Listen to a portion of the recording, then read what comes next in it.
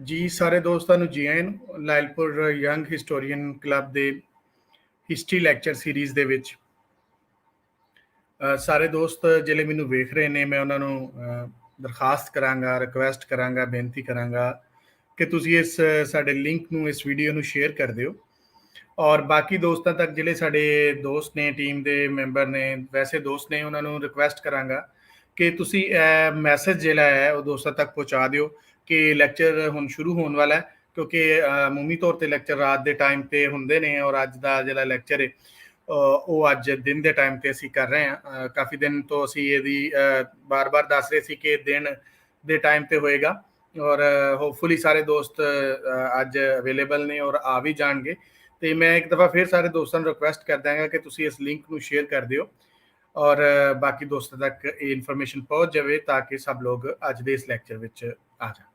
ਜਿੰਨਾ ਦਰ ਦੋਸਤ ਇਕੱਠੇ ਹੋ ਰਹੇ ਨੇ, ਗੱਲ ਕਰਾਂਗੇ ਅੱਜ ਦੇ ਕੁਝ ਅਸੀਂ ਕਲੱਬ ਦੇ ਹਵਾਲੇ ਦੇ ਨਾਲ ਗੱਲ ਕਰਨੇ ਆ ਕਿ ਲਾਇਲਪੁਰ ਯੰਗ ਹਿਸਟੋਰੀਅਨ ਕਲੱਬ ਆਉਣ ਵਾਲੇ ਦਿਨਾਂ ਦੇ ਵਿੱਚ ਅਸੀਂ ਯੰਗ ਸਕਾਲਰਸ ਵਾਸਤੇ ਜਿਹੜਾ ਹੈ ਉਹ ਪ੍ਰੋਗਰਾਮ ਸ਼ੁਰੂ ਕਰਨ ਜਾ ਰਹੇ ਹਾਂ, ਜਿਹਦੇ ਵਿੱਚ ਯੰਗ ਸਕਾਲਰ ਆਪਣੇ ਐਮਫਿਲ ਔਰ ਪੀਆਈਡੀ ਦੇ ਜਿਹੜੇ ਰਿਸਰਚਸ ਨੇ ਉਹ ਆ ਕੇ ਸ਼ੇਅਰ ਕਰ ਸਕਦੇ ਨੇ ਸਾਡੇ ਇਸ ਫੋਰਮ ਦੇ ਉੱਪਰ। ਉਹਨਾਂ ਦਾ ਇੱਕ ਅਲੱਗਾ ਸੈਗਮੈਂਟ ਹੋਏਗਾ ਜਿਹਦੇ ਵਿੱਚ ਉਹ ਆ ਕੇ ਆਪਣੀ ਜਿਹੜੀ ਰਿਸਰਚ ਹੈ ਉਹ ਸ਼ੇਅਰ ਕਰ ਸਕਦੇ, ਪਾਰਟਿਕੂਲਰਲੀ ਔਰ ਖਾਸ ਕਰਕੇ ਜਿਹੜਾ ਹੈ ਉਹ ਪੰਜਾਬ ਔਰ ਪੰਜਾਬੀ ਦੇ ਹਵਾਲੇ ਨਾਲ ਅਗਰ ਕੋਈ ਦੋਸਤ ਕੰਮ ਕਰ ਰਹੇ ਨੇ ਔਰ ਆ ਕੇ ਇੱਥੇ ਆਪਣਾ ਸ਼ੇਅਰ ਕਰਨਾ ਚਾਹੁੰਦੇ ਨੇ, ਚਾਹੇ ਔਰ ਇਸ ਤੋਂ ਵੱਖ ਵੀ ਕੋਈ ਸਾਇੰਸਿਸ ਦੇ ਵਿੱਚ ਵੀ ਅਗਰ ਪੰਜਾਬ ਦੇ ਹਵਾਲੇ ਨਾਲ ਰਿਸਰਚ ਕਰ ਰਿਹਾ ਔਰ ਉਹਨੂੰ ਆਪਣੀ ਮਾਂ ਬੋਲੀ ਪੰਜਾਬੀ 'ਚ ਸ਼ੇਅਰ ਕਰਨਾ ਚਾਹੁੰਦਾ ਹੈ ਤੇ ਉਹਨੂੰ ਅਸੀਂ ਵੈਲਕਮ ਕਰਨੇ ਹਾਂ। ਅੱਜ ਦੇ ਇਸ ਪ੍ਰੋਗਰਾਮ ਦੇ ਹਵਾਲੇ ਨਾਲ ਅਸੀਂ ਗੱਲਬਾਤ ਕਰਨੀ। ਅੱਜ ਦਾ ਇਹ ਪ੍ਰੋਗਰਾਮ ਮੈਂ ਸਮਝਣਾ ਕਿ ਸਾਡੇ ਲਾਇਲਪੁਰ ਯੰਗ ਹਿਸਟੋਰੀਅਨ ਕਲੱਬ ਦੇ ਜਿਹੜਾ ਸ਼ੁਰੂ ਦੀ ਜਿਹੜੀ ਸੀਰੀਜ਼ ਹੈ ਉਹਦੇ ਤੋਂ ਇੱਕ ਬਹੁਤ ਅਹਿਮ ਪ੍ਰੋਗਰਾਮ ਹੈ ਔਰ ਅੱਜ ਦਾ ਇੱਕ ਵੱਡਾ ਦਿਨ ਹੈ ਕਿ ਸਾਡੇ ਨਾਲ ਅੱਜ ਬਹੁਤ ਸਾਡੇ ਸੀਨੀਅਰ ਸਕਾਲਰ ਮੌਜੂਦ ਨੇ। ਇੱਕ ਤੇ ਤੁਸੀਂ ਵੇਖ ਲਿਆ ਹੋਏਗਾ ਕਿ ਟ੍ਰੇਡ ਐਂਡ ਹੈਲਥ ਕੌਨਫਲਿਕਟ ਦੇ ਹਵਾਲੇ ਨਾਲ ਅੱਜ ਦਾ ਇਹ ਪ੍ਰੋਗਰਾਮ ਹੈ ਔਰ ਅੱਜ ਦੇ ਪ੍ਰੋਗਰਾਮ ਦੇ ਵਿੱਚ ਸਾਡੇ ਜਿਹੜੇ ਸਕਾਲਰ ਨੇ ਉਹ ਕਿਸੇ ਤਾਰਫ ਦੀ ਉਸ ਤਰ੍ਹਾਂ ਉਹਨਾਂ ਨੂੰ ਲੋੜ ਨਹੀਂ, ਲੇਕਿਨ ਇੱਕ ਰਸਮੀ ਤਾਰਫ ਡਾਕਟਰ ਅਮਰਜੀਤ ਸਿੰਘ ਭੁੱਲਰ ਜੀ ਅੱਜ ਸਾਡੇ ਨਾਲ ਨੇ। ਆਪ ਅਸਿਸਟੈਂਟ ਪ੍ਰੋਫੈਸਰ ਨੇ department of economics university of North British Columbia ਦੇ ਵਿੱਚ ਔਰ ਆਪ ਦਾ ਜਿਹੜਾ ਹੈ ਉਹ ਬਹੁਤ ਵਾਸਟ ਜਿਹੜਾ ਉਹਨਾਂ ਦਾ ਕੰਮ ਹੈ ਇਕਨੋਮਿਕਸ ਦੇ ਹਵਾਲੇ ਨਾਲ ਔਰ ਅੱਜ ਕੱਲ੍ਹ ਵੀ ਜਿਹੜਾ ਉਹਨਾਂ ਦਾ ਜਿਹੜਾ ਅੱਜ ਦਾ ਲੈਕਚਰ ਉਹਦੇ ਹਵਾਲੇ ਨਾਲ ਵੀ ਉਹ ਪਹਿਲੇ ਵੀ ਕਾਫੀ ਸਾਰੀ ਗੱਲਬਾਤ ਉਹਨਾਂ ਦੀ ਮੈਂ ਸੁਣੀ। ਉਹਨਾਂ ਦਾ ਰੇਡੀਓ ਦੇ ਉੱਪਰ ਪ੍ਰੋਗਰਾਮ ਹੁੰਦਾ ਉੱਥੇ ਔਰ ਉਹ ਅੱਜ ਸਾਡੇ ਨਾਲ ਮੌਜੂਦ ਨੇ। ਉਹਨਾਂ ਨਾਲੇ ਦੱਸਦਾ ਜਾਵਾਂ ਕਿ ਅੱਜ ਕੁਝ ਦਿਨ ਪਹਿਲੇ ਉਹਨਾਂ ਨੂੰ ਉਹਨਾਂ ਦੀ ਯੂਨੀਵਰਸਿਟੀ ਵੱਲੋਂ ਜਿਹੜਾ ਹੈ ਉਹ ਜਿਹੜਾ ਐਕਸੀਲੈਂਸ ਇਨ ਸਰਵਿਸ ਅਵਾਰਡ ਵੀ ਉਹਨਾਂ ਨੂੰ ਦਿੱਤਾ ਗਿਆ। ਇਸ ਤੋਂ ਸਾਡੇ ਕਲੱਬ ਵੱਲੋਂ ਉਹਨਾਂ ਨੂੰ ਵਧਾਈਆਂ ਵੀ। ਤੇ ਮੈਂ ਹੁਣ ਡਾਕਟਰ ਅਮਰਜੀਤ ਭੁੱਲਰ ਹੋਰਾਂ ਨੂੰ ਰਿਕੁਐਸਟ ਕਰਾਂਗਾ ਕਿ ਉਹ ਵੀ ਸਾਡੇ ਨਾਲ ਆਉਣ ਤੇ ਅੱਜ ਦੀ ਜਿਹੜੀ ਗੱਲਬਾਤ ਹੈ ਉਹ ਸਾਂਝੀ ਕਰਨ। ਜੀ ਡਾਕਟਰ ਸਾਹਿਬ ਜੀ ਆਇਆਂ ਨੂੰ। Thank you So a very good morning to all of you and Assalamu alaikum, Sat Shri Akal, Namaste ਸਾਰਿਆਂ ਨੂੰ। ਸੋ ਕਰੀਏ ਸ਼ੁਰੂ ਫਿਰ ਆਪਾਂ ਚੱਠਾ ਸਾਹਿਬ। ਹਾਂ ਜੀ ਸਰ, ਸਕਰੀਨ ਹੁਣ ਸਰ ਤੁਹਾਡੇ ਕੋਲ ਹੈ ਤੇ ਤੁਸੀਂ ਹੁਣ ਸ਼ੁਰੂ ਕਰੋਗੇ। ਜਿਸ ਟਾਈਮ ਸਕਰੀਨ ਸ਼ੇਅਰ ਕਰਨੀ ਹੋਈ ਮੈਨੂੰ ਦੱਸਣਾ, ਮੈਂ ਫਿਰ ਸ਼ੇਅਰ ਕਰ ਦਾਂਗਾ। ਅੱਛਾ ਠੀਕ ਹੈ। ਦੋਸਤੋ ਸਭ ਤੋਂ ਪਹਿਲਾਂ ਤਾਂ ਮੈਂ ਬਹੁਤ ਧੰਨਵਾਦੀ ਹਾਂ ਚੱਠਾ ਸਾਹਿਬ ਦਾ ਤੇ ਇਹਨਾਂ ਦੇ ਡਾਕਟਰ ਕੋਲਾ ਚੱਠਾ ਦਾ ਜਿਨ੍ਹਾਂ ਨੇ ਮੈਨੂੰ ਮੌਕਾ ਦਿੱਤਾ ਇੱਥੇ ਆਉਣ ਦਾ। ਇਹ ਬੜੇ ਲੰਬੇ ਸਮੇਂ ਤੋਂ ਡਿਊ ਸੀ, ਤਕਰੀਬਨ 1 ਸਾਲ ਪਹਿਲਾਂ ਸਾਡਾ ਕੰਟੈਕਟ ਹੋਇਆ ਸੀਗਾ ਚੱਠਾ ਸਾਹਿਬ ਨਾਲ। ਇਹਨਾਂ ਨੇ ਕਿਹਾ ਸੀ ਵੀ ਲੈਕਚਰ ਦਿਓ। ਮੈਂ ਸੋਚ ਰਿਹਾ ਸੀਗਾ ਵੀ ਕੋਈ ਵੈਨਕੂਵਰ ਸ਼ਹਿਰ ਦੀ ਹਿਸਟਰੀ ਦੇ ਉੱਪਰ ਲੈਕਚਰ ਦਿੱਤਾ ਜਾਵੇ ਕਿਉਂਕਿ ਹਿਸਟਰੀ ਸਟੱਡੀਜ਼ ਦਾ ਇਹ ਪ੍ਰੋਗਰਾਮ ਹੈ, ਪਰ ਉਹਦੇ ਲਈ ਮੈਨੂੰ ਕੋਈ ਬਹੁਤੇ ਰਿਸੋਰਸਿਸ ਵਧੀਆ ਨਹੀਂ ਮਿਲੇ ਕਿ ਜਿਹੜੇ ਮੈਂ ਤੁਹਾਡੇ ਨਾਲ ਸ਼ੇਅਰ ਕਰ ਸਕਦਾ ਇਫੈਕਟਿਵਲੀ। ਸੋ ਮੈਂ ਇਹਨਾਂ ਨੂੰ ਕਿਹਾ ਵੀ ਕੋਈ ਨਾ ਕੋਈ ਥੋੜਾ ਜਿਹਾ ਇਕਨੋਮਿਕਸ ਨਾਲ ਰਿਲੇਟਡ ਜਿਹੜਾ ਮੇਰੇ ਫੀਲਡ ਨਾਲ ਰਿਲੇਟਡ ਜਿਹੜਾ ਕੋਈ ਟੌਪਿਕ ਹੋਵੇ ਤਾਂ ਮੈਂ ਉਸ ਦੇ ਉੱਪਰ ਥੋੜਾ ਬਹੁਤ ਬੋਲ ਸਕਦਾ ਹੈ। ਸੋ ਅੱਜ ਇਹ ਮੌਕਾ ਮਿਲਿਆ ਆਪਾਂ ਨੂੰ ਸਾਰਿਆਂ ਨੂੰ ਸ਼ੇਅਰ ਕਰਨ ਦਾ। ਸੋ ਬੜੇ ਲੰਬੇ ਸਮੇਂ ਤੋਂ ਮੇਰੇ ਤੇ ਇੱਕ ਭਾਰ ਵੀ ਸੀਗਾ ਵੀ ਮੈਂ ਇਹਨਾਂ ਨੂੰ ਇੱਕ ਵਾਰੀ ਪ੍ਰੋਮਿਸ ਕੀਤਾ ਸੀ ਪਰ ਮੈਂ ਕਰ ਨਹੀਂ ਸਕਿਆ ਸੀਗਾ। ਸੋ ਚਲੋ ਅੱਜ ਇਹ ਬਹੁਤ ਵਧੀਆ ਆਏਗਾ ਵੀ ਆਪਾਂ ਸਾਰੇ ਇਕੱਠੇ ਹੋਏ ਹਾਂ ਤੇ ਇੱਕ ਦੂਸਰੇ ਨਾਲ ਗੱਲ ਕਰਾਂਗੇ। ਸੋ ਜਿਹੜੀ ਅੱਜ ਮੈਂ ਗੱਲ ਕਰ ਰਿਹਾ ਹਾਂ trade and health conflict and how the WTO prioritise the trade over the health. So ਸਾਨੂੰ ਪਤਾ ਵੀ ਹੁਣ ਸਾਰੇ ਅੱਜ ਕੱਲ੍ਹ ਕੀ ਚੱਲ ਰਿਹਾ, COVID-19 ਚੱਲ ਰਿਹਾ, ਜਿਹਦੇ ਕਰਕੇ ਸਾਰੀ ਵਰਲਡ ਹੈ ਜਿਹੜੀ ਇੱਕ 2 ਕਿਸਮ ਦੇ ਕ੍ਰਾਈਸਿਸ ਦੇ ਵਿੱਚ ਆਈ ਹੋਈ ਹੈ। ਪਹਿਲਾ ਕ੍ਰਾਈਸਿਸ ਹੈਲਥ ਦਾ ਹੈ। ਹੈਲਥ ਦੇ ਨਾਲ ਜਿਹੜਾ ਦੂਸਰਾ ਕ੍ਰਾਈਸਿਸ ਹੈ ਉਹ ਹੈ ਇਕੋਨਮੀ ਦਾ ਔਰ ਸੁਸਾਇਟੀ ਦਾ ਐਟ ਲਾਰਜ।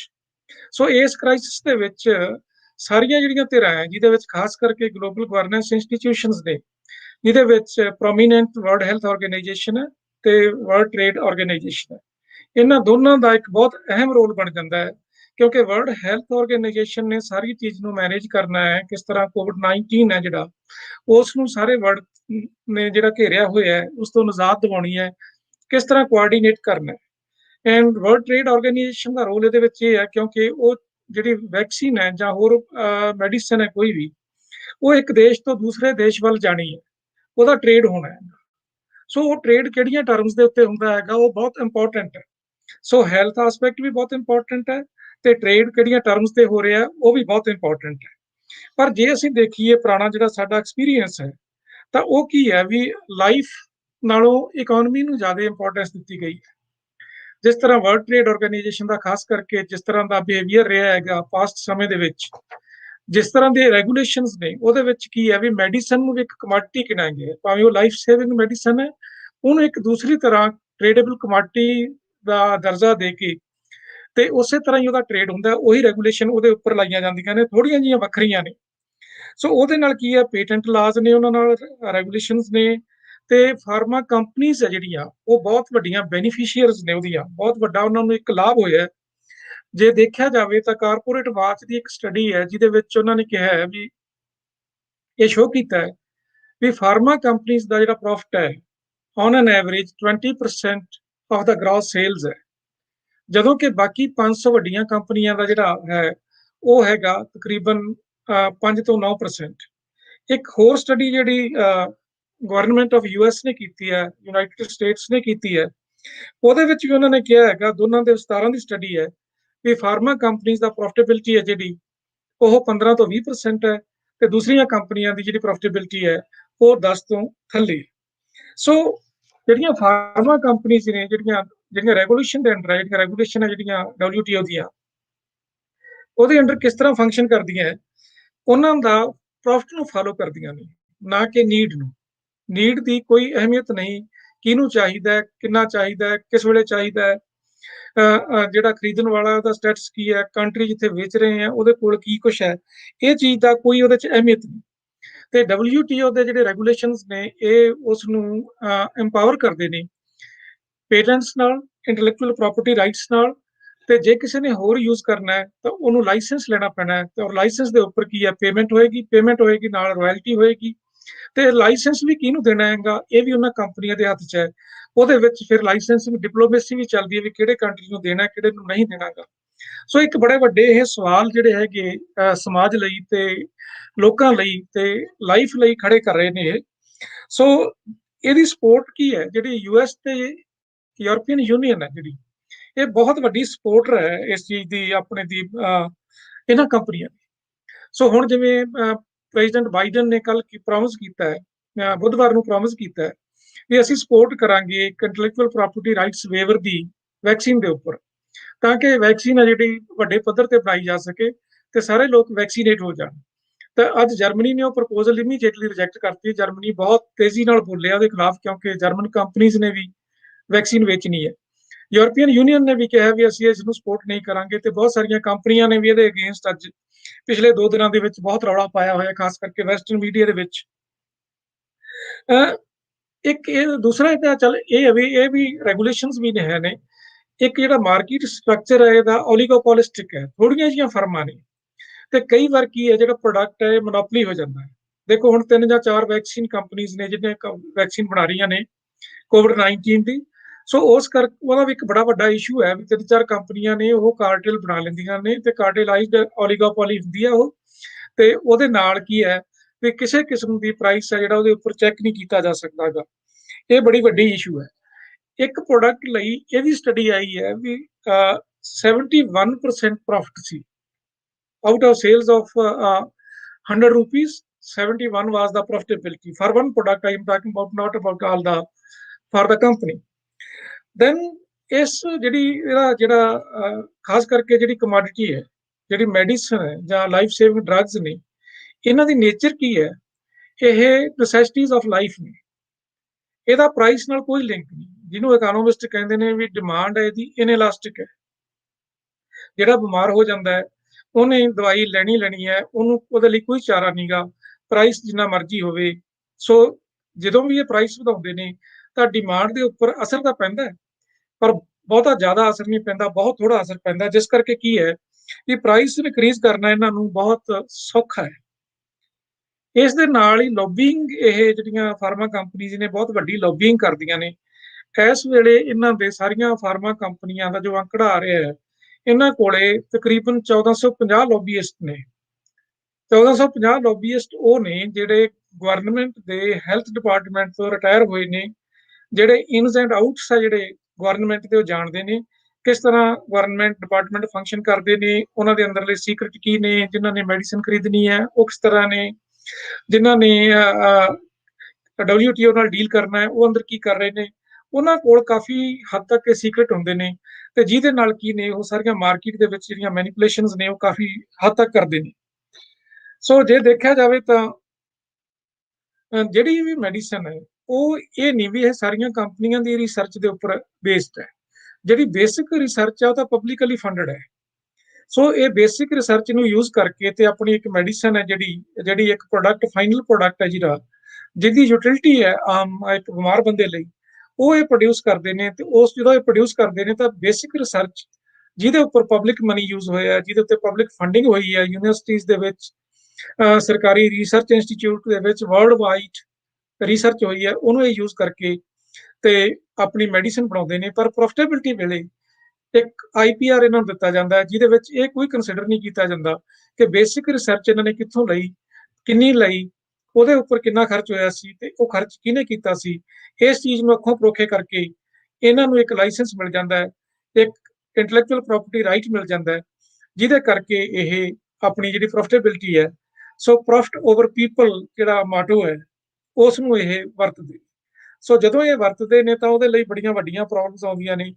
ਔਰ ਇਹ ਵੱਧ ਇਸ ਤਰ੍ਹਾਂ ਰਿਹਾ ਹੈ, ਮੈਡੀਸਨ ਦਾ ਖਰਚਾ ਇਸ ਤਰ੍ਹਾਂ ਵੱਧ ਰਿਹਾ ਹੈ ਵੀ ਅਮਰੀਕਨਸ ਦਾ ਜਿਹੜਾ ਅੰਕੜਾ ਹੈ 2010 ਦਾ, ਸਾਰੇ ਅਮਰੀਕਨਸ ਨੇ ਜਿਹੜੀ ਮੈਡੀਸਨ ਕੰਜ਼ਿਊਮ ਕੀਤੀ ਸੀ ਉਹਦੀ ਵੈਲਿਊ ਸੀ $250 ਬਿਲੀਅਨ, ਤੇ 2018 ਦੇ ਵਿੱਚ ਇਹ ਅੰਕੜਾ ਵੱਧ ਕੇ $535 ਬਿਲੀਅਨ। ਸੋ $250 ਬਿਲੀਅਨ ਤੋਂ ਇਹ ਵੱਧ ਕੇ 8 ਸਾਲਾਂ ਦੇ ਵਿੱਚ $535 ਬਿਲੀਅਨ ਹੋ ਗਿਆ। ਤੇ ਜੇ ਕੰਪਨੀਆਂ ਦੀ ਗਰੋਥ ਦੇਖੀਏ ਤਾਂ ਬਹੁਤ ਹੋਈ ਹੈ। ਫਾਈਜ਼ਰ ਹੈ ਇਹਦੀ ਗ੍ਰੋਸ ਸੇਲਸ ਹੈ $52 ਬਿਲੀਅਨ ਦੀ ਹੈ। ਉਸ ਤੋਂ ਬਾਅਦ ਰੋਸ਼ ਹੈ ਜਿਹੜੀ ਉਹਦੀ $50 ਬਿਲੀਅਨ ਦੀ ਹੈ। ਐਸਟਰਾਜੈਨੇਕਾ $22 ਬਿਲੀਅਨ ਹੈ। ਸੋ ਇਸ ਤਰ੍ਹਾਂ ਕਰਕੇ ਬੜੀਆਂ ਵੱਡੀਆਂ ਇਹ ਕੰਪਨੀਆਂ ਜਿਹੜੀਆਂ ਮੋਨੋਪੋਲੀਜ਼ ਜਿਹੜੀਆਂ ਕਹਿ ਸਕਦੇ ਹਾਂ ਆਪਾਂ, ਨੀਅਰ ਮੋਨੋਪੋਲੀਜ਼, ਬੜੀ ਮੋਨੋਪੋਲੀ ਪਾਵਰ ਹੈ ਇਹਨਾਂ ਕੋਲ, ਇਹ ਐਮਰਜ ਹੋ ਰਹੀਆਂ ਨੇ। ਔਰ ਇਹਦੇ ਨਾਲ ਕੀ ਹੈ, ਜਿਹੜੀ ਸਭ ਤੋਂ ਵੱਡੀ ਇਹਦੀ ਪ੍ਰੋਬਲਮ ਇਹ ਆ ਰਹੀ ਹੈ ਵੀ ਸਰਕਾਰਾਂ ਜਿਹੜੀਆਂ ਹੈਗੀਆਂ ਇਹ ਵੀ ਸਪੋਰਟ ਕਰ ਰਹੀਆਂ ਨੇ, ਕਿਉਂਕਿ ਜਿਹੜੀ ਇਹਨਾਂ ਦੀ ਫਾਈਨੈਂਸ਼ੀਅਲ ਪਾਵਰ ਹੈ ਉਹ ਇੱਕ ਪੋਲੀਟੀਕਲ ਪਾਵਰ ਦੇ ਵਿੱਚ ਵੀ ਟਰਾਂਸਲੇਟ ਹੋ ਜਾਂਦੀ ਹੈ, ਕਿਉਂਕਿ ਲੌਬਿੰਗ ਹੁੰਦੀ ਹੈ, ਇਲੈਕਸ਼ਨ ਫੰਡਿੰਗ ਹੁੰਦੀ ਹੈ, ਉਹਦੇ ਨਾਲ ਸਾਰਾ ਕੁਝ ਹੈ। ਔਰ ਗਵਰਨਮੈਂਟਸ ਕੀ ਕਰਦੀਆਂ ਨੇ, ਗਵਰਨਮੈਂਟਸ ਨੂੰ ਵੀ ਇਹਨਾਂ ਦੀ ਲੋੜ ਹੈ। ਜਿਵੇਂ ਹੁਣ ਕੋਵਿਡ ਵੈਕਸੀਨ ਦੇ ਵਿੱਚ ਕੀ ਹੋ ਰਿਹਾ ਹੈਗਾ, ਇੱਕ ਵੈਕਸੀਨ ਡਿਪਲੋਮੇਸੀ ਵੀ ਚੱਲ ਰਹੀ ਹੈ। ਵੈਕਸੀਨ ਡਿਪਲੋਮੇਸੀ ਕੀ ਹੈ ਵੀ ਕਿਹੜੇ ਕੰਟਰੀ ਨੂੰ ਦੇਣੀ ਹੈ, ਕਿਹੜੇ ਨੂੰ ਨਹੀਂ ਦੇਣੀ, ਉਹ ਗਵਰਨਮੈਂਟਸ ਨਾਲ ਰਲ ਕੇ ਇਹ ਕੰਪਨੀਆਂ ਡਿਸਾਈਡ ਕਰਦੀਆਂ ਨੇ। ਸੋ ਕਿਹੜੇ ਕੰਟਰੀਜ਼ ਨੂੰ ਦੇਣੀ ਹੈ, ਕਦੋਂ ਦੇਣੀ ਹੈ, ਕਿੰਨੀ ਦੇਣੀ ਹੈ, ਕਿਹੜੇ ਰੇਟ ਤੇ ਦੇਣੀ ਹੈ, ਉਹ ਵੀ ਗਵਰਨਮੈਂਟਸ ਹੈ ਜਿਹੜੀਆਂ, ਜਿਹੜੇ ਕੰਟਰੀ ਕਿਸੇ ਤਰ੍ਹਾਂ ਡਿਪਲੋਮੈਟਿਕ ਤਰੀਕਿਆਂ ਰਾਹੀਂ ਕਿਸੇ ਤਰ੍ਹਾਂ ਠੀਕ ਨਹੀਂ ਆਉਂਦੇ, ਜਦੋਂ ਉਹਨਾਂ ਨੂੰ ਠੀਕ ਕਰਨਾ ਹੁੰਦਾ ਤਾਂ ਫਿਰ ਉਸ ਵੇਲੇ ਕਿਸੇ ਸੈਂਕਸ਼ਨਸ ਲਾਈਆਂ ਜਾਂਦੀਆਂ ਨੇ, ਕਿਸੇ ਦਵਾਈ ਨਹੀਂ ਭੇਜੀ ਜਾਂਦੀ। ਜਾਂ ਹੁਣ ਕੋਵਿਡ ਵੈਕਸੀਨ ਦੀ ਜਿਹੜੀ ਹੈਗੀ ਡਿਸਟ੍ਰੀਬਿਊਸ਼ਨ ਹੈ, ਕਈ ਕੰਟਰੀਜ਼ ਇਹੋ ਜਿਹੇ ਨੇ ਜਿਨ੍ਹਾਂ ਨੇ ਆਪਣੀ ਪਾਪੂਲੇਸ਼ਨ ਤੋਂ 10 ਟਾਈਮਸ ਜਿੰਨੀ ਲੋੜ ਹੈ ਉਸ ਤੋਂ ਵੱਧ ਉਹਨਾਂ ਨੇ ਕੰਟਰੈਕਟਸ ਕੀਤੇ ਹੋਏ ਨੇ, ਸੌਦੇ ਕੀਤੇ ਹੋਏ ਨੇ। ਸੋ ਉਹ ਜਿਹੜੀ ਵਧੀ ਹੋਈ ਵੈਕਸੀਨ ਹੈ ਉਹਨੂੰ ਕਿਸ ਤਰ੍ਹਾਂ ਯੂਜ਼ ਕਰਨਗੇ ਕਿਸੇ ਨੂੰ ਹਾਲੇ ਪਤਾ ਨਹੀਂਗਾ, ਉਸ ਨੂੰ ਫਿਰ ਇੱਕ ਡਿਪਲੋਮੈਟਿਕ ਤਰੀਕੇ ਨਾਲ ਯੂਜ਼ ਕੀਤਾ ਜਾਊਗਾ। ਇੱਕ ਹੋਰ ਗੱਲ ਚੱਲ ਰਹੀ ਹੈ ਜਿਹੜੀ ਇਹ ਕੰਪਨੀਆਂ ਦੇ ਪ੍ਰੈਸ਼ਰ ਦੇ ਅੰਡਰ ਵੈਕਸੀਨ ਪਾਸਪੋਰਟ ਦੀ ਗੱਲ ਚੱਲ ਰਹੀ ਹੈ ਵੀ ਕਿਸੇ ਵੀ ਆਦਮੀ ਨੂੰ ਇੱਕ ਪਾਸਪੋਰਟ ਵਾਂਗੂ, ਜਿਵੇਂ ਅਸੀਂ ਟਰੈਵਲ ਕਰਨਾ ਤਾਂ ਪਾਸਪੋਰਟ ਦਿੱਤਾ ਜਾਊਗਾ, ਜਿੰਨਾ ਚਿਰ ਉਹ ਪਾਸਪੋਰਟ ਤੁਹਾਡੇ ਕੋਲ ਨਹੀਂ ਹੋਊਗਾ ਉਹਨਾਂ ਚਿਰ ਤੁਸੀਂ 에ਅਰ ਟਰੈਵਲ ਨਹੀਂ ਕਰ ਸਕਦੇ। ਕਈ ਕੰਟਰੀਜ਼ ਦੇ ਵਿੱਚ ਹੋਊਗਾ ਤੁਸੀਂ ਰੋਡ ਟਰੈਵਲ ਵੀ ਰਿਸਟ੍ਰਿਕਸ਼ਨ ਹੋਊਗੀ, ਰੇਲਵੇ ਟਰੈਵਲ ਵੀ ਰਿਸਟ੍ਰਿਕਸ਼ਨ ਹੋਊਗੀ, ਸਪੋਰਟਸ ਦੇ ਵਿੱਚ ਜਾਣਾ ਵੀ ਰਿਸਟ੍ਰਿਕਸ਼ਨ ਹੋਊਗੀ, ਤੁਸੀਂ ਸਿਨੇਮਾ ਹਾਲ ਦੇ ਵਿੱਚ ਜਾਣਾ ਉਹਦੇ ਉੱਪਰ ਵੀ ਰਿਸਟ੍ਰਿਕਸ਼ਨ ਹੋਊਗੀ। ਸੋ ਇਹਦਾ ਮਤਲਬ ਕੀ ਹੈ ਵੀ ਤੁਹਾਡੇ ਲਈ ਇੱਕ ਵੈਕਸੀਨ ਹੈ ਜਿਹੜੀ ਇਹ ਕੰਪਲਸਰੀ ਕੀਤੀ ਜਾ ਰਹੀ ਹੈ। ਠੀਕ ਹੈ, ਕੰਪਲਸਰੀ ਕੀਤੀ ਜਾਵੇ ਜੇ ਲੋੜ ਹੈ ਤਾਂ, ਪਰ ਉਹਦੇ ਨਾਲ ਇਹ ਨਹੀਂ ਦੇਖਿਆ ਜਾ ਰਿਹਾ ਵੀ ਕਦੋਂ ਇਹ ਹਰਡ ਇਮਿਊਨਿਟੀ ਹੈ ਜਿਹੜੀ ਹੋ ਜਾਣੀ ਹੈ। ਪਿਛਲੇ ਪੈਂਡੈਮਿਕ ਦਾ ਕੀ ਬਿਹੇਵੀਅਰ ਰਿਹਾ, ਕਿੰਨੇ ਸਾਲਾਂ ਬਾਅਦ ਉਹ ਆਟੋਮੈਟਿਕਲੀ ਖਤਮ ਹੋ ਗਏ ਨੇ, ਤੇ ਉਸ ਤੋਂ ਬਾਅਦ ਦੇ ਵਿੱਚ ਕਿੰਨੇ ਸਮੇਂ ਲਈ ਜਿਹੜਾ ਪਾਸਪੋਰਟ ਚੱਲੂਗਾ। ਇਹ ਵੀ ਹੋ ਸਕਦਾ ਵੀ ਪਾਸਪੋਰਟ ਹੈ ਜਿਹੜਾ ਇੱਕ ਵਾਰੀ ਸ਼ੁਰੂ ਕਰ ਦਿੱਤਾ ਜਾਵੇ ਤੇ ਲਗਾਤਾਰ ਚੱਲੇ, ਤੇ ਹਰ ਸਾਲ ਜਿਹੜਾ ਤੁਹਾਡੇ ਇੰਜੈਕਸ਼ਨ ਹੈ ਜਿਹੜਾ ਵੈਕਸੀਨ ਦਾ ਕਿਸੇ ਨਾ ਕਿਸੇ ਦਾ ਲੱਗੇ। ਅਦਰਵਾਈਜ਼ ਕੀ ਹੈ, ਤੁਹਾਡੇ ਤੇ ਰਿਸਟ੍ਰਿਕਸ਼ਨਸ ਲੱਗ ਜਾਣੀਆਂ ਵੀ ਤੁਸੀਂ ਕੀ ਕਰਨਾ ਹੈ, ਕੀ ਨਹੀਂ ਕਰਨਾ। ਸੋ ਇਹ ਜਿਹੜਾ ਸਮਾਂ ਇਸ ਨੂੰ ਬੜਾ ਯੂਜ਼ ਕੀਤਾ ਜਾ ਰਿਹਾ ਹੈਗਾ। ਸੋ ਹਾਲ ਤੱਕ ਇਹ ਕਲੀਅਰ ਨਹੀਂਗਾ ਵੀ ਕਿਸ ਤਰ੍ਹਾਂ ਪਾਸਪੋਰਟ ਜਿਹੜੇ ਹੈ, ਵੈਕਸੀਨ ਪਾਸਪੋਰਟ ਹੈ, ਇਹ ਇੰਪਲੀਮੈਂਟ ਕੀਤੇ ਜਾਣਗੇ ਕਿ ਨਹੀਂ ਕੀਤੇ ਜਾਣਗੇ। ਪਰ ਕਈ ਕੰਟਰੀ ਦੇ ਜਿਹੜੇ ਖਾਸ ਕਰਕੇ ਡਿਵੈਲਪਡ ਕੰਟਰੀ ਹੈ, ਉਹਨਾਂ ਦੀਆਂ ਸਰਕਾਰਾਂ ਤਾਂ ਇਹ ਕਹਿ ਰਹੀਆਂ ਨੇ ਕਿ ਅਸੀਂ ਵੈਕਸੀਨ ਪਾਸਪੋਰਟ ਬਾਰੇ ਸੋਚ ਰਹੇ ਹਾਂ, ਪਰ ਉਹਦੇ ਵਿੱਚ ਵਿਰੋਧ ਵੀ ਹੋ ਰਿਹਾ। ਦੇਖੋ, ਅਮਰੀਕਨ ਜਿਹੜੀ ਟਾਸਕ ਫੋਰਸ ਹੈ ਕੋਵਿਡ-19 ਮੈਨੇਜਮੈਂਟ ਦੀ, ਜਿਹੜੀ ਉਹਦੀ ਮੈਂਬਰ ਹੈ, ਇੱਕ ਬੜੀ ਹਾਰਵਰਡ ਯੂਨੀਵਰਸਿਟੀ ਦੇ ਵਿੱਚ ਮੈਡੀਕਲ ਪ੍ਰੋਗਰਾਮ ਦੇ ਵਿੱਚੋਂ ਹੈ, ਕੋਫਲਰ ਉਹਦਾ ਨਾਮ ਹੈ, ਡਾਕਟਰ ਕੋਫਲਰ। ਉਹ ਬੜੀ ਇਸ ਨੂੰ ਜ਼ਬਰਦਸਤ ਤਰੀਕੇ ਨਾਲ ਇਹਦਾ ਵਿਰੋਧ ਕਰ ਰਹੀ ਹੈ ਵੀ ਇਹਦੀ ਕੋਈ ਲੋੜ ਨਹੀਂ, ਕਿ ਹਰਡ ਇਮਿਊਨਿਟੀ ਆ ਜਾਣੀ ਹੈ, ਸਾਨੂੰ ਉਸ ਦੀ ਲੋੜ ਨਹੀਂ ਪੈਣੀ। ਚਲੋ, ਇਹ ਸਾਰੀਆਂ ਚੀਜ਼ਾਂ ਜਿਹੜੀਆਂ ਇਸ ਵੇਲੇ ਚੱਲ ਰਹੀਆਂ ਨੇ, ਤੇ ਇਸੇ ਸੰਦਰਭ ਦੇ ਵਿੱਚ ਹੀ ਮੈਂ ਅੱਜ ਦੀ ਜਿਹੜੀ ਗੱਲ ਕਰਨੀ ਹੈ, ਤੇ ਅਸੀਂ ਜਿਹੜੀ ਗੱਲ ਬਹੁਤੀ ਕਰਾਂਗੇ ਉਹ ਕਰਾਂਗੇ ਕੋਵਿਡ-19 ਦੇ ਵਿੱਚ ਕੀ ਹੋ ਰਿਹਾ, WTO ਦੇ ਵਿੱਚ ਇਸ ਵੇਲੇ ਕੀ ਚੀਜ਼ ਚੱਲ ਰਹੀ ਹੈ। ਕਿਉਂਕਿ ਬਹੁਤ ਸਾਰੇ ਦੇਸ਼ਾਂ ਨੇ, ਇੰਡੀਆ ਤੇ ਸਾਊਥ ਅਫਰੀਕਾ ਤੋਂ ਸ਼ੁਰੂ ਕੀਤਾ ਸੀ ਪਹਿਲਾਂ। ਵਰਲਡ ਟ੍ਰੇਡ ਆਰਗੇਨਾਈਜੇਸ਼ਨ ਦੇ ਵਿੱਚ ਇੱਕ ਪ੍ਰੋਵੀਜ਼ਨ ਹੈ ਵੀ ਜੇ ਮਹਾਮਾਰੀ ਹੋ ਜਾਂਦੀ ਹੈ ਜਾਂ ਕੋਈ ਹਿਊਮਨ ਕ੍ਰਾਈਸਿਸ ਹੁੰਦਾ ਹੈ, ਤਾਂ ਉਹਦੇ ਵਿੱਚ ਜਿਹੜੇ ਇੰਟੈਲੈਕਚੁਅਲ ਪ੍ਰਾਪਰਟੀ ਰਾਈਟਸ ਹੈ ਕਿਸੇ ਵੀ ਕੰਪਨੀ ਦੇ, ਜਿਹਨੇ ਰਿਸਰਚ ਕਰਕੇ ਕੋਈ ਮੈਡੀਸਨ ਲਿਆਂਦੀ ਹੈ, ਉਹ ਵੇਵ ਕੀਤੇ ਜਾ ਸਕਦੇ, ਤਾਂ ਕਿ ਜਿਹੜੀ ਉਹ ਮੈਡੀਸਨ ਹੈ ਜਾਂ ਵੈਕਸੀਨ ਹੈ ਜਾਂ ਕੋਈ ਡਰੱਗ ਹੈ, ਉਹ ਬੜੇ ਵੱਡੇ ਪੱਧਰ ਤੇ ਬਣਾਈ ਜਾ ਸਕੇ ਤੇ ਸਾਰੇ ਲੋਕਾਂ ਨੂੰ ਵੈਕਸੀਨੇਟ ਕੀਤਾ ਜਾ ਸਕੇ, ਤੇ ਡਰੱਗ ਹੈ ਜਿਹੜੀ ਬੜੀ ਕਾਸਟ ਇਫੈਕਟਿਵ ਮੈਨਰ ਨਾਲ, ਚੀਪ ਜਾਂ ਸਸਤੇ ਭਾਅ ਦੇ ਉੱਤੇ ਸਾਰੀ ਦੁਨੀਆ ਨੂੰ ਪਹੁੰਚਾਈ ਜਾ ਸਕੇ। ਕਿਉਂਕਿ ਏਡਸ ਦਾ ਸਾਡਾ ਐਕਸਪੀਰੀਅੰਸ ਬਹੁਤ ਮਾੜਾ ਹੈਗਾ। ਏਡਸ ਦੀ ਜਿਹੜੀ ਮੈਡੀਸਨ ਸੀ, ਕਈ ਦੇਸ਼ਾਂ ਦੇ ਵਿੱਚ ਹਜ਼ਾਰਾਂ ਕੀ ਲੱਖਾਂ ਡੈਥਸ ਹੋ ਗਈਆਂ, ਤੇ ਵੈਕਸੀਨ ਸੀ ਜਿਹੜੀ ਕੋਵਿਡ ਦੀ ਮੈਡੀਸਨ ਸੀ ਜਿਹੜੀ, ਉਹ 7 ਸਾਲ ਬਾਅਦ ਪਹੁੰਚੀ, ਜਦੋਂ ਪ੍ਰੋਪਰਟੀ ਰਾਈਟਸ ਵੇਵਰ ਹੋ ਗਈ, ਫਿਰ ਹੀ ਉਹ ਪਹੁੰਚੀ। ਅਦਰਵਾਈਜ਼ ਕੀ ਸੀ, ਬਹੁਤ ਸਾਰੇ ਅਫਰੀਕਨ ਕੰਟਰੀਜ਼ ਦੇ ਵਿੱਚ ਕੋਵਿਡ ਵੈਕਸੀਨ ਹੀ ਨਹੀਂ ਪਹੁੰਚ ਸਕੀ ਸੀ। ਸੋ ਇਹ ਬੜੇ ਵੱਡੇ ਇਸ਼ੂ ਸੀ, ਤੇ ਅੱਜ ਆਪਾਂ ਇਹਨਾਂ ਇਸ਼ੂਜ਼ ਦੇ ਉੱਪਰ ਹੀ ਗੱਲ ਕਰ ਰਹੇ ਹਾਂ। ਤੇ ਹੁਣ ਮੈਂ ਚੱਠਾ ਸਾਹਿਬ ਨੂੰ ਬੇਨਤੀ ਕਰੂੰਗਾ ਵੀ ਸਕਰੀਨ ਸ਼ੋ ਕਰ ਦੇਣ। ਜੀ ਸਰ, ਤੁਸੀਂ ਸਕਰੀਨ ਤੇ ਆਪਣਾ ਤੁਸੀਂ ਓਪਨ ਕਰੋ। ਮੈਂ ਠੀਕ ਹੈ, ਮੈਂ ਮਿਨੀਮਾਈਜ਼ ਕਰ ਲੈਂਦਾ। ਸੋ ਦਾ ਟੌਪਿਕ ਹੈ ਜਿਹੜਾ ਅੱਜ ਦਾ, ਸੁਣ ਰਹੇ ਹੋ ਚੱਠਾ ਸਾਹਿਬ? ਜੀ ਬਿਲਕੁਲ ਸਰ, ਅਸੀਂ ਵੇਖ ਵੀ ਰਹੇ ਹਾਂ, ਆ ਗਿਆ ਸਕਰੀਨ ਤੇ ਸਰ ਜਿਹੜੀ ਸਲਾਈਡ ਹੈ। ਠੀਕ ਹੈ। ਸੋ ਅੱਜ ਦਾ ਜਿਹੜਾ ਟੌਪਿਕ ਹੈ, trade and health conflicts, how WTO prioritize the health।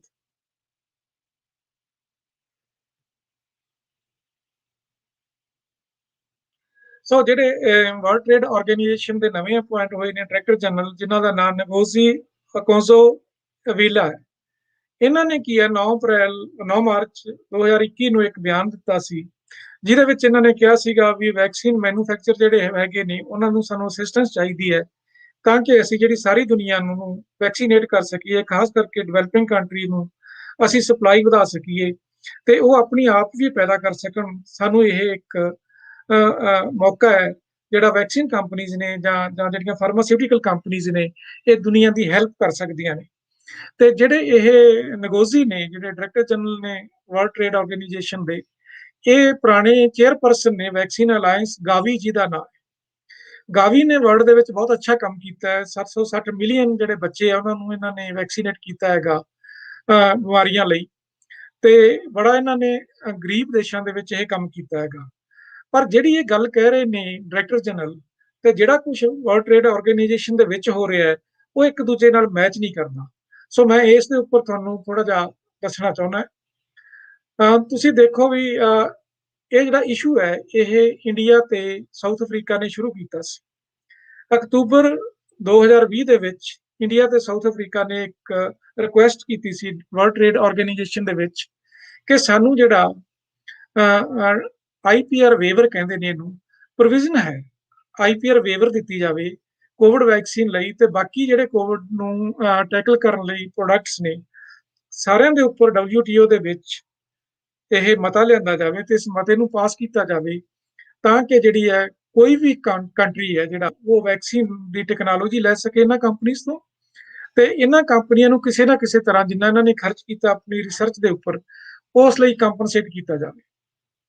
ਸੋ ਜਿਹੜੀ ਇਹ ਪਟੀਸ਼ਨ ਇੰਡੀਆ ਤੇ ਸਾਊਥ ਅਫਰੀਕਾ ਵੱਲੋਂ ਪਈ ਸੀ ਉਸ ਨੂੰ 58 ਦੇਸ਼ਾਂ ਨੇ ਐਂਡੋਰਸ ਕੀਤਾ ਸੀਗਾ ਤੇ ਤਕਰੀਬਨ 100 ਦੇਸ਼ਾਂ ਨੇ ਕਿਹਾ ਸੀਗਾ ਵੀ ਅਸੀਂ WTO ਦੇ ਵਿੱਚ ਜਦੋਂ VOTING ਹੋਊਗੀ ਤਾਂ ਅਸੀਂ ਇਸ ਨੂੰ ਸਪੋਰਟ ਕਰਾਂਗੇ। ਇਸ ਦੇ ਨਾਲ ਹੀ ਜਿਹੜੀਆਂ 400 ਸਿਵਲ ਸੁਸਾਇਟੀ ਆਰਗੇਨਾਈਜੇਸ਼ਨਸ ਨੇ ਇਹਨੂੰ ਸਪੋਰਟ ਕੀਤਾ, WTO ਨੂੰ ਲੈਟਰ ਲਿਖਿਆ ਵੀ ਤੁਸੀਂ ਇਹਨੂੰ ਬੜੀਆਂ ਕਈ ਉੱਚ ਪਾਏ ਦੀਆਂ ਉਹਦੇ ਵਿੱਚ ਸਿਵਲ ਸੁਸਾਇਟੀ ਆਰਗੇਨਾਈਜੇਸ਼ਨਸ ਨੇ, ਜਿਸ ਤਰ੍ਹਾਂ ਕੈਨੇਡੀਅਨ ਸੈਂਟਰ ਫਾਰ ਪਾਲਿਸੀ ਆਲਟਰਨੇਟਿਵਸ ਨੇ, ਇਹ ਵੀ ਇੱਕ ਸੰਸਥਾ ਹੈ ਜਿਹਨੇ ਸਪੋਰਟ ਕੀਤਾ ਹੈ ਔਰ ਬੜੇ ਵੱਡੇ ਪੱਧਰ ਤੇ ਇਹਨਾਂ ਨੇ ਐਡਵੋਕੇਸੀ ਕੀਤੀ ਹੈ ਵੀ ਤੁਸੀਂ ਇਸ ਨੂੰ ਵੈਕਸੀਨ ਹੈ ਜਿਹੜੀ ਇਹਦੇ ਉੱਪਰ ਜਿਹੜਾ ਵੇਵਰ ਦਿੱਤਾ ਜਾਵੇ। ਸੋ ਇਹ ਇੱਕ ਇਸ਼ੂ ਸੀ ਜਿਹੜਾ, ਪਰ ਜਦੋਂ ਵੀ ਜਨਰਲ ਕੌਂਸਲ ਦੇ ਵਿੱਚ ਜਾਂ ਮਿਨਿਸਟਰੀਅਲ ਕਾਨਫਰੰਸ ਦੇ ਵਿੱਚ ਜਾਂਦਾ ਹੈਗਾ VOTING ਲਈ, ਉਸ ਤੋਂ ਪਹਿਲਾਂ ਕੀ ਹੈ ਇੱਕ ਟ੍ਰਿਪਸ ਕਾਉਂਸਲ ਹੁੰਦੀ ਹੈ ਜਿਹਨੂੰ ਕਹਿੰਦੇ ਨੇ trade related intellectual property rights council, trips council ਕਹਿੰਦੇ ਨੇ ਇਸ ਨੂੰ। ਟ੍ਰਿਪਸ ਕਾਉਂਸਲ ਦੇ ਵਿੱਚ ਕੀ ਹੋਇਆ ਵੀ ਟ੍ਰਿਪਸ ਕਾਉਂਸਲ ਦੇ ਵਿੱਚ ਹੀ ਡਿਵੈਲਪਡ ਕੰਟਰੀਜ਼ ਨੇ ਇਸ ਨੂੰ ਬਲੌਕ ਕਰ ਦਿੱਤਾ। ਟ੍ਰਿਪਸ ਕਾਉਂਸਲ ਨੇ 3 ਮਹੀਨਿਆਂ ਦੇ ਵਿੱਚ 90 ਡੇਜ਼ ਦੇ ਵਿੱਚ ਇਹਦੇ ਉੱਪਰ ਡਿਸੀਜਨ ਲੈਣਾ ਹੁੰਦਾ ਹੈ, ਪਰ ਉਹ ਡਿਸੀਜਨ ਹਾਲ ਤੱਕ ਪੈਂਡਿੰਗ ਪਿਆ ਹੈ। ਉਹ ਡਿਸੀਜਨ ਨੂੰ ਕਿਸੇ ਸਿਰੇ ਨਹੀਂ ਲਾਇਆ ਜਾ ਰਿਹਾ, ਇੱਕ ਬਹਾਨੇ ਜਾਂ ਦੂਸਰੇ ਬਹਾਨੇ ਨਾਲ ਡਿਲੇ ਕੀਤਾ ਜਾ ਰਿਹਾ ਹੈ। ਔਰ ਉਹਦੇ ਵਿੱਚ ਜਿਹੜਾ ਸਭ ਤੋਂ ਅੜਿੱਕਾ ਲਾਇਆ ਹੈ ਉਹ ਹੈ US, Canada, European union, Australia, Japan, ਜਿੰਨੇ ਡਿਵੈਲਪਡ ਕੰਟਰੀਜ਼ ਨੇ, ਸਪੈਸ਼ਲੀ ਜਿਹੜੇ ਉਹ OECD ਕੰਟਰੀਜ਼ ਨੇ ਜਾਂ G20 ਕੰਟਰੀਜ਼ ਨੇ, ਇਹਨਾਂ ਦੇ ਨੇ ਬਹੁਤ ਵੱਡਾ ਇਹਦੇ ਵਿੱਚ ਇੱਕ ਅੜਿੱਕਾ ਲਾਇਆ ਹੋਇਆ ਹੈਗਾ। ਕਿਸੇ ਪਾਸੇ ਇਸ ਨੂੰ ਇਹ ਤਣ ਪੱਤਨ ਨਹੀਂ ਲੱਗਣ ਦੇ ਰਹੇ। ਇੱਕ ਸਵਾਲ ਤੋਂ ਬਾਅਦ ਦੂਸਰਾ ਸਵਾਲ ਲਿਆਂਦਾ ਜਾਂਦਾ ਹੈ, ਮੀਟਿੰਗਸ ਦੇ ਵਿੱਚ ਬੜਾ ਗੈਪ ਪਾਇਆ ਜਾਂਦਾ ਹੈ। ਸੋ ਇੱਕ ਪ੍ਰੀਟੈਕਸਟ ਔਰ ਦੂਸਰਾ ਯੂਜ਼ ਕਰਕੇ ਇਸ ਨੂੰ ਉੱਥੇ ਟਰੈਪ ਕਰ ਲਿਆ ਗਿਆ, ਇਸ ਨੂੰ ਬਾਹਰ ਨਹੀਂ ਨਿਕਲਣ ਦਿੱਤਾ ਜਾ ਰਿਹਾ ਉੱਥੋਂ। ਸੋ ਇਹ ਟੈਕਨੋਲੋਜੀ ਟ੍ਰਾਂਸਫਰ ਨਹੀਂ ਹੋ ਰਹੀਗੀ, ਜਨੈਰਿਕ ਪ੍ਰੋਡਕਸ਼ਨ ਨਹੀਂ ਹੋ ਰਹੀ, ਤੇ ਉਸ ਕਰਕੇ ਕੀ ਹੈ ਜਿਹੜੀ ਵੈਕਸੀਨ ਦੀ ਸ਼ਾਰਟੇਜ ਤੁਸੀਂ ਦੇਖੋ ਵੀ ਬਹੁਤ ਸਾਰੇ ਦੇਸ਼ਾਂ ਦੇ ਵਿੱਚ ਜਿਹੜੀ ਵੈਕਸੀਨ ਹੈ ਇਹਦੀ ਸ਼ਾਰਟੇਜ ਆ ਰਹੀ ਹੈ। ਸੋ ਜਿਹੜੇ ਇਹਨਾਂ ਨੇ ਕੀਤੇ ਸੀ ਕਿ ਪ੍ਰਪੋਜ਼ਲ ਦੇ ਵਿੱਚ ਸੀ ਉਹ waiver Ki C, among other drugs, blue lines you can see, but also the copyrights, industrial designs and trade secrets. ਇਹ ਕਦੋਂ ਤੱਕ ਹੋਣਾ ਸੀ? Until widespread vaccination is in place globally and majority of the world population has developed immunity. ਸੋ ਉਦੋਂ ਤੱਕ ਸੀਗਾ ਇਹ। ਸੋ ਇਹ ਇੱਕ ਪ੍ਰਪੋਜ਼ਲ ਹੈ ਜਿਹੜੀ ਸਟਿਲ ਟ੍ਰਿਪਸ ਕਾਉਂਸਲ ਦੇ ਵਿੱਚ ਪੈਂਡਿੰਗ ਪਈ ਹੈ, ਭਾਵੇਂ ਟ੍ਰਿਪਸ ਕਾਉਂਸਲ ਦੇ ਉੱਪਰ ਇਹ ਰੈਗੂਲੇਸ਼ਨ ਹੈ ਵੀ ਇਹ ਜਿਹੜੀ ਹੈ 90 ਡੇਜ਼ ਦੇ ਵਿੱਚ ਕੋਈ ਨਾ ਕੋਈ ਇਹਦੇ ਉੱਪਰ ਤੁਸੀਂ ਡਿਸੀਜਨ ਲੈਣਾ। ਸੋ ਟ੍ਰਿਪਸ ਦੇ ਵਿੱਚ ਕੀ ਹੈ ਜਿਹੜਾ WTO ਐਗਰੀਮੈਂਟ ਦੇ ਵਿੱਚ ਇਹ legal acknowledgement of the links between the intellectual property and the trade. So ਇਹ ਕੀ ਹੁੰਦਾ ਹੈਗਾ, ਇੱਕ ਇਨਸੈਂਟਿਵ ਕਹਿੰਦੇ ਤੇ ਦਿੱਤਾ ਜਾਂਦਾ ਹੈ ਜਿਹੜੇ ਕੋਈ ਵੈਕਸੀਨ ਡਿਵੈਲਪਰਸ ਨੇ ਜਾਂ ਮੈਡੀਸਿਨ ਡਿਵੈਲਪਰਸ ਨੇ, ਤਾਂ ਕਿ ਉਹਨਾਂ ਦਾ ਇੱਕ ਰਾਈਟ ਹੋਵੇ ਕੁਝ ਸਮੇਂ ਲਈ ਉਹਦੇ ਉੱਪਰ, ਤਾਂ ਕਿ ਹੋਰ ਕੋਈ ਉਹਦੀ ਕਾਪੀ ਨਾ ਕਰ ਸਕੇ। ਜਿਸ ਤਰ੍ਹਾਂ ਚਾਈਨਾ ਦੇ ਉੱਪਰ ਬਹੁਤ ਸਾਰੇ ਇਲਜ਼ਾਮ ਲੱਗ ਰਹੇ ਨੇ ਵੀ ਚਾਈਨਾ ਜਿਹੜਾ ਟੈਕਨੋਲੋਜੀ ਨੂੰ ਕਾਪੀ ਕਰ ਲੈਂਦਾ ਹੈਗਾ, ਟੈਕਨੋਲੋਜੀ ਦੀ ਚੋਰੀ ਕਰ ਲੈਂਦਾ ਹੈ। ਸੋ ਇਸ ਕਰਕੇ ਇਹ ਦਿੱਤੇ ਹੋਏ ਨੇ, ਪਰ ਇਹਦੇ ਨਾਲ ਕੀ ਹੈ ਜੇ ਕਿਸੇ ਨੇ ਹੋਰ ਯੂਜ਼ ਕਰਨਾ ਹੈ ਤਾਂ ਉਹ ਬਾਈ ਕਰ ਸਕਦਾ, ਖਰੀਦ ਸਕਦਾ ਹੈਗਾ ਟੈਕਨੋਲੋਜੀ, ਜਾਂ ਉਹਦੇ ਯੂਜ਼ ਕਰਨ ਦੇ ਉੱਪਰ ਰਾਇਲਟੀ ਦੇ ਸਕਦਾ ਹੈਗਾ ਵੀ ਇਸ ਤਰ੍ਹਾਂ ਦੇ ਇੰਨੇ % ਅਸੀਂ ਜਿਹੜਾ ਪ੍ਰੋਫਿਟੇਬਿਲਿਟੀ ਦੇ ਵਿੱਚੋਂ ਤੁਹਾਨੂੰ ਦੇਵਾਂਗੇ। ਸੋ ਇਹ ਸਾਰੇ ਜਿਹੜੇ ਇਸ਼ੂਜ਼ ਨੇ ਇਹ WTO ਵੱਲੋਂ ਨਿਰਧਾਰਿਤ ਕੀਤੇ ਜਾਂਦੇ ਨੇ, ਉਹਨਾਂ ਦੀ ਰੈਗੂਲੇਸ਼ਨਸ ਦੇ ਅੰਡਰ ਕੀਤੇ ਜਾਂਦੇ ਨੇ। ਪਰ ਇਹਦੇ ਵਿੱਚ ਕੀ ਹੈ, ਇੱਕ ਇਹ ਪ੍ਰੋਵੀਜ਼ਨ ਰੱਖੀ ਹੋਈ ਹੈ, ਐਕਸੈਪਸ਼ਨਸ ਕਹਿੰਦੇ ਨੇ ਉਹਨੂੰ, ਜਿਹੜੀ ਇਹ ਪ੍ਰੋਵੀਜ਼ਨ ਹੈ ਉਸ ਨੂੰ ਐਕਸੈਪਸ਼ਨਸ ਕੀਤੇ ਰੱਖੀ ਹੈ। ਇੱਕ ਤਾਂ ਇਹ ਹੈ ਵੀ TRIPS council can recommend to the general council of WTO for IPR waiver in the troublesome circumstances after due consideration. So ਜਿਹੜੀ ਇਹ ਟ੍ਰਿਪਸ ਕਾਉਂਸਲ ਹੈ ਇਹ ਟੈਕਨੀਕਲ ਕਾਉਂਸਲ ਹੈ, ਉਸ ਤੋਂ ਪਹਿਲਾਂ ਦੇਖਦੀ ਹੈ ਤੇ ਵੇਵਰ ਹੈ ਜਿਹੜੀ ਉਹ ਰਿਕਮੈਂਡ ਕਰ ਸਕਦੀ ਹੈ। ਹਰ 2 ਸਾਲਾਂ ਬਾਅਦ ਇੱਕ ਮਿਨਿਸਟਰੀਅਲ ਮੀਟਿੰਗ ਹੁੰਦੀ ਹੈ, ਮਿਨਿਸਟਰੀਅਲ ਮੀਟਿੰਗ ਹਰ ਚੀਜ਼ ਨੂੰ ਪਾਸ ਕਰਦੀ ਹੈ। ਪਰ ਜੇ ਮਿਨਿਸਟਰੀਅਲ ਮੀਟਿੰਗ ਨਹੀਂ ਹੋਣੀ ਤਾਂ ਉਸ ਤੋਂ ਪਹਿਲਾਂ ਇੱਕ ਜਨਰਲ ਕਾਉਂਸਲ ਹੁੰਦੀ ਹੈ ਜਿਹਦੇ ਵਿੱਚ ਬਿਊਰੋਕਰੇਟਸ ਹੁੰਦੇ ਨੇ, ਹਰੇਕ ਕੰਟਰੀ ਨੇ ਨੋਮੀਨੇਟ ਕੀਤਾ ਹੁੰਦਾ ਆਪਣਾ ਇੱਕ ਉੱਥੇ ਨੋਮੀਨੀ ਹੁੰਦਾ ਹਰ ਕੰਟਰੀ ਦਾ, ਉਹਦੇ ਵਿੱਚ ਵੀ ਪਾਸ ਕੀਤਾ ਜਾ ਸਕਦਾ ਹੈਗਾ। ਸੋ ਜਿਹੜਾ 90 ਡੇਜ਼ ਦਾ ਕੰਸਲਟੇਸ਼ਨ ਪੀਰੀਅਡ ਹੈ ਉਹ ਖਤਮ ਹੋ ਗਿਆ ਹੈ ਤੇ ਪਰ ਹਾਲ ਤੱਕ ਕੋਈ ਫੈਸਲਾ ਨਹੀਂ ਹੋਇਆ ਹੈਗਾ। ਜਿਹੜੀ ਲਾਸਟ ਮੀਟਿੰਗ ਹੋਈ ਸੀ ਉਹ ਮਾਰਚ 11-12 ਨੂੰ ਹੋਈ ਸੀਗੀ 2021 ਨੂੰ। ਉਹਦੇ ਵਿੱਚ ਕੋਈ ਫੈਸਲਾ ਨਹੀਂ ਹੋ ਸਕਿਆਗਾ, ਇੱਕ ਤੋਂ ਬਾਅਦ ਦੂਸਰਾ ਅੜਿੱਕਾ ਦੇ ਵਿੱਚ ਪਾਇਆ ਗਿਆ। ਤੇ ਹੁਣ ਜਿਹੜੀ ਮੀਟਿੰਗ ਹੋਣੀ ਹੈ 8 ਜੂਨ ਨੂੰ ਜਿਹੜੀ ਮੀਟਿੰਗ ਹੋ ਰਹੀ ਹੈ, ਪਰ ਸ਼ਾਇਦ ਇਹ ਮੀਟਿੰਗ ਕਹਿ ਰਹੇ ਨੇ ਵੀ ਥੋੜੀ ਬਹੁਤੀ ਐਡਵਾਂਸ ਕੀਤੀ ਜਾਵੇ, ਪਰ ਹਾਲ ਤੱਕ ਸਾਨੂੰ ਪਤਾ ਨਹੀਂ ਵੀ ਐਡਵਾਂਸ ਕੀਤੀ ਜਾਂਦੀ ਹੈ ਕਿ ਨਹੀਂ ਕੀਤੀ ਜਾ ਰਹੀ, ਕਿਉਂਕਿ ਜਿਹੜਾ ਬਾਈਡਨ ਨੇ ਥੋੜਾ ਜਿਹਾ ਇਹਦੇ ਵਿੱਚ ਯੂ ਟਰਨ ਲਿਆ, ਜਿਹਨੂੰ ਕਹਿੰਦੇ ਨੇ ਪਹਿਲੀ ਆਪਣੀ ਪੋਜੀਸ਼ਨ ਸੀ ਜੋ ਯੂਐਸ ਦੀ ਉਸ ਨੂੰ ਚੇਂਜ ਕੀਤਾ ਹੈ। ਕਹਿ ਰਹੇ ਨੇ ਵੀ ਅਸੀਂ ਸਪੋਰਟ ਕਰਾਂਗੇ ਵੇਵਰ ਦੀ, ਤੇ ਕਿਸ ਤਰ੍ਹਾਂ ਨਾਲ ਉਹ ਚੇਂਜ ਹੁੰਦੀ ਹੈ, ਕੀ ਉਹਦੀਆਂ ਸ਼ਰਤਾਂ ਰੱਖੀਆਂ ਜਾਂਦੀਆਂ ਨੇ। ਕਈ ਵਾਰੀ ਕੀ ਹੁੰਦਾ ਵੀ ਚੇਂਜ ਤਾਂ ਕੀਤੀ ਜਾਂਦੀ ਹੈ ਪਰ ਉਹ ਇਨਫੈਕਟਿਵ ਹੁੰਦੀ ਹੈ, ਬਿਲਕੁਲ ਇਫੈਕਟਿਵ ਨਹੀਂ ਹੁੰਦੀ, ਕਿ ਉਹਦੇ ਵਿੱਚ ਇਹੋ ਜਿਹੀਆਂ ਕਲਾਸਿਸ ਪਾਈਆਂ ਜਾਂਦੀਆਂ ਨੇ ਜਿਹੜੀਆਂ ਯੂਜ਼ ਨਹੀਂ ਕੀਤੀਆਂ ਜਾ ਸਕਦੀਆਂ। ਸੋ ਹੁਣ ਇਹ ਤਾਂ ਸਮਾਂ ਦੱਸੂਗਾ ਵੀ ਇਹ ਕਿਸ ਤਰ੍ਹਾਂ ਹੋਣਾ ਹੈਗਾ। ਪਰ ਇਹ ਜਿਹੜੀ ਟ੍ਰਿਪਸ ਕਾਉਂਸਲ ਦੇ ਵਿੱਚ ਹੈ, ਜਿਹੜੀ ਅੱਜ ਦੀ ਡੇਟ ਦੇ ਵਿੱਚ ਜੋ ਸਾਡੇ ਕੋਲ ਇਨਫੋਰਮੇਸ਼ਨ ਹੈ ਉਹ ਇਹ ਹੈ ਵੀ 8 ਜੂਨ ਨੂੰ ਦੁਬਾਰਾ ਮੀਟਿੰਗ ਹੋਣੀ ਹੈ, 8 ਤੇ 9 ਜੂਨ ਨੂੰ, ਤੇ ਉਸ ਦੇ ਵਿੱਚ ਇਹ ਜਿਹੜੀ ਹੈ ਡਿਸਕਸ਼ਨ ਦੁਬਾਰਾ ਹੋਣੀ ਹੈ। ਤੇ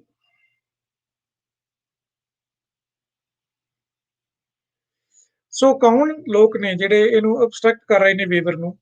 ਪਹਿਲੀ ਤਾਂ ਫਾਰਮਾਸਿਊਟੀਕਲ ਕੰਪਨੀਜ਼ ਨੇ। ਫਾਰਮਾਸਿਊਟੀਕਲ ਕੰਪਨੀਜ਼ ਨੇ ਇੰਨੇ ਅਖਬਾਰਾਂ ਦੇ ਵਿੱਚ ਆਰਟੀਕਲ ਲਾਏ ਨੇ, ਇੰਨਾ ਵੈਸਟਰਨ ਮੀਡੀਆ ਦੇ ਵਿੱਚ ਖਾਸ ਕਰਕੇ ਇਹਨਾਂ ਨੇ ਪ੍ਰਚਾਰ ਕੀਤਾ ਹੈ ਵੀ ਜੇ ਤੁਸੀਂ ਵੇਵਰ ਦੇ ਦਿੱਤਾ ਤਾਂ ਅੱਗੇ ਨੂੰ ਕਿਸੇ ਨੇ ਵੀ ਮੈਡੀਸਨ ਡਿਵੈਲਪ ਕਰਨ ਤੇ ਜਾਂ ਕਿਸੇ ਡਰੱਗ ਨੂੰ ਲਿਆਉਣ ਤੇ ਰਿਸਰਚ ਐਕਸਪੈਂਡੀਚਰ ਬਿਲਕੁਲ ਨਹੀਂ ਕਰਨਾ, ਕਿਉਂਕਿ ਅਸੀਂ ਤਾਂ ਐਕਸਪੈਂਡੀਚਰ ਕਰ ਰਹੇ ਹਾਂ ਕਿਉਂਕਿ ਸਾਡੇ ਕੋਲ ਇੰਟੈਲੈਕਚੁਅਲ ਪ੍ਰਾਪਰਟੀ ਰਾਈਟਸ ਹੋਣਗੇ, ਅਸੀਂ ਉਹ ਰਾਈਟਸ ਕਰਕੇ ਹੀ ਐਕਸਪੈਂਡੀਚਰ ਹੈ ਜਿਹੜਾ ਰਿਸਰਚ ਤੇ ਕਰ ਰਹੇ ਹਾਂ। ਪਰ ਉਹ ਇਹ ਨਹੀਂ ਦੱਸ ਰਹੇ ਵੀ ਅਸੀਂ ਜਿਹੜੀ ਬੇਸਿਕ ਰਿਸਰਚ ਜਿਹੜੀ ਯੂਨੀਵਰਸਿਟੀ ਦੇ ਵਿੱਚ ਹੋਈ ਹੈ ਜਾਂ ਰਿਸਰਚ ਇੰਸਟੀਟਿਊਸ਼ਨ ਤੇ ਹੋਈ ਹੈ ਜਿੱਥੇ ਪਬਲਿਕ ਫੰਡਿੰਗ ਨਾਲ ਹੋਈ ਹੈ, ਉਹਦਾ ਇਹਦੇ ਵਿੱਚ ਕਿੰਨਾ ਹਿੱਸਾ ਹੈ ਇਹ ਨਹੀਂ ਦੱਸਿਆ ਜਾ ਰਿਹਾ। ਸੋ ਯੂਐਸ, ਯੂਕੇ, ਯੂਰਪੀਅਨ ਯੂਨੀਅਨ ਜਿਹੜੇ 3 ਕੰਟਰੀ ਨੇ, ਯੂਰਪੀਅਨ ਯੂਨੀਅਨ ਦੇ ਜ਼ਿਆਦਾ ਕੰਟਰੀ ਨੇ, ਚਲੋ ਟ੍ਰੇਡ ਬਲੌਕ ਹੈ ਇਹ ਸਭ ਤੋਂ ਵੱਧ ਇਸ ਚੀਜ਼ ਨੂੰ ਜਿਹੜੇ ਹੈ ਕਰ ਰਹੇ ਨੇ, ਬਲੌਕ ਕਰਨ ਦੀ ਕੋਸ਼ਿਸ਼ ਕਰ ਰਹੇ ਨੇ। ਪਰ ਆਪਣੇ ਲਈ ਇਹਨਾਂ ਨੇ ਕੀ ਕੀਤਾ ਹੋਇਆ ਹੈਗਾ ਵੀ ਬਹੁਤ ਵੱਡਾ ਇੱਕ ਆਰਡਰ ਦਿੱਤਾ ਹੈ, ਜਿਵੇਂ ਪਹਿਲਾਂ ਗੱਲ ਕੀਤੀ ਹੈ। ਅੱਜ ਦੀ ਡੇਟ ਦੇ ਵਿੱਚ ਯੂਐਸ ਦੇ ਵਿੱਚ 55% ਲੋਕਾਂ ਨੂੰ ਡੋਜ਼ ਲੱਗ ਚੁੱਕੀ ਹੈ, 45% ਨੂੰ ਯੂਕੇ ਦੇ ਵਿੱਚ ਵੀ ਲੱਗ ਚੁੱਕੀ ਹੈ, ਬਾਕੀ ਡਿਵੈਲਪਡ ਕੰਟਰੀਜ਼ ਦੇ ਵਿੱਚ ਵੀ 40% ਤੋਂ ਉੱਪਰ ਹੈ। ਯੂਐਸ ਦੇ ਵਿੱਚ ਤਾਂ ਕਾਫੀ ਹੱਦ ਤੱਕ ਜਿਹੜੀ ਹੈ ਸੈਕੰਡ ਡੋਜ਼ ਵੀ ਉਹਦੀ ਲੱਗ ਚੁੱਕੀ ਹੈ। ਸੋ ਆਪਣੀ ਪਾਪੂਲੇਸ਼ਨ ਨੂੰ ਇਹ ਸਿਕਿਉਰ ਕਰ ਰਹੇ ਨੇ, ਤੇ ਦੂਸਰੀ ਪਾਪੂਲੇਸ਼ਨ ਹੈ ਜਿਹੜੀ ਅੰਡਰ ਡਿਵੈਲਪਡ ਵਰਲਡ ਦੀ ਹੈ ਜਿਹੜੀ, ਜਾਂ ਥਰਡ ਵਰਲਡ ਕੰਟਰੀਜ਼ ਦੀ ਹੈ ਜਿਹੜੀ, ਉਸ ਪਾਪੂਲੇਸ਼ਨ ਨੂੰ ਇੱਕ ਐਕਸਕਲੂਡ ਕੀਤਾ ਜਾ ਰਿਹਾ ਹੈ। ਇਹ ਇੱਕ ਜੇ ਨਹੀਂ ਵੇਵਰ ਹੁੰਦੀ ਤਾਂ ਇੱਕ ਬੜੀ ਵੱਡੀ ਐਕਸਕਲੂਜਨ ਹੈ, ਜਿਹਦੇ ਵਿੱਚ ਇੱਕ ਲਾਈਫ ਦਾ ਕੋਈ ਮੀਨਿੰਗ ਨਹੀਂਗਾ, ਇੱਕ ਇਕਨੋਮੀ ਦਾ ਮੀਨਿੰਗ ਹੈ, ਜਿਹੜੀ ਕਿਸ ਤਰ੍ਹਾਂ ਪ੍ਰੋਫਿਟੇਬਿਲਿਟੀ ਹੈ ਜਿਹੜੀ ਉਸੇ ਦਾ ਹੀ ਮੀਨਿੰਗ ਹੈ, ਇੱਕ ਹਿਊਮਨ ਲਾਈਫ ਦੀ ਕੰਸੀਡਰੇਸ਼ਨ ਹੈ ਜਿਹੜੀ ਖਾਸ ਕਰਕੇ ਜਿਹੜੀਆਂ ਗਲੋਬਲ ਗਵਰਨੈਂਸ ਇੰਸਟੀਟਿਊਸ਼ਨ ਹੈ WTO ਤੇ WHO, ਇਹਨਾਂ ਦਾ ਤਾਂ ਰੋਲ ਹੀ ਇਹ ਹੈ ਵੀ ਜਿਹੜੀ ਹਿਊਮੈਨਿਟੀ ਹੈ ਉਹ ਕਿਸੇ ਤਰ੍ਹਾਂ ਦੀ ਕ੍ਰਾਈਸਿਸ ਦੇ ਵਿੱਚ ਆਉਂਦੀ ਹੈ ਤਾਂ ਉਸ ਕ੍ਰਾਈਸਿਸ ਨੂੰ ਇਹਨਾਂ ਨੇ ਬਾਹਰ ਕੱਢਣਾ ਹੈਗਾ। ਅਦਰਵਾਈਜ਼ ਤਾਂ ਸਾਰੇ ਕੰਟਰੀ ਫਿਰ ਆਪਣਾ ਹੀ ਕਰ ਸਕਦੇ ਨੇਗੇ, ਕੋਈ ਪ੍ਰੋਬਲਮ ਨਹੀਂ ਗੀ। ਗਲੋਬਲ ਗਵਰਨੈਂਸ ਇੰਸਟੀਟਿਊਸ਼ਨ ਜਾਂ ਗਲੋਬਲ ਇੰਸਟੀਟਿਊਸ਼ਨਸ ਨੇ ਇਹ ਬਣਾਈਆਂ ਹੀ ਤਾਂ ਗਈਆਂ ਸੀਗੀਆਂ ਵੀ ਜੇ ਕੋਈ ਵੱਡੀ ਪ੍ਰੋਬਲਮ ਆਉਂਦੀ ਹੈ ਜਿਹੜੀ ਗਲੋਬਲ ਲੈਵਲ ਪ੍ਰੋਬਲਮ ਹੈ, ਉਹਨੂੰ ਤਾਂ ਇਹੀ ਟੈਕਲ ਕਰਨਗੇ। ਪਰ ਇਹਨਾਂ ਦਾ ਜਿਹੜਾ ਜਿਸ ਤਰ੍ਹਾਂ ਦਾ ਰੋਲ ਹੁਣ ਤੱਕ ਰਿਹਾ ਹੈ ਉਹ ਇਹ ਹੈ ਵੀ ਟ੍ਰੇਡ ਵੀ ਵਧਾਓ, ਬਾਹਰ ਇਨਵੈਸਟਮੈਂਟਸ ਵੀ ਵਧਾਓ, ਫਾਈਨੈਂਸ਼ੀਅਲ ਗਲੋਬਲਾਈਜੇਸ਼ਨ ਵੀ ਕੀਤੀ ਜਾਵੇ, ਮਾਰਕੀਟਿੰਗ ਵੀ ਤੁਸੀਂ ਜਿੱਥੇ ਮਰਜ਼ੀ ਕਰੋ, ਆਪਣੀ ਮਾਲ ਵੇਚੋ। ਤੇ ਦੋ ਚੀਜ਼ਾਂ ਦੇ ਉੱਪਰ ਇਹਨਾਂ ਨੇ ਰਿਸਟ੍ਰਿਕਸ਼ਨਸ ਲਾਈਆਂ ਹੋਈਆਂ ਨੇ, ਇੱਕ ਤਾਂ ਲੇਬਰ ਮਾਈਗ੍ਰੇਸ਼ਨ ਦੇ ਉੱਪਰ ਜਿੱਥੇ ਇਹਨਾਂ ਨੂੰ ਡਿਸਐਡਵਾਂਟੇਜ ਹੈ, ਇੱਕ ਟੈਕਨੋਲੋਜੀ ਟ੍ਰਾਂਸਫਰ ਦੇ ਉੱਪਰ। ਸੋ ਨਾ ਲੇਬਰ ਸ਼ੇਅਰ ਹੋ ਸਕਦੀ ਹੈ, ਲੇਬਰ ਮਾਈਗ੍ਰੇਟ ਨਹੀਂ ਕਰ ਸਕਦੀ ਦੂਸਰੇ ਕੰਟਰੀਜ਼ ਨੂੰ, ਤੇ ਇੱਕ ਟੈਕਨੋਲੋਜੀ ਸ਼ੇਅਰ ਨਹੀਂ ਹੋ ਸਕਦੀ। ਬਾਕੀ ਸਭ ਕੁਝ ਗਲੋਬਲਾਈਜ਼ਡ ਹੈ, ਪਰ ਗਲੋਬਲਾਈਜ਼ਡ ਨਹੀਂ ਤਾਂ ਟੈਕਨੋਲੋਜੀ ਨਹੀਂ, ਟੈਕਨੋਲੋਜੀ ਦੇ ਉੱਪਰ IPRs ਨੇ, ਤੇ ਦੂਸਰੀ ਕੀ ਹੈ ਵੀ ਲੇਬਰ ਮੂਵਮੈਂਟ ਦੇ ਉੱਪਰ ਰਿਸਟ੍ਰਿਕਸ਼ਨਸ ਨੇ, ਪਾਪੂਲੇਸ਼ਨ ਦੀ ਮੂਵਮੈਂਟਸ ਦੇ ਉੱਪਰ ਰਿਸਟ੍ਰਿਕਸ਼ਨਸ ਨੇ। ਈਵਨ ਜਿਹੜੇ ਕੈਨੇਡਾ ਪੜ੍ਹਨ ਆਉਂਦੇ ਬੱਚੇ ਨੇ 4-4 ਗੁਣਾ, ਜਾਂ ਅਮਰੀਕਾ ਪੜ੍ਹਨ ਆਉਂਦੇ 4-4 ਗੁਣਾ ਉਹਨਾਂ ਦੇ ਉੱਪਰ ਫੀਸ ਲਾਈ ਜਾਂਦੀ ਹੈ। ਸੋ ਇਹਨਾਂ ਚੀਜ਼ਾਂ ਨੂੰ ਤਾਂ ਐਕਸਕਲੂਡ ਕੀਤਾ ਜਾ ਰਿਹਾ। ਸੋ ਬੇਸਿਕਲੀ ਇਹ ਡਿਸਕ੍ਰਿਮੀਨੇਟਰੀ ਹੈ ਜਿਹੜੀਆਂ ਸਾਰੀਆਂ ਚੀਜ਼ਾਂ, ਪਰ ਸਟਿਲ ਇਹਨਾਂ ਦਾ ਇਸ ਵੇਲੇ ਇੱਕ ਐਥੀਕਲ ਜਿਹੜਾ ਹੈਗਾ ਬਿਹੇਵੀਅਰ ਹੋਣਾ ਚਾਹੀਦਾ ਹੈਗਾ। ਇੱਕ ਐਥਿਕਸ ਡਿਮਾਂਡ ਕਰਦੇ ਨੇ ਵੀ ਮਹਾਮਾਰੀ ਹੈ, ਇਸ ਮਹਾਮਾਰੀ ਦੇ ਵਿੱਚ ਜਿਹੜਾ ਸਾਡਾ ਰੋਲ ਹੈ ਉਹ ਪੋਜ਼ਿਟਿਵ ਸਾਈਡ ਵੱਲ ਹੋਣਾ ਚਾਹੀਦਾ, ਨਾ ਕਿ ਨੈਗੇਟਿਵ ਸਾਈਡ ਵੱਲ ਹੋਣਾ ਚਾਹੀਦਾ। ਸੋ ਜਿਹੜੇ ਆਰਗੂਮੈਂਟਸ ਆ ਉਹ ਕੀ ਲਏ ਜਾ ਰਹੇ ਨੇ? ਜਿਹੜਾ ਆਰਗੂਮੈਂਟ ਇਹ ਹੈ ਵੀ ਇੱਕ ਤਾਂ ਜਿਹੜੀਆਂ ਐਗਜ਼ਿਸਟਿੰਗ ਫਲੈਕਸੀਬਿਲਿਟੀਜ਼ ਨੇ ਉਹਨਾਂ ਨੂੰ ਹੀ ਤੁਸੀਂ ਯੂਜ਼ ਕਰ ਸਕਦੇ। ਔਰ ਜਿਹੜੀਆਂ ਉਹ ਫਲੈਕਸੀਬਿਲਿਟੀਜ਼ ਕੀ ਨੇ, ਉਹ ਦੋ ਨੇ, ਇੱਕ ਵਲੰਟਰੀ, ਇੱਕ ਕੰਪਲਸਰੀ ਲਾਇਸੈਂਸਿੰਗ ਹੈ। ਵਲੰਟਰੀ ਲਾਇਸੈਂਸਿੰਗ ਕੀ ਹੈ ਵੀ ਤੁਸੀਂ ਕੰਪਨੀਆਂ ਨਾਲ ਆਪਣੇ ਕੰਟਰੈਕਟ ਕਰ ਲਓ, ਜਿਹੜੇ ਦੇਸ਼ ਬਣਾਉਣਾ ਚਾਹੁੰਦੇ ਆ ਕੰਪਨੀ ਤੋਂ ਟੈਕਨੋਲੋਜੀ ਖਰੀਦ ਲੈਣ, ਕੰਪਨੀ ਨੂੰ ਪੇਮੈਂਟ ਕਰਨ, ਕੰਪਨੀ ਨਾਲ ਕੋਈ ਐਗਰੀਮੈਂਟ ਕਰਨ ਜਿਹੜੀਆਂ ਵੈਕਸੀਨ ਬਣਾ ਰਹੀਆਂ ਨੇ, ਤੇ ਉਹਨਾਂ ਤੋਂ ਲਾਇਸੈਂਸ ਲੈ ਲੈਣ, ਉਹਨਾਂ ਨੂੰ ਲਾਇਸੈਂਸ ਸ਼ੇਅਰਿੰਗ ਕਰ ਲੈਣ, ਉਹਨਾਂ ਨੂੰ ਪੈਸੇ ਦੇਣ, ਉਹਨਾਂ ਨਾਲ ਪ੍ਰੋਫਿਟੇਬਿਲਿਟੀ ਸ਼ੇਅਰ ਕਰਨ। ਇਹ ਤੁਹਾਡੇ ਐਗਰੀਮੈਂਟ ਦੇ ਵਿੱਚ ਤੇ ਡਿਪੈਂਡ ਕਰੂਗਾ ਤੁਸੀਂ ਕਿਹੋ ਜਿਹਾ ਐਗਰੀਮੈਂਟ ਹੈ ਜਿਹੜਾ ਉਹਨਾਂ ਨਾਲ ਸਾਈਨ ਕਰਦੇ ਹੋ। ਤੇ ਦੂਸਰੀ ਕੀ ਹੈ, ਉਹ ਹੈਗੀ ਨੇ ਕੰਪਲਸਰੀ ਲਾਇਸੈਂਸਿੰਗ। ਸੋ ਉਹ ਕੀ ਨੇ, ਜਿਹੜੇ ਟ੍ਰਿਪਸ ਐਗਰੀਮੈਂਟ ਜਿਹੜੀ ਤੁਸੀਂ ਪੜੋਗੇ, ਜਿਹੜੀ ਲਾਲ ਲਾਈਨ ਹੈ, 3-4 ਲਾਈਨਾਂ ਲਾਲ ਦਿਸ ਰਹੀਆਂ ਨੇ ਤੁਹਾਨੂੰ, ਨੈਸ਼ਨਲ ਐਮਰਜੈਂਸੀ ਹੋਵੇ, ਕੋਈ ਐਕਸਟ੍ਰੀਮ ਅਰਜੈਂਸੀ ਹੋਵੇ ਤੇ ਨਾਨ ਕਮਰਸ਼ੀਅਲ ਯੂਜ਼ ਹੋਵੇ, ਤਾਂ ਉਹਦੇ ਚ ਕੀ ਹੈ, WTO ਦੇ ਵਿੱਚ ਲਿਆ ਕੇ ਤੁਸੀਂ ਇਸ ਨੂੰ ਪਾਸ ਕਰ ਸਕਦੇ ਹੋ। ਤੇ ਫਿਰ ਕਿਸੇ ਕੰਟਰੀ ਨੂੰ ਕੋਈ ਅਥੈਂਟੀਕੇਸ਼ਨ ਦੀ ਲੋੜ ਨਹੀਂ, ਉਹ ਕਿਸੇ ਵੈਕਸੀਨ ਨੂੰ ਦਾ ਐਨਾਲਿਸਿਸ ਕਰਕੇ, ਕੈਮੀਕਲ ਐਨਾਲਿਸਿਸ ਕਰਕੇ ਜੇ ਉਹ ਬਣਾ ਸਕਦੇ, ਉਹ ਬਣਾ ਸਕਦੇ ਨੇ। ਨਹੀਂ ਕੀ ਹੈ, ਕੰਪਨੀਆਂ ਦੇ ਉੱਪਰ ਵੀ ਇੱਕ ਪ੍ਰੈਸ਼ਰ ਬਣਦਾ ਹੈਗਾ ਗਵਰਨਮੈਂਟਸ ਵੱਲੋਂ ਵੀ ਤੁਸੀਂ ਸ਼ੇਅਰ ਕਰੋ। ਰਾਦਰ ਇਹ ਜਿਹੜੀ ਉਸ ਫਰਜ਼ ਕਰੋ, ਕੋਈ ਕੰਪਨੀ ਜਰਮਨ ਕੰਪਨੀ ਹੈ, ਜੇ WTO ਦੇ ਵਿੱਚ ਪਾਸ ਹੋ ਜਾਂਦਾ ਤਾਂ ਜਰਮਨ ਗਵਰਨਮੈਂਟ ਦੀ ਰਿਸਪੌਂਸਿਬਿਲਿਟੀ ਬਣ ਜਾਂਦੀ ਹੈ ਇੱਕ ਕਿ ਉਸ ਕੰਪਨੀ ਨੂੰ ਫੋਰਸ ਕਰੇ, ਉਸ ਕੰਪਨੀ ਨੂੰ ਪ੍ਰੈਸ਼ਰਾਈਜ਼ ਕਰੇ ਕਿ ਉਹ ਜਿਹੜੀ ਟੈਕਨੋਲੋਜੀ ਹੈ ਉਹ ਸ਼ੇਅਰ ਕਰ। ਪਰ ਇਹ ਪਾਸ ਹੁਣ ਨਹੀਂ ਦਿੱਤਾ ਜਾ ਰਿਹਾ, ਇਸ ਕਰਕੇ ਜਿਹੜੀਆਂ ਬਹੁਤ ਸਾਰੀਆਂ ਸਮੱਸਿਆਵਾਂ ਆ ਰਹੀਆਂ ਨੇ। ਤੇ ਇਹ ਇੱਕ ਪਬਲਿਕ ਪਾਲਿਸੀ ਟੂਲ ਹੈ ਜਿਹੜੀ ਪ੍ਰੋਵੀਜ਼ਨ ਰੱਖੀ ਗਈ ਹੈ। ਇਹ ਪ੍ਰੋਵੀਜ਼ਨ ਹੀ ਹੈ, ਇੱਕ ਐਕਸੈਪਸ਼ਨਸ ਨੇ ਜਿਹੜੀਆਂ ਰੱਖੀਆਂ ਗਈਆਂ ਨੇ, ਤਾਂ ਕਿ ਜੇ ਕੋਈ ਮਹਾਮਾਰੀ ਹੈ, ਕਿਸੇ ਕਿਸਮ ਦੀ ਬਹੁਤ ਵੱਡੀ ਪ੍ਰੋਬਲਮ ਆ ਜਾਂਦੀ ਹੈ, ਤਾਂ ਇਹ ਨਾ ਹੋਵੇ ਵੀ ਸਾਰੀ ਡਿਪੈਂਡੈਂਸੀ ਹੈ ਜਿਹੜੀ ਉਹ ਪ੍ਰਾਈਵੇਟ ਕੰਪਨੀਆਂ ਦੇ ਉੱਪਰ ਹੀ ਰਹੇ। ਸੋ ਉਸ ਕਰਕੇ ਪ੍ਰਾਈਵੇਟ ਕੰਪਨੀਆਂ ਦੇ ਉੱਪਰ ਇਸ ਤਰ੍ਹਾਂ ਹੀ ਇੱਕ ਚੈੱਕ ਲਾਇਆ ਜਾ ਸਕਦਾ ਹੈ, ਪਰ ਇਹ ਚੈੱਕ ਲਈ ਇੱਕ ਗਲੋਬਲ ਫੈਸਲਾ ਲੈਣਾ ਪਊਗਾ WTO ਦੇ ਵਿੱਚ।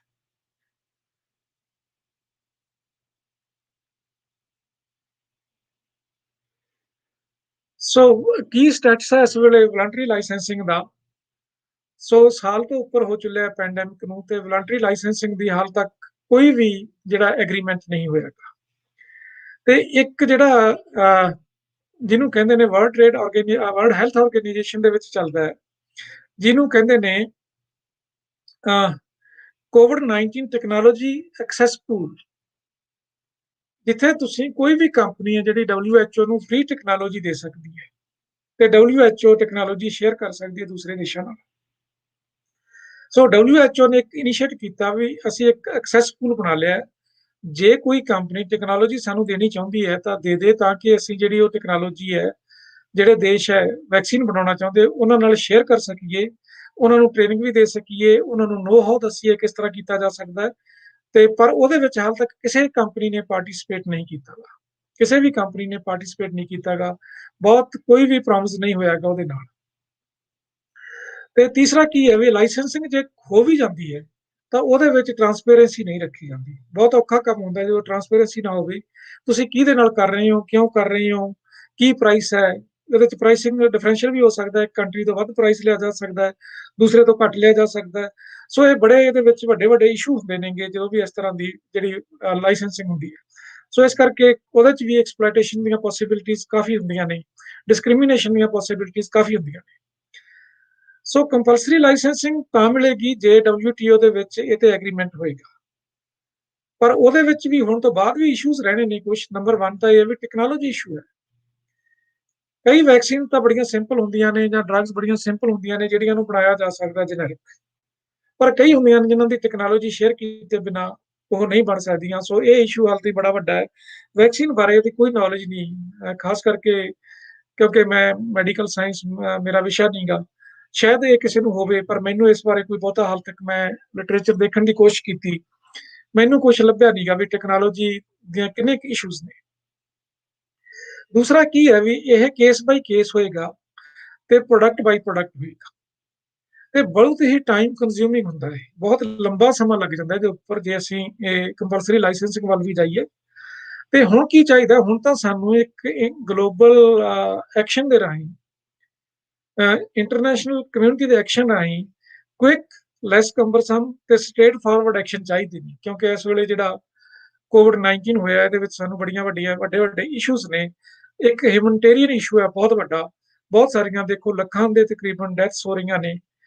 ਵੈਕਸੀਨ ਦੀ ਜੋ ਅੱਜ ਤੱਕ ਦਾ ਕੈਨੇਡਾ ਦੇ ਵਿੱਚ ਵੀ ਤੇ ਅਮਰੀਕਾ ਦੇ ਵਿੱਚ ਵੀ ਜੋ ਅੰਕੜੇ ਆ ਰਹੇ ਨੇ, ਵੈਕਸੀਨ ਇਹਦੀ ਸੀਵੀਅਰਿਟੀ ਨੂੰ ਘਟਾ ਰਿਹਾ ਹੈ। ਜੋ ਜੋ ਮਾਸ ਕਮਿਊਨੀਕੇਸ਼ਨ ਦੇ ਵਿੱਚ, ਮੀਡੀਆ ਦੇ ਵਿੱਚ ਜੋ ਇਨਫੋਰਮੇਸ਼ਨ ਆ ਰਹੀ ਹੈ ਇੱਥੇ ਕੈਨੇਡਾ ਤੇ ਖਾਸ ਕਰਕੇ ਅਮਰੀਕਾ ਤੋਂ ਆ ਰਹੀ ਹੈ, ਜਾਂ ਇੰਗਲੈਂਡ ਤੋਂ ਵੀ ਕੁਛ ਹੱਦ ਤੱਕ, ਵੀ ਜਿੱਥੇ ਵੀ ਵੈਕਸੀਨੇਸ਼ਨ ਜ਼ਿਆਦਾ ਹੋ ਗਈ ਹੈ, ਉਹ ਕੰਟਰੀ ਹੈ ਜਿਹੜੇ ਹਰਡ ਇਮਿਊਨਿਟੀ ਵੱਲ ਮੂਵ ਕਰ ਰਹੇ ਨੇ। ਸੋ ਇਹ ਬੜਾ ਇੱਕ ਹੁਣ ਇਸ ਵੇਲੇ ਚਾਹੀਦਾ, ਬੜਾ ਕੁਇਕ ਐਕਸ਼ਨ ਚਾਹੀਦਾ ਹੈ। ਉਹਦੇ ਵਿੱਚ ਬੜਾ ਸਿੰਪਲ ਹੋਵੇ, ਕੰਬਰਸਮ ਨਾ ਹੋਵੇ, ਤੇ ਬੜਾ ਸਟ੍ਰੇਟ ਫਾਰਵਰਡ ਐਕਸ਼ਨਸ ਹੋਣ, ਜਿਹਦੇ ਨਾਲ ਕੀ ਹੈ, ਜਿਹੜੀ ਵੈਕਸੀਨ ਹੈ ਸਾਰੀ ਦੁਨੀਆ ਦੇ ਵਿੱਚ ਇਹ ਪਹੁੰਚ ਸਕੇ। ਤੇ ਡਿਵੈਲਪਿੰਗ ਕੰਟਰੀਜ਼ ਨੇ ਜਿਹੜੇ, ਉਹਨਾਂ ਦੇ ਵਿੱਚ ਪ੍ਰੈਕਟੀਕਲ ਤੇ ਇੰਸਟੀਟਿਊਸ਼ਨਲ ਕੈਪੈਸਿਟੀ ਦੇ ਵੀ ਇਸ਼ੂ ਹੈਗੇ ਨੇ। ਜਿਹੜੇ ਉਹ ਕੰਪਲਸਰੀ ਲਾਇਸੈਂਸਿੰਗ ਜੇ ਹੋ ਵੀ ਜਾਂਦਾ ਤਾਂ ਉਸ ਨੂੰ ਉਹ ਕਰ ਨਹੀਂ ਸਕਦੇ, ਉਹਨਾਂ ਨੂੰ ਵੀ ਇਸ ਵੇਲੇ ਬਹੁਤ ਵੱਡੀ ਹੈਲਪ ਦੀ ਲੋੜ ਹੈ। ਜਿਹੜੀ ਵਰਲਡ ਹੈਲਥ ਆਰਗੇਨਾਈਜੇਸ਼ਨ ਜਾਂ ਸਾਰੀਆਂ ਗਲੋਬਲ ਗਵਰਨੈਂਸ ਇੰਸਟੀਟਿਊਸ਼ਨਸ ਨੇ ਜਿੰਨੀਆਂ, ਚਾਹੇ ਵਰਲਡ ਬੈਂਕ ਹੈ, ਚਾਹੇ ਉਹਦੇ ਵਿੱਚ WTO ਹੈ, ਚਾਹੇ IMF ਹੈ, ਇਹਨਾਂ ਸਾਰਿਆਂ ਦਾ ਇੱਕ ਰੋਲ ਬਹੁਤ ਵੱਡਾ ਬਣ ਚੁੱਕਿਆ ਇਸ ਦੇ ਵਿੱਚ, ਇਸ ਇਸ਼ੂ ਨੂੰ ਜਿਹੜਾ ਅੱਗੇ ਲਿਜਾਣ। ਸੋ ਕੀ ਕੀਤਾ ਜਾ ਰਿਹਾ ਹੈ, ਨੈਗੋਸ਼ੀਏਸ਼ਨਸ ਜਿਹੜੀਆਂ ਨੇ ਪ੍ਰੋਲੋਂਗ ਕੀਤੀਆਂ ਜਾ ਰਹੀਆਂ ਨੇ।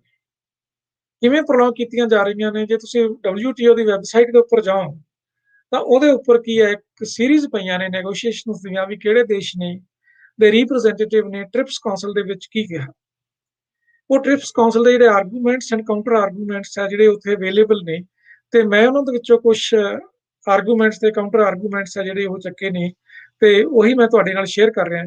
ਇੱਕ ਤਾਂ ਇਹ ਹੈ ਵੀ ਉਹੀ ਕੁਐਸਚਨਸ ਵਾਰੀ-ਵਾਰੀ ਪੁੱਛੇ ਜਾ ਰਹੇ ਨੇ, ਇੱਕ ਵਨ ਫਾਰਮ ਔਰ ਦੀ ਅਦਰ, ਉਹਦੀ ਥੋੜੀ ਜਿਹੀ ਸ਼ੇਪ ਚੇਂਜ ਕਰਕੇ, ਫਾਰਮ ਚੇਂਜ ਕਰਕੇ ਉਹੀ ਸਵਾਲ ਹੈ ਜਿਹੜਾ ਦੁਬਾਰੇ ਪੁੱਛਿਆ ਜਾ ਰਿਹਾ ਹੈਗਾ।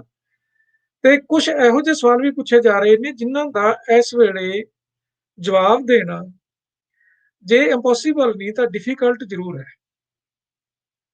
ਮੈਂ ਕੁਝ ਕੁਐਸਚਨ ਸ਼ੇਅਰ ਕਰ ਰਿਹਾ ਤੁਹਾਡੇ ਨਾਲ, ਤਿੰਨ ਚਾਰ। ਪਹਿਲਾ ਕੁਐਸਚਨ ਜਿਹੜਾ ਇੱਕ ਰੇਜ਼ ਕੀਤਾ ਗਿਆ ਹੈ, US ਵੱਲੋਂ ਰੇਜ਼ ਕੀਤੇ ਗਏ ਨੇ, ਜਾਂ UK ਵੱਲੋਂ ਤੇ ਜਾਂ EU ਵੱਲੋਂ। ਪਹਿਲਾ ਕੁਐਸਚਨ ਹੈ, how do the proponents envision that members would return to compliance with their TRIPS obligations after the waiver expires? ਵੀ ਵੇਵਰ ਜਦੋਂ ਐਕਸਪਾਇਰ ਹੋ ਜਾਂਦੀ ਹੈ, ਉਦੋਂ ਦੁਬਾਰਾ ਉਹ ਰੈਗੂਲੇਸ਼ਨਸ ਨੂੰ ਕਿਵੇਂ ਮੰਨਣਗੇ। ਹੁਣ ਪਹਿਲੀ ਗੱਲ ਤਾਂ ਇਹ ਹੈ ਵੀ ਵੇਵਰ ਦੀ ਹਾਲਤ ਅਸੀਂ ਲਾਈਫ ਨਹੀਂ ਡਿਸਕਸ ਕੀਤੀ। ਉਸ ਤੋਂ ਪਹਿਲਾਂ 1 ਸਾਲ ਲਈ ਵੇਵਰ ਹੈ, 2 ਸਾਲ ਲਈ ਵੇਵਰ ਹੈ, ਇਹ ਤਾਂ ਡਿਸਕਸ ਹੀ ਨਹੀਂ ਹੋਇਆਗਾ ਟ੍ਰਿਪਸ ਕਾਉਂਸਲ ਦੇ ਵਿੱਚ। ਤੇ ਜਿਹੜੇ ਕੰਟਰੀ ਕਹਿ ਰਹੇ ਨੇ, ਪ੍ਰੋਪੋਨੈਂਟਸ ਨੇ, ਉਹ ਕੀ ਦੱਸਣਗੇ ਹੁਣ ਇਸ ਵੇਲੇ। ਬਾਕੀ COVID-19 ਹੈ ਜਿਹੜਾ ਹਾਲ ਤੱਕ ਕੰਟੀਨਿਊ ਕਰ ਰਿਹਾ ਹੈ, ਵਰਲਡ ਦੇ ਵਿੱਚੋਂ ਦੂਰ ਹੋਣ ਲਈ ਕਿੰਨਾ ਸਮਾਂ ਲੱਗੂਗਾ, ਇਸ ਤੋਂ ਪਹਿਲਾਂ ਇਹਦਾ ਆਨਸਰ ਦੇਣਾ ਬਹੁਤ ਔਖਾ ਹੈ। ਸੋ ਇਹ ਇੱਕ ਸਵਾਲ ਹੈ ਜਿਹੜਾ, ਜਿਹਨੂੰ ਕਹਿ ਦਿੰਦੇ ਪੰਜਾਬੀ ਦੇ ਵਿੱਚ ਇੱਕ ਐਸਾ ਕਾਲਾ ਮਾਲਾ ਜਿਹੜਾ ਕਰ ਦਿੱਤਾ ਗਿਆ ਹੈਗਾ, ਵੀ ਜਿਹਦਾ ਜਵਾਬ ਦੇਣਾ ਹੀ ਬਹੁਤ ਔਖਾ ਹੈਗਾ। ਉਸ ਦੇ ਉੱਪਰ ਮੀਟਿੰਗ ਐਂਡ ਮੀਟਿੰਗ ਹੋ ਸਕਦੀ ਹੈ, ਤੇ ਬੜੇ ਡਿਪਲੋਮੈਟਿਕਲੀ ਸਵਾਲ ਹੈ ਜਿਹੜਾ ਉਸਨੂੰ ਘੁਮਾਇਆ ਜਾਂਦਾ। ਦੈਨ ਸੈਕੰਡ ਕੁਐਸਚਨ ਕੀ ਹੈ, what effect do the proponents think that waiver will have on innovation related to the products that address the prevention, containment and treatment of COVID-19? ਸੋ ਦੇਖੋ ਹੁਣ ਇਹਦਾ ਸਵਾਲ ਦਾ ਕੀ ਜਵਾਬ ਦੇਣਗੇ, ਵੀ ਕੀ ਟੈਕਨੋਲੋਜੀ ਦੇ ਉੱਪਰ, ਇਨੋਵੇਸ਼ਨ ਦੇ ਉੱਪਰ ਕੀ ਅਸਰ ਹੋਊਗਾ। ਬੜਾ ਔਖਾ ਹੈ ਇਸ ਵੇਲੇ ਇਸ ਗੱਲ ਦਾ ਜਵਾਬ ਦੇਣਾ। ਉਹਨਾਂ ਨੂੰ ਤਾਂ ਇਸ ਗੱਲ ਦੀ ਪ੍ਰੋਬਲਮ ਆਈ ਪਈ ਹੈ ਵੀ ਅਸੀਂ ਆਪਣੀ ਵੈਕਸੀਨ ਹੈ ਜਿਹੜੀ ਕਿਵੇਂ ਦੇਣੀ ਹੈ। ਇਹ ਕਹਿ ਰਹੇ ਨੇ ਵੀ ਆਉਣ ਵਾਲੀਆਂ ਇਨੋਵੇਸ਼ਨ ਦੇ ਉੱਪਰ ਕੀ ਅਸਰ ਪਊਗਾ, ਜਿਹੜੇ ਕੋਵਿਡ ਦੀ ਮੈਨੇਜਮੈਂਟ ਦੀਆਂ ਨੇ, ਜੇ ਟੈਕਨੋਲੋਜੀ ਇਸ ਵੇਲੇ ਸ਼ੇਅਰ ਕੀਤੀ ਜਾਂਦੀ ਹੈ। 5-6 ਸਵਾਲ ਹੋਰ ਵੀ ਨੇ, ਜੇ ਆਪਾਂ ਇਹਨੂੰ ਤੁਸੀਂ ਬਾਅਦ ਦੇ ਵਿੱਚ ਸ਼ੇਅਰ ਕੀਤੇ ਜਾਣਗੇ, ਪੜ੍ਹ ਸਕਦੇ ਹੋ। ਜਾਂ ਇੱਕ ਕੁਐਸਚਨ ਹੈ, what would be the long-term implications for innovators' willingness to participate in the future pandemic response efforts? ਸੋ ਇਹ ਇੱਕ ਡਰਾਵਾ ਵੀ ਦਿੱਤਾ ਜਾ ਰਿਹਾ ਵੀ ਸਾਡੇ ਉੱਪਰ ਜਿਹੜਾ ਇਨੋਵੇਟਰ ਦੇ ਉੱਪਰ ਇੱਕ ਨੈਗੇਟਿਵ ਇਫੈਕਟ ਪਊਗਾ, ਤੇ ਉਸ ਕਰਕੇ ਅਸੀਂ ਜਿਹੜਾ ਇਸ ਨੂੰ ਵੇਵਰ ਨਹੀਂ ਕਰ ਰਹੇ। ਪਰ ਤੁਹਾਨੂੰ ਕੰਪਨੀਆਂ ਨੂੰ ਕੋਈ ਇਹ ਨਹੀਂ ਕਹਿ ਰਿਹਾ ਵੀ ਸਾਰੀਆਂ ਡਰੱਗਸ ਦੇ ਉੱਪਰ, ਸਾਰੀਆਂ ਮੈਡੀਸਨ ਦੇ ਉੱਪਰ ਵੇਵਰ ਕਰ ਦੂ। ਇਹ ਇੱਕ ਬੜੀ ਅਨਪ੍ਰੈਸੀਡੈਂਟਡ ਤੇ ਐਕਸਟਰਾ ਆਰਡੀਨਰੀ ਸਿਚੁਏਸ਼ਨ ਹੈ, ਜਿਹਦੇ ਵਿੱਚ ਕੰਪਨੀਆਂ ਨੂੰ ਇੱਕ ਰਿਕੁਐਸਟ ਕੀਤੀ ਜਾ ਰਹੀ ਹੈ ਵੀ ਤੁਸੀਂ ਆਪਣੀ ਪ੍ਰੋਫਿਟੇਬਿਲਿਟੀ ਨੂੰ ਪਾਸੇ ਰੱਖ ਕੇ, ਜਿਹੜੀ ਤੁਹਾਡੀ ਜਿੰਨਾ ਖਰਚ ਹੋਇਆ ਹੈ ਉਹਨੂੰ WTO ਕਿਸੇ ਨਾ ਕਿਸੇ ਤਰ੍ਹਾਂ ਮੈਕੈਨਿਜ਼ਮ ਦੇ ਰਾਹੀਂ ਕੰਪਨਸੇਟ ਕਰ ਦੇਵੇ। ਤੇ ਉਸ ਤੋਂ ਬਾਅਦ ਦੇ ਵਿੱਚ ਜਿਹੜਾ ਇਸ ਨੂੰ ਇੱਕ ਹਿਊਮਨਟੇਰੀਅਨ ਐਂਗਲ ਤੋਂ ਦੇਖ ਕੇ ਇਹ ਵੇਵਰ ਦੀ ਮੰਗ ਕੀਤੀ ਜਾ ਰਹੀ ਹੈ। ਪਰ ਕੰਪਨੀਆਂ ਨੇ ਜਿਹੜੀਆਂ ਪ੍ਰਾਈਵੇਟ ਫਰਮਸ ਨੇ, ਉਹ ਆਪਣਾ ਬਿਲਕੁਲ ਪ੍ਰੋਫਿਟੇਬਿਲਿਟੀ ਤੋਂ ਬਾਹਰ ਕਿਸੇ ਤਰ੍ਹਾਂ ਵੀ ਨਹੀਂ ਜਾਣਾ ਚਾਹੁੰਦੀਆਂ। ਦੈਨ ਜਿਹੜਾ ਸਵਾਲ ਬੜਾ could the proponents explain how the waiver is a proportionate response to the COVID-19? ਹੁਣ ਇਹ ਬੜਾ ਔਖਾ ਹੈ ਵੀ ਪ੍ਰੋਪੋਰਸ਼ਨੇਟ ਜਿਹੜਾ ਪ੍ਰੋਪੋਰਸ਼ਨੈਲਿਟੀ ਮੈਜ਼ਰ ਕਰਨੀ ਇਸ ਵੇਲੇ ਵਿਦਆਊਟ ਐਨੀ ਡਾਟਾ, ਜਦੋਂ ਸਾਡੇ ਕੋਲ ਡਾਟਾ ਨਹੀਂਗਾ, ਤੇ ਪ੍ਰੋਪੋਰਸ਼ਨੈਲਿਟੀ ਕਿਸ ਤਰ੍ਹਾਂ ਮੈਜ਼ਰ ਕੀਤੀ ਜਾ ਸਕਦੀ ਹੈ, ਬੜੀ ਇੱਕ ਵੱਡੇ। ਸੋ ਇਸ ਤਰ੍ਹਾਂ ਦੇ ਇਹ ਮੈਂ 4-5 ਕੁਐਸਚਨ ਲੈ ਕੇ ਆਇਆ, ਪਰ ਇਸ ਤਰ੍ਹਾਂ ਦੇ ਤਕਰੀਬਨ 100 ਦੇ ਕੁਐਸਚਨ ਹੈ ਨੇ ਜਿਨ੍ਹਾਂ ਦਾ ਜਵਾਬ ਇਸ ਵੇਲੇ ਦੇਣਾ ਪ੍ਰੈਜ਼ੈਂਟ ਸਿਚੁਏਸ਼ਨ ਦੇ ਵਿੱਚ ਇੰਪੋਸੀਬਲ ਲੱਗ ਰਿਹਾ ਹੈਗਾ। ਇੰਪੋਸੀਬਲ ਹੀ ਹੈ, ਡਿਫਿਕਲਟ ਵੀ ਨਹੀਂ, ਇੰਪੋਸੀਬਲ ਹੈਗਾ ਵੀ ਇਸ ਤਰ੍ਹਾਂ ਦਾ ਕੋਈ ਜਵਾਬ ਹੈ ਜਿਹੜਾ ਇਸ ਤਰ੍ਹਾਂ ਦਿੱਤਾ ਜਾ ਸਕੇ। ਸੋ ਇਹ ਇੱਕ ਜਿਹੜੀ ਲੱਗ ਰਹੀ ਹੈ ਵੀ ਇੱਕ ਟਾਈਮ ਬਾਈਂਗ ਜਿਹੜਾ ਹੈਗਾ ਸਿਸਟਮ ਹੈ। ਇੱਕ ਇੰਡੀਆ ਨੇ ਇੱਕ ਬੜੀ ਵਰਲਡ ਟ੍ਰੇਡ ਆਰਗੇਨਾਈਜੇਸ਼ਨ ਦੀ ਨੈਗੋਸ਼ੀਏਸ਼ਨਸ ਦੇ ਵਿੱਚ ਇੱਕ ਬੜਾ ਕਾਊਂਟਰ ਆਰਗੂਮੈਂਟ ਦਿੱਤਾ। ਉਹ ਕਹਿ ਰਹੇ ਨੇ ਵੀ ਜੇ ਅਸੀਂ ਇਹਦੇ ਤੇ ਵੇਵਰ ਦਿੱਤੀ ਗਈ, ਕੰਪਨੀਜ਼ ਨੇ ਖਾਸ ਕਰਕੇ ਇਹ ਪਟੀਸ਼ਨ ਕੀਤੀ ਹੈ ਵੀ ਜੇ ਵੇਵਰ ਦਿੱਤੀ ਗਈ ਤਾਂ ਬਹੁਤ ਸਾਰੇ ਲੋਕ ਹੈ ਜਿਹੜੇ ਉਹ ਵੈਕਸੀਨ ਬਣਾ ਲੈਣਗੇ ਤੇ ਸਾਡੀ ਪ੍ਰੋਫਿਟੇਬਿਲਿਟੀ ਹੈ ਜਿਹੜੀ ਉਹਦੇ ਤੇ ਅਸਰ ਪਊਗਾ। ਦੂਸਰੇ ਪਾਸੇ ਕੰਪਨੀਜ਼ ਇਹ ਵੀ ਕਹਿ ਰਹੀਆਂ ਨੇ, ਕੁਝ ਕੰਪਨੀਜ਼ ਵੀ ਵੇਵਰ ਤਾਂ ਇਸ਼ੂ ਹੀ ਨਹੀਂ, ਇਸ਼ੂ ਕੀ ਹੈ, ਕਪੈਸਿਟੀ ਹੈ। ਕਪੈਸਿਟੀ ਨਹੀਂ ਗੀ ਦੂਜੇ ਕੰਟਰੀਜ਼ ਵੀ ਇਹਨੂੰ ਬਣਾ ਸਕਣਾ, ਅਸੀਂ ਬਣਾ ਸਕਦੇ ਹਾਂ। ਹੁਣ ਦੇਖੋ ਇਹਦੇ ਚ ਕੰਟਰਾਡਿਕਸ਼ਨ ਹੈ, ਇੱਕ ਪਾਸੇ ਤਾਂ ਕਿਹਾ ਜਾ ਰਿਹਾ ਵੀ ਬਹੁਤ ਸਾਰੀਆਂ ਕੰਪਨੀਆਂ ਬਣਾ ਲੈਣਗੀਆਂ, ਲੋਕ ਦੂਜੇ ਦੇਸ਼ਾਂ ਦੀਆਂ ਛੋਟੀਆਂ ਕੰਪਨੀਆਂ ਵੀ ਬਣਾ ਲੈਣਗੀਆਂ, ਪ੍ਰੋਡਕਸ਼ਨ ਬਹੁਤ ਹੋ ਜੂ, ਸਾਡੀ ਪ੍ਰੋਫਿਟੇਬਿਲਿਟੀ ਤੇ ਅਸਰ ਪਊਗਾ। ਦੂਸਰੇ ਪਾਸੇ ਆਰਗੂਮੈਂਟ ਇਹ ਲਿਆ ਜਾ ਰਿਹਾ ਵੀ ਇਹ ਟੈਕਨੋਲੋਜੀਕਲੀ ਇੰਨਾ ਔਖਾ ਕੰਮ ਹੈ ਵੀ ਹੋਰ ਕੋਈ ਕੰਪਨੀ ਇਸ ਨੂੰ ਕਰ ਹੀ ਨਹੀਂ ਸਕਦੀ। ਸੋ ਇੰਡੀਆ ਨੇ ਇਹ ਰਿਟਨ ਆਰਗੂਮੈਂਟ ਹੈ ਇਹ ਜਿਹੜਾ ਦਿੱਤਾ। The delegations that oppose the waiver have argued, on the one hand, that the waiver, if granted, will not result in augmenting the manufacturing capacity. And on the other hand, they argue that waiver will impact the commercial interests of the existing IPR holders, as a lot of manufacturing could come into play without agreement with the IPR holders. So ਇਹ argument ਸੀ ਜਿਹੜਾ ਇੱਕ ਬੜਾ ਜਿਹਨੇ ਬੜੀ ਜਿਹਨੂੰ ਕਹਿੰਦੇ ਨੇ ਕਟਵਾ ਆਰਗੂਮੈਂਟ ਸੀਗਾ ਜਿਹੜਾ ਜਿਹਦਾ ਕੋਈ ਜਵਾਬ ਨਹੀਂ ਸੀ, ਪਰ ਇਸ ਨੂੰ ਵੀ ਫਿਰ ਬਾਅਦ ਦੇ ਵਿੱਚ ਕੋਈ ਬਹੁਤਾ ਇਹਦੇ ਤੇ ਗੌਰ ਨਹੀਂ ਫਰਮਾਈ ਗਈ। ਸੋ ਇੱਕ ਆਲਟਰਨੇਟਿਵ ਜਿਹੜਾ ਗਵਰਨਮੈਂਟਸ ਵੱਲੋਂ ਵੀ ਤੇ ਕੰਪਨੀਜ਼ ਵੱਲੋਂ ਵੀ ਦਿੱਤਾ ਜਾ ਰਿਹਾ ਉਹ ਇਹ ਹੈ ਵੀ ਇੱਕ ਕੋਵੈਕਸ ਗਲੋਬਲ ਐਕਸੈਸ ਅਲਾਇੰਸ ਹੈ, ਕੋਵੈਕਸ ਕਹਿੰਦੇ ਨੇ। ਕੋਵੈਕਸ ਕੀ ਹੈ? ਕੋਵੈਕਸ ਨੇ ਸਾਰੀਆਂ ਕੰਪਨੀਜ਼ ਤੋਂ ਫ੍ਰੀ ਆਫ ਕਾਸਟ ਜਾਂ ਲੋ ਕਾਸਟ ਦੇ ਉੱਪਰ ਵੈਕਸੀਨ ਲੈ ਕੇ ਜਿਹੜੇ ਅੰਡਰ ਪ੍ਰਿਵਿਲੇਜ ਨੇ, ਜਿੱਥੇ ਗਰੀਬ ਲੋਕ ਨੇ ਜਿਹੜੇ ਦੇਸ਼ਾਂ ਦੇ ਵਿੱਚ, ਉੱਥੇ ਵੈਕਸੀਨ ਫ੍ਰੀ ਦੇਣੀ ਹੁੰਦੀ ਹੈ। ਇਸ ਵੇਲੇ ਜਿਹੜਾ ਕੋਵਿਡ ਵੈਕਸੀਨ ਦਾ ਟਾਰਗੇਟ ਹੈ ਉਹ 2 ਬਿਲੀਅਨ ਡੋਜ਼ਸ ਦਾ ਹੈ ਕੋਵੈਕਸ ਦਾ, ਪਰ ਹਾਲ ਤੱਕ ਕੋਵੈਕਸ ਕੋਲ ਕੁਝ ਵੀ ਨਹੀਂ ਗਿਆ ਜਾਂ ਬਹੁਤ ਹੀ ਥੋੜੀ ਜਿਹੜੀ ਗਈ ਹੈ, ਉਸਦੇ ਅੰਕੜੇ ਅਵੇਲੇਬਲ ਨਹੀਂ ਹੈ। ਅੱਜ ਮੈਂ ਦੇਖਣ ਦੀ ਕੋਸ਼ਿਸ਼ ਕੀਤੀ ਸੀ, ਪਰ ਕੋਵੈਕਸ ਅਲਾਇੰਸ ਦਾ ਇੱਕ ਨਾਨ ਐਂਟੀਟੀ ਹੈ, ਇਸ ਵੇਲੇ ਐਗਜ਼ਿਸਟ ਕਰਦਾ ਹੈ ਕਾਗਜ਼ਾਂ ਦੇ ਵਿੱਚ, ਪਰ ਉਹ ਕੋਈ ਬਹੁਤਾ ਵੱਡਾ ਕੰਮ ਨਹੀਂ ਕਰ ਰਿਹਾ। ਸੋ 2 ਬਿਲੀਅਨ ਜਿਹੜੀਆਂ ਡੋਜ਼ਸ ਸੀ ਜਿਹੜੀਆਂ ਇਹਨਾਂ ਨੇ, ਜਿਹੜੀਆਂ ਤਕਰੀਬਨ 100 ਬਿਲੀਅਨ ਲੋਕਾਂ ਦੇ ਲੱਗ ਸਕਦੀਆਂ, ਸੌਰੀ 1 ਬਿਲੀਅਨ ਲੋਕਾਂ ਦੇ ਲੱਗ ਸਕਦੀਆਂ ਸੀਗੀਆਂ, ਕਿਉਂਕਿ ਡਬਲ ਡੋਜ਼ ਹੈ ਬਹੁਤੀਆਂ ਦੇ ਵਿੱਚ। ਸੋ ਉਹ 200 ਕੰਟਰੀਜ਼ ਦੇ ਵਿੱਚ ਦੇਣਾ ਸੀ ਤੇ ਇਹ ਬਿਲਕੁਲ ਇਨਸਫੀਸ਼ੀਐਂਟ ਹੋਊਗਾ।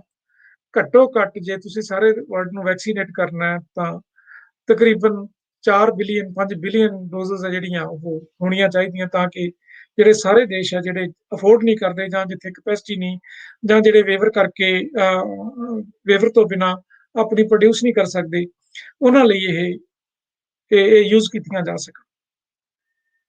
ਸੋ ਪ੍ਰੈਜ਼ੈਂਟ ਸਟੇਟਸ ਕੀ ਹੈ ਨੈਗੋਸ਼ੀਏਸ਼ਨਸ ਦਾ? ਉਹ ਇਹ ਹੈ ਵੀ ਜਦੋਂ ਪ੍ਰੈਜ਼ੀਡੈਂਟ ਜੋ ਬਾਈਡਨ ਨੇ ਕਿਹਾ ਵੀ ਅਸੀਂ ਸਪੋਰਟ ਕਰਾਂਗੇ, ਤਾਂ ਇਮੀਡੀਏਟਲੀ ਜਿਹੜਾ ਜਰਮਨੀ ਹੈ ਜਿੱਥੇ ਕਿ ਫਾਈਜ਼ਰ ਦਾ ਹੋਮ ਹੈ, ਉਹਨਾਂ ਨੇ ਇਮੀਡੀਏਟਲੀ ਕਿਹਾ ਵੀ ਅਸੀਂ ਵੇਵਰ ਪ੍ਰਪੋਜ਼ਲ ਰਿਜੈਕਟ ਕਰਦੇ ਹਾਂ। ਨਾਲ ਉਹਨਾਂ ਨੇ ਕਿਹਾ ਵੀ ਇਹ ਕਾਰਨ ਹੋਰ ਨੇ ਜਿਸ ਕਰਕੇ ਹੁੰਦਾ ਨੇ। ਅਮਰੀਕਾ ਦੇ ਵਿੱਚ ਵੀ ਜਦੋਂ ਕਿਹਾ ਤਾਂ ਕੰਪਨੀਜ਼ ਨੂੰ ਇਹ ਲੱਗਿਆ ਵੀ ਪ੍ਰੈਜ਼ੀਡੈਂਟ ਨੂੰ ਵਾਪਸ ਆਉਣਾ ਤਾਂ ਆਪਣੇ ਜ਼ਬਾਨ ਤੋਂ ਔਖਾ ਹੈ, ਪਰ ਉਹਨਾਂ ਨੇ ਕੀ ਕੀਤਾ, ਜਿਹੜਾ ਨੈਰੋਲੀ ਟਾਰਗੇਟਡ ਐਜ਼ ਪੋਸੀਬਲ, ਉਹ ਕਹਿੰਦੇ ਵੀ ਘੱਟ ਤੋਂ ਘੱਟ ਕੀਤਾ ਜਾਵੇ, ਇਸ ਤਰ੍ਹਾਂ ਕੀਤਾ ਜਾਵੇ ਤਾਂ ਕਿ ਜਿਹੜੀ ਕੋਵਿਡ ਵੈਕਸੀਨ ਦਾ ਜਿਹੜਾ ਮੈਨੂਫੈਕਚਰਿੰਗ ਹੈ ਦੇਸ਼ ਇਹਨਾਂ ਕੰਪਨੀ ਤੋਂ ਬਾਹਰ ਜਾ ਕੇ ਉਹ ਬਹੁਤ ਨੈਰੋ ਸਕੋਪ ਹੋਵੇ ਤੇ ਬਹੁਤ ਥੋੜੀ ਵੈਕਸੀਨ ਹੈ ਜਿਹੜੀ ਪ੍ਰੋਡਿਊਸ ਕੀਤੀ ਜਾ ਸਕੇ, ਤਾਂ ਕਿ ਜਿਹੜੀ ਇਹਨਾਂ ਦੀ ਓਲੀਗੋਪੋਲਿਸਟਿਕ ਮਾਰਕੀਟ ਹੈ ਇਹ ਬਣੀ ਰਹੇ। ਸੋ ਕੁਛ ਰਿਪਬਲਿਕਨ ਜਿਹੜੇ ਲਾ ਮੇਕਰਸ ਨੇ ਅਮਰੀਕਾ ਦੇ, ਉਹਨਾਂ ਨੇ ਇਹ ਵੀ ਕਿਹਾ ਵੀ ਜੇ ਅਸੀਂ ਇਹ ਵੇਵਰ ਦੇਤਾ ਤਾਂ ਚਾਈਨਾ ਹੀ ਲੈ ਜਾਊਗਾ ਸਾਰੀ ਟੈਕਨੋਲੋਜੀ, ਤੇ ਸਾਨੂੰ ਚਾਈਨਾ ਦੇ, ਕਿਉਂਕਿ ਚਾਈਨਾ ਇੱਕ ਬੜਾ ਯੂਐਸ ਦੇ ਵਿੱਚ ਇੱਕ ਆਮ ਪਬਲਿਕ ਨੂੰ ਇਹ ਕਹਿਣ ਲਈ ਬੜੀ ਹੈ ਵੀ ਚਾਈਨਾ ਲੈ ਜਾਊਗਾ ਤਾਂ ਪਬਲਿਕ ਹੈ ਜਿਹੜੀ ਉਹਦੇ ਅਗੇਂਸਟ ਹੋ ਜਾਂਦੀ ਹੈ। ਸੋ ਇਸ ਕਰਕੇ ਕੁਝ ਲਾ ਮੇਕਰਸ ਨੇ ਜਿਹੜੇ ਉਹਨਾਂ ਨੇ ਇਹ ਵੀ ਸ਼ੁਰੂ ਕੀਤਾ ਹੈਗਾ ਅੰਡਰ ਪ੍ਰੈਸ਼ਰ ਫਰਮ ਦਾ ਮਲਟੀਨੈਸ਼ਨਲ ਕਾਰਪੋਰੇਸ਼ਨਸ, ਵੀ ਤੁਸੀਂ ਇਹ ਕਹੋ ਤੇ ਤਾਂ ਕਿ ਅਮਰੀਕਾ ਦੇ ਵਿੱਚ ਪ੍ਰੈਜ਼ੀਡੈਂਟ ਬਾਈਡਨ ਦੇ ਉੱਪਰ ਇੱਕ ਪ੍ਰੈਸ਼ਰ ਬਣਿਆ ਰਹੇ ਤਾਂ ਕਿ ਉਹ ਹੋਲ ਹਾਰਟਡਲੀ ਇਸ ਨੂੰ ਸਪੋਰਟ ਨਾ ਕਰੇ। ਤੇ ਪ੍ਰੋਸੀਜਰਲ ਇਸ਼ੂ ਵੀ ਹੈ ਇਹਦੇ ਵਿੱਚ। ਪ੍ਰੋਸੀਜਰਲ ਇਸ਼ੂ ਇਹ ਹੈ ਵੀ ਨਾਰਮਲ ਟਾਈਮਸ ਦੇ ਵਿੱਚ WTO ਕੀ ਹੈ, ਉਹ ਕੰਸੈਂਸਸ ਨਾਲ ਚੱਲਦੇ ਨੇ, ਆਮ ਸਹਿਮਤੀ ਨਾਲ ਫੈਸਲੇ ਲਏ ਜਾਂਦੇ ਨੇ। ਪਰ ਤੁਹਾਨੂੰ ਪਤਾ ਵੀ ਆਮ ਸਹਿਮਤੀ ਬਣਾਉਣਾ ਕਿੰਨਾ ਔਖਾ ਕੰਮ ਹੈ ਤੇ ਕਿੰਨਾ ਲੰਬਾ ਕੰਮ ਹੈ। ਸੋ ਆਮ ਸਹਿਮਤੀ ਦੇ ਨਾਂ ਤੇ ਇੱਕ ਟਾਈਮ ਬਾਈਂਗ ਦਾ ਪ੍ਰੋਸੈਸ ਚੱਲ ਰਿਹਾ ਹੈ। ਇੱਕ ਤਾਂ ਇਹ ਬਹੁਤ ਵੱਡਾ ਇਸ਼ੂ ਹੈ ਵੀ ਹਰ ਵਾਰੀ ਕਿਹਾ ਜਾਂਦਾ ਨਹੀਂ ਆਪਾਂ ਬਾਅਦ ਦੇ ਵਿੱਚ VOTING ਕਰਾਵਾਂਗੇ, ਪਹਿਲਾਂ ਆਮ ਸਹਿਮਤੀ ਬਣਾ ਲਈਏ, ਕੰਸੈਂਸਸ ਡਿਵੈਲਪ ਕਰ ਲਈਏ। ਕੰਸੈਂਸਸ ਦੇ ਅੰਡਰ ਇੱਕ ਟਾਈਮ ਬੜਾ ਵੱਡਾ ਬਾਈ ਕੀਤਾ ਜਾ ਰਿਹਾ। ਦੇਖੋ ਕਿੰਨਾ ਅਕਤੂਬਰ ਤੋਂ ਸ਼ੁਰੂ ਹੋਇਆ ਹੋਇਆ ਕੰਮ ਹਾਲ ਤੱਕ ਚੱਲ ਰਿਹਾ। ਪੈਂਡੇਮਿਕ ਨਾਲ ਲੱਖਾਂ ਡੈਥਸ ਹੋ ਰਹੀਆਂ ਨੇ, ਬਹੁਤ ਸਾਰੇ ਦੇਸ਼ਾਂ ਦੇ ਵਿੱਚ ਬੜੀ ਵੱਡੀ ਪ੍ਰੋਬਲਮ ਆ ਰਹੀ ਹੈ। ਪਰ ਜਿਹੜੀ ਮੀਟਿੰਗ ਹੈ ਉਹ 2 ਮਹੀਨਿਆਂ ਦੇ ਗੈਪ ਦੇ ਨਾਲ ਰੱਖੀ ਜਾ ਰਹੀ ਹੈ, ਤਕਰੀਬਨ 2 ਮਹੀਨਿਆਂ ਦੇ ਗੈਪ ਨਾਲ ਜਿਹੜੀ ਅਗਲੀ ਮੀਟਿੰਗ ਹੈ। ਇਸ ਤੋਂ ਅੱਗੇ ਕੀ ਹੋਣਾ, ਇੱਕ ਸਟੈਪ ਹੋਰ ਹੈ ਜਿਹਨੂੰ ਟੈਕਸਟ ਬੇਸਡ ਨੈਗੋਸ਼ੀਏਸ਼ਨਸ ਕਹਿੰਦੇ ਨੇ। ਉਹ ਨੈਕਸਟ ਸਟੈਪ ਹੈ ਜਿਹਦੇ ਵਿੱਚ ਵਰਡ ਬਾਈ ਵਰਡ ਜਿਹੜਾ ਐਗਰੀਮੈਂਟ ਜੇ ਹੁੰਦਾ ਵੀ ਹੈ IPR ਵੇਵਰ ਦਾ, ਤਾਂ word by word text develop ਕੀਤੀ ਜਾਊਗੀ, ਜਿਹਦੀਆਂ ਕਈ ਮੀਟਿੰਗਸ ਹੁੰਦੀਆਂ ਨੇ ਔਰ ਉਸ ਨੂੰ ਜਿਹੜੇ ਟ੍ਰੇਡ ਰਿਪਰੈਜ਼ੈਂਟੇਟਿਵਸ ਨੇ ਉਹ ਡਿਵੈਲਪ ਕਰਦੇ ਨੇ। ਪਰ ਕਈ ਵਾਰੀ ਕੀ ਹੋਇਆ, ਜਿਹੜਾ ਪੁਰਾਣਾ ਐਕਸਪੀਰੀਅੰਸ ਇਹ ਦੱਸਦਾ ਹੈ, ਉਹਦੇ ਵਿੱਚ ਕਈ ਗੈਪਸ ਰੱਖੇ ਜਾਂਦੇ ਨੇ ਤਾਂ ਕਿ ਜਿਹੜੀਆਂ ਗਵਰਨਮੈਂਟ ਨਾਲ ਕੰਸਲਟੇਸ਼ਨ ਕਰਕੇ ਆਪਣੀ ਨਾਲ ਉਹਨਾਂ ਦੀ ਵਰਡਿੰਗ ਹੈ ਜਿਹੜੀ ਫਰੇਮ ਕੀਤੀ ਜਾ ਸਕੇ। ਸੋ ਇਹ ਲੱਗਦਾ ਵੀ ਬਹੁਤ ਵੱਡਾ ਇਹ ਹਾਲਤ ਇਹਦੇ ਵਿੱਚ ਹੋਰ ਟਾਈਮ ਲੱਗ ਜਾਣਾ ਹੈ। ਹਾਂ, ਜੇ VOTING ਹੋ ਜਾਂਦੀ ਹੈ ਉੱਥੇ 1 ਕੰਟਰੀ 1 ਵੋਟ ਦਾ ਸਿਸਟਮ ਹੈ ਜਿਹਦੇ ਵਿੱਚ ਇਹਦੇ ਪਾਸ ਹੁੰਦੀ ਹੈ, ਪਰ ਮੈਨੂੰ ਨਹੀਂ ਲੱਗ ਰਿਹਾ ਵੀ ਇਹ ਜਨਰਲ ਕੌਂਸਲ ਦੇ ਵਿੱਚ ਬਹੁਤ ਛੇਤੀ ਪਹੁੰਚ ਜਾਏਗਾ। ਸੋ ਜਿਹੜੇ ਟ੍ਰੇਡ ਐਕਸਪਰਟਸ ਨੇ ਜਿਹੜੇ ਉਹ ਰੀਅਲਿਸਟਿਕ ਟਾਈਮ ਫਰੇਮ ਕੀ ਉਹਦਾ ਵਰਕਆਊਟ ਕਰ ਰਹੇ ਨੇ, ਉਹ ਕਹਿੰਦੇ ਨੇ ਵੀ ਬੜਾ ਲੰਬਾ ਸਮਾਂ ਇਹਦੇ ਵਿੱਚ ਲੱਗ ਜਾਣਾ ਹੈ। ਇੱਕ ਤਾਂ ਇਹ ਹੈ ਵੀ ਇਹ ਪ੍ਰਪੋਜ਼ਲ ਹੈ ਜਿਹੜੀ ਕੱਲੀ ਵੈਕਸੀਨ ਦੇ ਉੱਪਰ ਜਿਹੜੀ ਵੇਵਰ ਦੀ ਹੈ ਦੁਬਾਰਾ ਸਬਮਿਟ ਕਰਨੀ ਪੈਣੀ ਹੈ, ਕਿਉਂਕਿ ਜਿਹੜੀ ਪਹਿਲੀ ਪ੍ਰਪੋਜ਼ਲ ਹੈ ਉਹ ਬੜੀ ਵਾਈਡਰ ਹੈ, ਬਹੁਤ ਲੰਬੀ ਚੌੜੀ ਹੈ, ਜਿਹਦੇ ਵਿੱਚ ਬਾਕੀ ਪ੍ਰੋਡਕਟਸ ਵੀ ਨਾਲ ਲਏ ਹੋਏ ਨੇ। ਹੁਣ ਪ੍ਰਪੋਜ਼ਲ ਹੈ ਜਿਹੜੀ ਸਿਰਫ ਵੈਕਸੀਨ ਦੇ ਉੱਪਰ IPR ਵੇਵਰ ਦੀ ਰੱਖਣੀ ਪੈਣੀ ਹੈ। ਸੋ IPR ਵੇਵਰ ਦੀ ਪ੍ਰਪੋਜ਼ਲ ਦੁਬਾਰਾ ਸਬਮਿਟ ਕਰਨੀ ਪੈਣੀ ਹੈ, ਫਿਰ ਉਹ ਤੇ ਨੈਗੋਸ਼ੀਏਸ਼ਨਸ ਹੋਣੀਆਂ ਨੇ। ਤੇ ਜਿਹੜਾ ਇੱਕ ਟ੍ਰੇਡ ਰਿਪਰੈਜ਼ੈਂਟੇਟਿਵ ਸੀ ਜਿਹੜੇ WTO ਦੇ ਵਿੱਚ ਅਮਰੀਕਾ ਦੇ ਪੁਰਾਣੇ ਬੜੇ ਐਕਸਪੀਰੀਅੰਸ ਨੇ ਜਿਹੜੇ ਇਹਨਾਂ ਕੰਮਾਂ ਦੇ ਵਿੱਚ, ਉਹਨਾਂ ਨੇ ਕਿਹਾ ਵੀ ਨਵੰਬਰ 30 ਤੋਂ ਦਸੰਬਰ 3 ਤੱਕ ਜਿਹੜੀ ਮਿਨਿਸਟਰੀਅਲ ਕਾਨਫਰੰਸ ਹੋਣੀ ਹੈ, ਉਸ ਤੋਂ ਪਹਿਲਾਂ ਸੰਭਾਵਨਾ ਨਹੀਂ ਵੀ ਇਹਦੇ ਉੱਪਰ ਕੋਈ ਐਕਸ਼ਨ ਹੋ ਸਕੇ। ਹੋ ਸਕਦਾ ਜੇ IPR ਵੇਵਰ ਹੋਣੇ ਹੈ ਤਾਂ ਉਸ ਸਮੇਂ ਤੱਕ ਜਾ ਕੇ ਨਵੰਬਰ 30 ਦੇ ਵਿੱਚ ਜਾ ਕੇ ਹੋਣ, ਤੇ ਉਸ ਤੋਂ ਬਾਅਦ ਦੇ ਵਿੱਚ ਫਿਰ ਪ੍ਰੋਟੋਕੋਲਸ ਡਿਵੈਲਪ ਹੋਣਗੇ, ਲੌਜਿਸਟਿਕਸ ਡਿਵੈਲਪ ਹੋਣਗੇ, ਟੈਕਨੋਲੋਜੀ ਟ੍ਰਾਂਸਫਰ ਇਸ਼ੂਜ਼ ਹੋਣਗੇ, ਫਿਰ ਬਹੁਤ ਲੰਬਾ ਸਮਾਂ ਉਹਦੇ ਵਿੱਚ ਉਸ ਤੋਂ ਬਾਅਦ ਦੇ ਵਿੱਚ ਵੀ ਚਾਹੀਦਾ। ਪਰ ਸਭ ਤੋਂ ਵੱਡਾ ਡਿੱਕਾ ਇਸ ਵੇਲੇ ਜਿਹੜਾ WTO ਬਣਿਆ ਹੋਇਆ ਹੈਗਾ, WTO ਦੇ ਵਿੱਚ ਇਸ ਦੇ ਉੱਪਰ ਜਿਹੜੀ ਪ੍ਰੋਸੈਸ ਹੈ ਉਹਨੂੰ ਫਾਸਟਨ ਨਹੀਂ ਕੀਤਾ ਜਾ ਰਿਹਾ, ਪ੍ਰੋਸੈਸ ਹੈ ਜਿਹੜਾ ਬਹੁਤ ਸਲੋ ਚੱਲ ਰਿਹਾ ਹੈ। ਸੋ ਕੌਣ ਸਫਰ ਕਰ ਰਿਹਾ ਇਹਦੇ ਵਿੱਚੋਂ ਸਫਰ ਤਾਂ ਆਮ ਲੋਕ ਕਰ ਰਹੇ ਨੇ। ਜਿਹੜਾ ਕਿਹਾ ਜਾਂਦਾ ਵੀ COVID-19 anywhere is a threat everywhere. So ਇਸ ਨੂੰ ਬਹੁਤੀ ਗੰਭੀਰਤਾ ਨਾਲ ਇਸ ਵੇਲੇ ਨਹੀਂ ਲਿਆ ਜਾ ਰਿਹਾ ਹੈਗਾ। ਡਿਵੈਲਪਡ ਕੰਟਰੀਜ਼ ਨੂੰ ਇੱਕ ਬੜਾ ਹੋਇਆ ਵੀ ਸਾਡੇ ਕੋਲ ਤਾਂ ਵੈਕਸੀਨ ਹੈ, ਅਸੀਂ ਸਮਹਾਉ ਔਰ ਦੀ ਅਦਰ ਸਾਡੀਆਂ ਕੰਪਨੀਜ਼ ਨੇ, ਨਹੀਂ ਵੀ ਕੰਪਨੀਜ਼ ਤਾਂ ਅਸੀਂ ਇਹਨਾਂ ਤੋਂ ਮੈਡੀਸਨ ਲੈ ਸਕਦੇ ਹਾਂ, ਸਾਡੇ ਲਈ ਕੋਈ ਪ੍ਰੋਬਲਮ ਨਹੀਂ। ਤੇ ਉਹਦੇ ਵਿੱਚ ਕੀ ਹੈ, ਇੱਕ ਐਕਸਕਲੂਜ਼ਨ ਹੈ ਜਿਹੜੀ ਉਹਨਾਂ ਦੇਸ਼ਾਂ ਦੀ ਹੋ ਰਹੀ ਹੈ ਜਿਹੜੇ ਦੇਸ਼ ਹੈ ਜਿਹੜੇ ਇਸ ਨੂੰ ਆਪਣੇ ਆਪ ਬਣਾ ਨਹੀਂ ਸਕਦੇਗੇ। ਸੋ ਹੁਣ ਵੇਲੇ ਕੀ ਚਾਹੀਦਾ ਹੈਗਾ, ਤਾਂ ਪਹਿਲੀ ਗੱਲ ਤਾਂ ਇਹ ਹੈ ਵੀ ਕਾਰਟੇਲਾਈਜ਼ ਜਿਹੜੀ ਓਲੀਗੋਪੋਲਿਸਟਿਕ ਮਾਰਕੀਟ ਹੈ, ਇਹਦੇ ਚੋਂ ਵੇਵਰ ਬਹੁਤ ਜ਼ਰੂਰੀ ਹੈ, ਜਿੰਨੀ ਛੇਤੀ ਹੋ ਸਕੇ ਵੇਵਰ ਹੋਣਾ ਚਾਹੀਦਾ ਹੈ। ਤੇ ਜੈਨਰੋਸਿਟੀ ਆਫ ਸਪਿਰਿਟ ਹੈ ਜਿਹੜੀ ਇਹ ਸ਼ੋ ਕਰਨੀ ਚਾਹੀਦੀ ਹੈ, ਨਾ ਕਿ ਇਹਦੇ ਵਿੱਚ ਪ੍ਰੋਫਿਟੇਬਿਲਿਟੀ ਦਾ ਹੀ ਸਾਰਾ ਕੁਝ ਰੱਖਣਾ ਚਾਹੀਦਾ ਹੈ।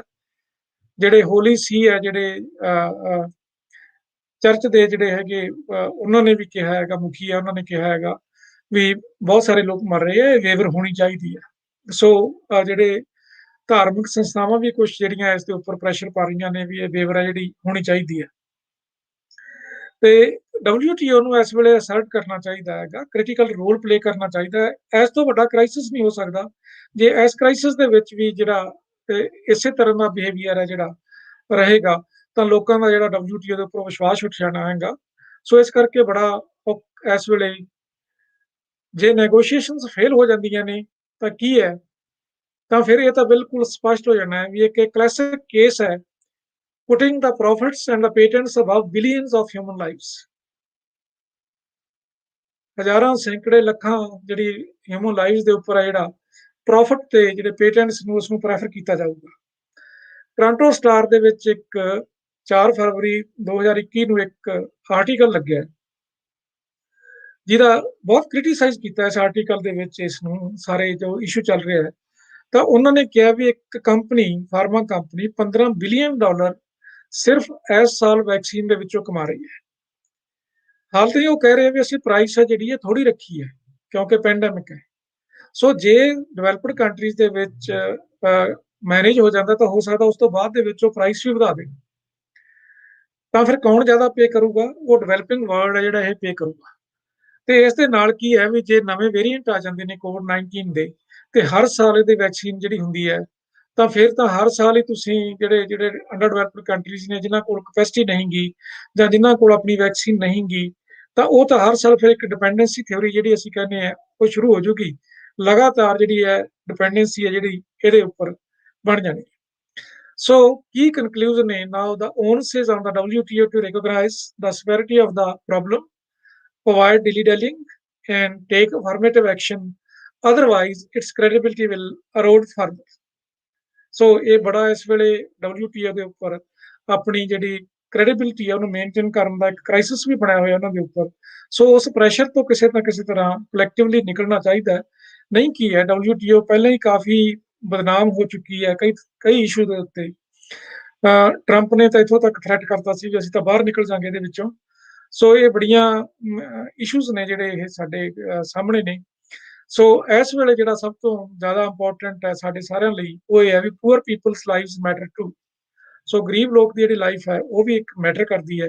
ਸੋ ਇਸ ਵੇਲੇ ਜਿਹੜਾ ਹੈ ਇੱਕ ਬੜਾ ਵੱਡਾ ਕ੍ਰਾਈਸਿਸ ਹੈ ਜਿਹਦੇ ਵਿੱਚ ਵਰਲਡ ਗੁਜ਼ਰ ਰਿਹਾ ਹੈ ਤੇ ਜਿਹਦੇ ਵਿੱਚ ਹਾਲ ਤੱਕ ਜੋ ਲੱਗ ਰਿਹਾ ਹੈ ਉਹਦੇ ਵਿੱਚ ਇਹ ਹੈ ਵੀ ਪ੍ਰੋਫਿਟੇਬਿਲਿਟੀ ਨੂੰ ਤੇ ਆਪਣੀ ਜਿਹੜੀ ਮਾਰਕੀਟ ਪਾਵਰ ਹੈ ਤੇ ਜਿਹੜੀ ਪ੍ਰੋਫਿਟੇਬਿਲਿਟੀ ਤੇ ਮਾਰਕੀਟ ਪਾਵਰ ਦੇ ਜਿਹੜੇ ਡੈਰੀਵੇਟਿਵਸ ਨੇ ਜਿਹੜੇ ਉਹਦੇ ਚ ਵੀ ਬਹੁਤ ਸਾਰੀਆਂ ਚੀਜ਼ਾਂ ਨਿਕਲਦੀਆਂ ਨੇ। ਜੀਓਪੋਲੀਟੀਕਲ ਇੰਟਰਸਟ ਹੈ ਜਿਹੜੇ ਉਹ ਵੀ ਸਰਵ ਕੀਤੇ ਜਾਣਗੇ ਇਹਦੇ ਨਾਲ, ਕਿਹੜੇ ਕੰਟਰੀ ਨੂੰ ਦੇਣੀ ਹੈ ਕਿਹੜੇ ਨੂੰ ਨਹੀਂ ਦੇਣੀਗੀ ਵੈਕਸੀਨ। ਸੋ ਇਹ ਸਾਰੇ ਇੱਕ ਇਸ਼ੂ ਬਹੁਤ ਵੱਡੇ ਬਣੇ ਹੋਏ ਨੇ। ਪਰ ਇਸ ਵੇਲੇ ਜਿਹੜਾ ਸਭ ਤੋਂ ਵੱਡਾ ਹੈ ਇਹ ਜਿਹੜਾ ਟ੍ਰੇਡ ਦਾ ਤੇ ਮੈਂ ਹੈਲਥ ਦਾ ਕਨਫਲਿਕਟ ਕਿਹਾ ਸੀਗਾ, ਹਾਲ ਤੱਕ ਜਿਹੜਾ ਟ੍ਰੇਡ ਹੈ ਉਹਦੀ ਪ੍ਰਾਇੋਰਟੀ ਹੈ ਹੈਲਥ ਦੇ ਉੱਪਰ। ਪਰ ਇਸ ਵੇਲੇ ਜਿਹੜੀ ਲੋੜ ਹੈ ਉਹ ਹੈ ਵੀ ਹੈਲਥ ਦੀ ਪ੍ਰਾਇੋਰਟੀ ਟ੍ਰੇਡ ਦੇ ਉੱਪਰ ਹੋਣੀ ਚਾਹੀਦੀ ਹੈ। ਸੋ ਇਸ ਵੇਲੇ ਇੱਕ ਮੈਗਨਾਨੀਮਿਟੀ ਤੇ ਇੱਕ ਜਿਹੜਾ ਗ੍ਰੇਸ ਸ਼ੋ ਕਰਨ ਦੀ ਲੋੜ ਹੈ ਤਾਂ ਕਿ ਜਿਹੜੀ ਵੈਕਸੀਨ ਹੈ ਜਿਹੜੀ ਸਾਰੇ ਲੋਕਾਂ ਤੱਕ ਪਹੁੰਚ ਸਕੇ ਤੇ ਅਸੀਂ ਜਿਹੜਾ COVID-19 ਦਾ ਕ੍ਰਾਈਸਿਸ ਹੈ ਜਿਹੜਾ ਇਸ ਨੂੰ collectively as a world community solve ਕਰ ਸਕੀਏ। ਤੇ ਇਹਦੇ ਉੱਪਰ ਕਿਸੇ ਕਿਸਮ ਦੀ ਜੋ ਰਾਜਨੀਤੀ ਹੈ ਜਾਂ ਜਿਹੜਾ ਜਿਸ ਤਰ੍ਹਾਂ ਦਾ ਇਕਨੋਮਿਕ ਬੈਨੀਫਿਟਸ ਡਰਾਈਵ ਕਰਨ ਦੀ ਗੱਲ ਹੈ ਜਾਂ ਜੀਓਪੋਲੀਟੀਕਲ ਜਾਂ ਡਿਪਲੋਮੇਸੀ ਜਾਂ ਇਸ ਨੂੰ ਇੱਕ ਹਥਿਆਰ ਬਣਾ ਕੇ ਯੂਜ਼ ਕਰਨ ਦਾ, ਇੰਸਟਰੂਮੈਂਟ ਬਣਾ ਕੇ ਯੂਜ਼ ਕਰਨ ਦਾ, ਇਸ ਤੋਂ ਅਸੀਂ ਕਿਸੇ ਤਰ੍ਹਾਂ ਦੇ ਛੁਟਕਾਰਾ ਪਾ ਸਕਦੇ ਹਾਂ। ਪਰ ਇਸ ਵੇਲੇ ਕ੍ਰਾਈਸਿਸ ਹੈ ਜਿਹੜਾ ਬਹੁਤ ਵੱਡਾ ਹੈ। ਸੋ ਇਸ ਦੇ ਨਾਲ ਹੀ ਜਿਹੜਾ ਮੈਂ ਅੱਜ ਦੀ ਜਿਹੜੀ ਮੇਰੀ ਟਾਕ ਹੈ ਇਹ ਮੈਂ ਸਮਾਪਤ ਕਰਨਾ। So thank you very much for listening, and if you have any question I will try to answer that. Thank you very much. ਜੀ ਬਹੁਤ ਬਹੁਤ ਸ਼ੁਕਰੀਆ ਸਰ, ਔਰ ਬੜਾ ਅੱਛਾ ਸਾਡੇ ਨਾਲ ਬੜੀ ਇਨਫੋਰਮੇਸ਼ਨ ਸਾਨੂੰ ਮਿਲੀ। ਕੋਈ ਸਵਾਲ ਇੱਕ ਦੋ ਮੇਰੇ ਕੋਲ ਜਿਹੜੇ ਨੇ, ਇੱਕ ਤੇ ਕੁਐਸਚਨ ਜਿਹੜਾ ਹੈ ਪ੍ਰੋਫੈਸਰ ਸੋਲ ਸਾਹਿਬ ਦਾ ਹੈ ਵੀ, ਔਰ ਪੁੱਛ ਰਹੇ ਨੇ ਕਿ WTO ਜਿਹੜਾ ਚਾਈਨਾ ਔਰ ਰਸ਼ੀਆ ਨੂੰ ਵੈਕਸੀਨ ਦੇ ਕੰਟੈਕਸਟ ਕਿਸ ਤਰ੍ਹਾਂ ਡੀਲ ਕਰ ਰਿਹਾ, ਉਹਦੇ ਹਵਾਲੇ ਨਾਲ ਵੀ ਤੁਸੀਂ ਦੱਸੋ। ਠੀਕ ਹੈ ਜੀ। ਚਾਈਨਾ ਤੇ ਰਸ਼ੀਆ ਦੇ ਆਪਣੀ ਵੈਕਸੀਨ ਹੈ, ਉਹ ਇਹਨਾਂ ਕੰਟਰੀਜ਼ ਤੋਂ ਇੰਪੋਰਟ ਹੀ ਨਹੀਂ ਕਰ ਰਹੇ। ਰਸ਼ੀਆ ਕੋਲ ਆਪਣੀ ਸਪੁਤਨਿਕ ਹੈ, ਚਾਈਨਾ ਕੋਲ ਇੱਕ ਆਪਣੀ ਹੋਰ ਹੈ। ਪਰ ਚਾਈਨਾ ਦਾ ਕੀ ਹੈ ਇਸ ਵੇਲੇ, ਕੀ ਹੈ ਵਰਲਡ ਦੇ ਵਿੱਚ ਸਾਰੇ ਦੇ ਇਨਪੁਟ ਸਪਲਾਈ ਸਿਰਫ ਚਾਈਨਾ ਹੀ ਕਰ ਰਿਹਾ ਬਹੁਤ ਸਾਰੀ। ਵਰਲਡ ਦੇ ਵਿੱਚ ਜਿਹੜੇ ਲਾਕਡਾਊਨਸ ਕਰਕੇ, ਸ਼ਟਡਾਊਨਸ ਕਰਕੇ ਬਹੁਤ ਸਾਰੀ ਜਿਹੜੀ ਪ੍ਰੋਡਕਸ਼ਨ ਹੈ, ਕਿਉਂਕਿ ਚਾਈਨਾ ਨੇ ਸਭ ਤੋਂ ਪਹਿਲਾਂ ਕੰਟਰੋਲ ਕੀਤਾ ਹੈ ਕੋਵਿਡ-19। ਸੋ ਚਾਈਨਾ ਜਿਹੜਾ ਇਹ ਨੈਗੋਸ਼ੀਏਟ ਕਰਕੇ ਜੇ ਇਹਨੂੰ ਲੋੜ ਪਏਗੀ ਤਾਂ ਵੈਕਸੀਨ ਲੈ ਵੀ ਸਕਦਾ ਹੈ। ਪਰ ਰਸ਼ੀਆ ਨੂੰ ਮੇਰਾ ਖਿਆਲ ਜਿਸ ਤਰ੍ਹਾਂ ਦੀਆਂ ਸੈਂਕਸ਼ਨਸ ਲੱਗੀਆਂ ਨੇ ਰਸ਼ੀਆ ਦੇ ਉੱਪਰ, ਰਸ਼ੀਆ ਨੂੰ ਕਿਸੇ ਨੇ ਵੈਕਸੀਨ ਇਹਨਾਂ ਕੰਟਰੀਜ਼ ਦੇ ਵਿੱਚੋਂ ਨਹੀਂ ਦੇਣੀ। ਹੋ ਸਕਦਾ ਜਰਮਨੀ ਨਾਲ ਥੋੜਾ ਜਿਹਾ ਉਹਦਾ ਥੋੜੀ ਬਹੁਤੀ ਬਣਦੀ ਹੈ ਰਸ਼ੀਆ ਦੀ, ਹੋ ਸਕਦਾ ਜਰਮਨੀ ਤੋਂ ਫਾਈਜ਼ਰ ਦੀ ਕੋਈ ਵੈਕਸੀਨ ਲੈ ਸਕਣ, ਪਰ ਮੈਨੂੰ ਨਹੀਂ ਲੱਗਦਾ ਕਿ ਰਸ਼ੀਆ ਨੂੰ ਇਸ ਚੀਜ਼ ਦੀ ਲੋੜ ਹੈ। ਕਿਉਂਕਿ ਜਿਹੜੀ ਸਪੁਤਨਿਕ ਉਹਦੇ ਬਾਰੇ ਭਾਵੇਂ ਜਿਹੜਾ ਮੀਡੀਆ ਹੈ ਉਹ ਬਹੁਤਾ ਨਹੀਂ ਉਠਾ ਰਿਹਾ, ਪਰ ਆਮ ਜਿਹੜੀ ਉਹਦੇ ਬਾਰੇ ਗੱਲ ਆ ਰਹੀ ਹੈ, ਸਪੁਤਨਿਕ ਬੜੀ ਇਫੈਕਟਿਵ ਵੈਕਸੀਨ ਹੈ। ਤੇ ਚਾਈਨਾ ਕੋਲ ਵੀ ਇਹ ਕਿਹਾ ਜਾ ਰਿਹਾ, ਭਾਵੇਂ ਚਾਈਨਾ ਨੇ ਉਸ ਨੂੰ ਬਹੁਤਾ ਹਵਾ ਨਹੀਂ ਦਿੱਤੀ, ਵੀ ਚਾਈਨਾ ਕੋਲ ਆਪਣੀ ਵੈਕਸੀਨ ਹੈ ਜਿਹੜੀ ਇਫੈਕਟਿਵ ਹੈ, ਪਰ ਚਾਈਨਾ ਜਿਹੜਾ ਦੂਸਰਿਆਂ ਤੋਂ ਵੀ ਲੈ ਸਕਦਾ ਹੈ। ਜੀ ਹਾਂਜੀ। ਸਰ, ਇੱਥੇ ਇੱਕ ਸਵਾਲ ਇਹ ਵੀ ਹੈ ਕਿ ਜਿਹੜਾ WHO ਫੇਵਰਿੰਗ ਵੈਕਸੀਨ ਇੰਟਰਨੈਸ਼ਨਲਿਜ਼ਮ ਕਰ ਰਿਹਾ। WHO ਕਰ ਰਿਹਾ, ਪਰ WHO ਬੜਾ, ਜਿਹਨੂੰ ਪੰਜਾਬੀ ਚ ਕਹਿੰਦੇ ਫੂਕ ਫੂਕ ਕੇ ਪੈਰ ਧਰ ਰਿਹਾ ਹੈਗਾ। ਕਿਉਂਕਿ WHO ਪਹਿਲਾਂ ਹੀ ਬਹੁਤ ਕ੍ਰਿਟਿਸਿਜ਼ਮ ਦੇ ਵਿੱਚ ਆਇਆ ਹੋਇਆ ਹੈਗਾ ਵੀ ਇਸਨੇ ਪੈਂਡੈਮਿਕ ਨੂੰ ਹੈਂਡਲ ਨਹੀਂ ਕੀਤਾਗਾ, ਇਹ ਚਾਈਨਾ ਨਾਲ ਰਲ ਗਿਆ, ਇਹਨੇ ਚਾਈਨਾ ਦੇ ਜਿਹੜੇ ਕੁਛ ਸੀਕ੍ਰੇਟਸ ਸੀ ਜਿਹੜੇ ਸਾਂਝੇ ਨਹੀਂ ਕੀਤੇ ਗਏ। ਸੋ WTO ਹੈ ਜਿਹੜਾ, ਉਸ ਨੂੰ ਪਤਾ ਨਹੀਂ ਇਹ ਬਾਈ ਡਿਜ਼ਾਈਨ ਸੀ ਜਾਂ ਕੀ ਸੀ, WTO ਬਹੁਤਾ ਖੁੱਲ ਕੇ ਨਹੀਂ ਬੋਲ ਰਿਹਾ ਇਹਦੇ ਬਾਰੇ ਦੇ ਵਿੱਚ। ਹਾਂ, ਜਿਹੜੀ ਲਿਪ ਸਰਵਿਸ ਜ਼ਰੂਰ ਦੇ ਰਿਹਾ ਹੈਗਾ ਵੀ ਇਹ ਵੈਕਸੀਨ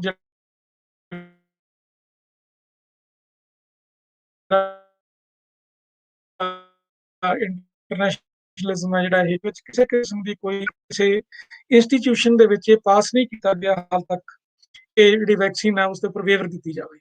WHO ਸਿਰਫ ਕਹਿ ਰਿਹਾ, ਕੋਵੈਕਸ ਅਲਾਇੰਸ ਲਈ ਪ੍ਰੈਸ਼ਰਾਈਜ਼ ਕਰ ਰਿਹਾ ਵੀ ਸਾਨੂੰ 2 ਬਿਲੀਅਨ ਜਿਹੜੀਆਂ ਡੋਜ਼ਸ ਦਿੱਤੀਆਂ ਜਾਣ ਤੇ ਅਸੀਂ ਉਹ ਜਿਹੜੀ ਵਰਲਡ ਦੇ ਵਿੱਚ ਉਸ ਨੂੰ ਡਿਸਟ੍ਰੀਬਿਊਟ ਕਰ ਸਕੀਏ। ਸੋ ਕੋਈ ਇਫੈਕਟਿਵ ਮੈਜਰ WHO ਦੁਆਰਾ ਹਾਲ ਤੱਕ ਨਹੀਂ ਲਿਆ ਗਿਆ। ਸਰ, ਇੱਥੇ ਇੱਕ ਕੁਐਸਚਨ ਸਾਡੇ ਆਮ ਤੌਰ ਤੇ ਜਿਹੜਾ ਕੀਤਾ ਜਾਂਦਾ ਹੈ ਉਹ ਕੈਪੀਟਲਿਜ਼ਮ ਔਰ ਇੱਥੇ ਦੀਆਂ ਜਿਹੜੀਆਂ ਲੈਫਟ ਦੀਆਂ ਆਰਗੇਨਾਈਜੇਸ਼ਨਸ ਨੇ ਉਹ ਬਾਰ-ਬਾਰ ਕਰਦੀਆਂ ਨੇ ਕਿ ਔਰ ਇਸ ਜਿਹੜਾ ਇਸ ਪੈਂਡੈਮਿਕ ਦੇ ਵਿੱਚ ਅਸੀਂ ਅਗਰ ਵੇਖਦੇ ਹਾਂ ਤੇ ਜਿੰਨੀ ਡਿਸਕਸ਼ਨ ਜਿਹੜੀ ਹੈ ਉਹ ਪ੍ਰੋਫਿਟ ਦੇ ਆਲੇ ਦੁਆਲੇ ਘੁੰਮਦੀ ਹੈ।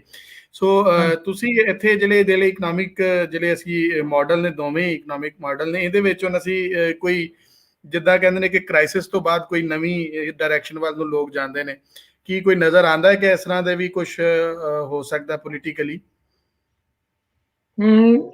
ਬਿਲਕੁਲ, ਮੈਨੂੰ ਹਾਲ ਤਾਈਂ ਖਾਸ ਕਰਕੇ ਮੈਂ ਕੈਨੇਡਾ ਅਮਰੀਕਾ ਦੇ ਵਿੱਚ ਬੈਠਾ ਦੇਖਦਾ ਹਾਂ ਤਾਂ ਮੈਨੂੰ ਬਿਲਕੁਲ ਨਹੀਂ ਦਿਸ ਰਿਹਾ ਕੋਈ ਇਹੋ ਜਿਹੀ ਚੀਜ਼ ਵੀ ਹਾਲ ਤੱਕ ਵੀ ਉਸ ਪਾਸੇ ਵੱਲ ਨੂੰ ਕੋਈ ਵੀ ਕਦਮ ਹੈ। ਰਾਦਰ ਮੈਨੂੰ ਤਾਂ ਇਹ ਲੱਗ ਰਿਹਾ ਹੈਗਾ ਵੀ ਆਉਣ ਵਾਲੇ ਸਮੇਂ ਦੇ ਵਿੱਚ ਜਿੰਨਾ ਸਰਕਾਰਾਂ ਦੇ ਉੱਪਰ ਕਰਜ਼ਾ ਚੜ ਗਿਆ ਹੈ, ਉਹ ਜਿਸ ਤਰ੍ਹਾਂ ਦੇ ਪੈਸੇ ਇੱਥੇ ਵੰਡੇ ਨੇ ਸਰਕਾਰਾਂ ਨੇ, ਆਉਣ ਵਾਲੇ ਸਮੇਂ ਦੇ ਵਿੱਚ ਸਰਕਾਰਾਂ ਦੀ ਕੈਪੈਸਿਟੀ ਬਹੁਤ ਘਟ ਜਾਣੀ ਹੈ ਵੀ ਉਹ ਕਿਸੇ ਕਿਸਮ ਦਾ ਵੀ ਪਬਲਿਕ ਜਿਹੜੀ ਪਾਲਿਸੀ ਦੇ ਉੱਪਰ, ਹੈਲਥ, ਐਜੂਕੇਸ਼ਨ ਜਾਂ ਜਿਹੜੀਆਂ ਪਬਲਿਕ ਸਰਵਿਸਿਜ਼ ਦੇ ਉੱਪਰ ਹੈ, ਇਹਨਾਂ ਨੂੰ ਮੇਨਟੇਨ ਕਰ ਸਕਣ।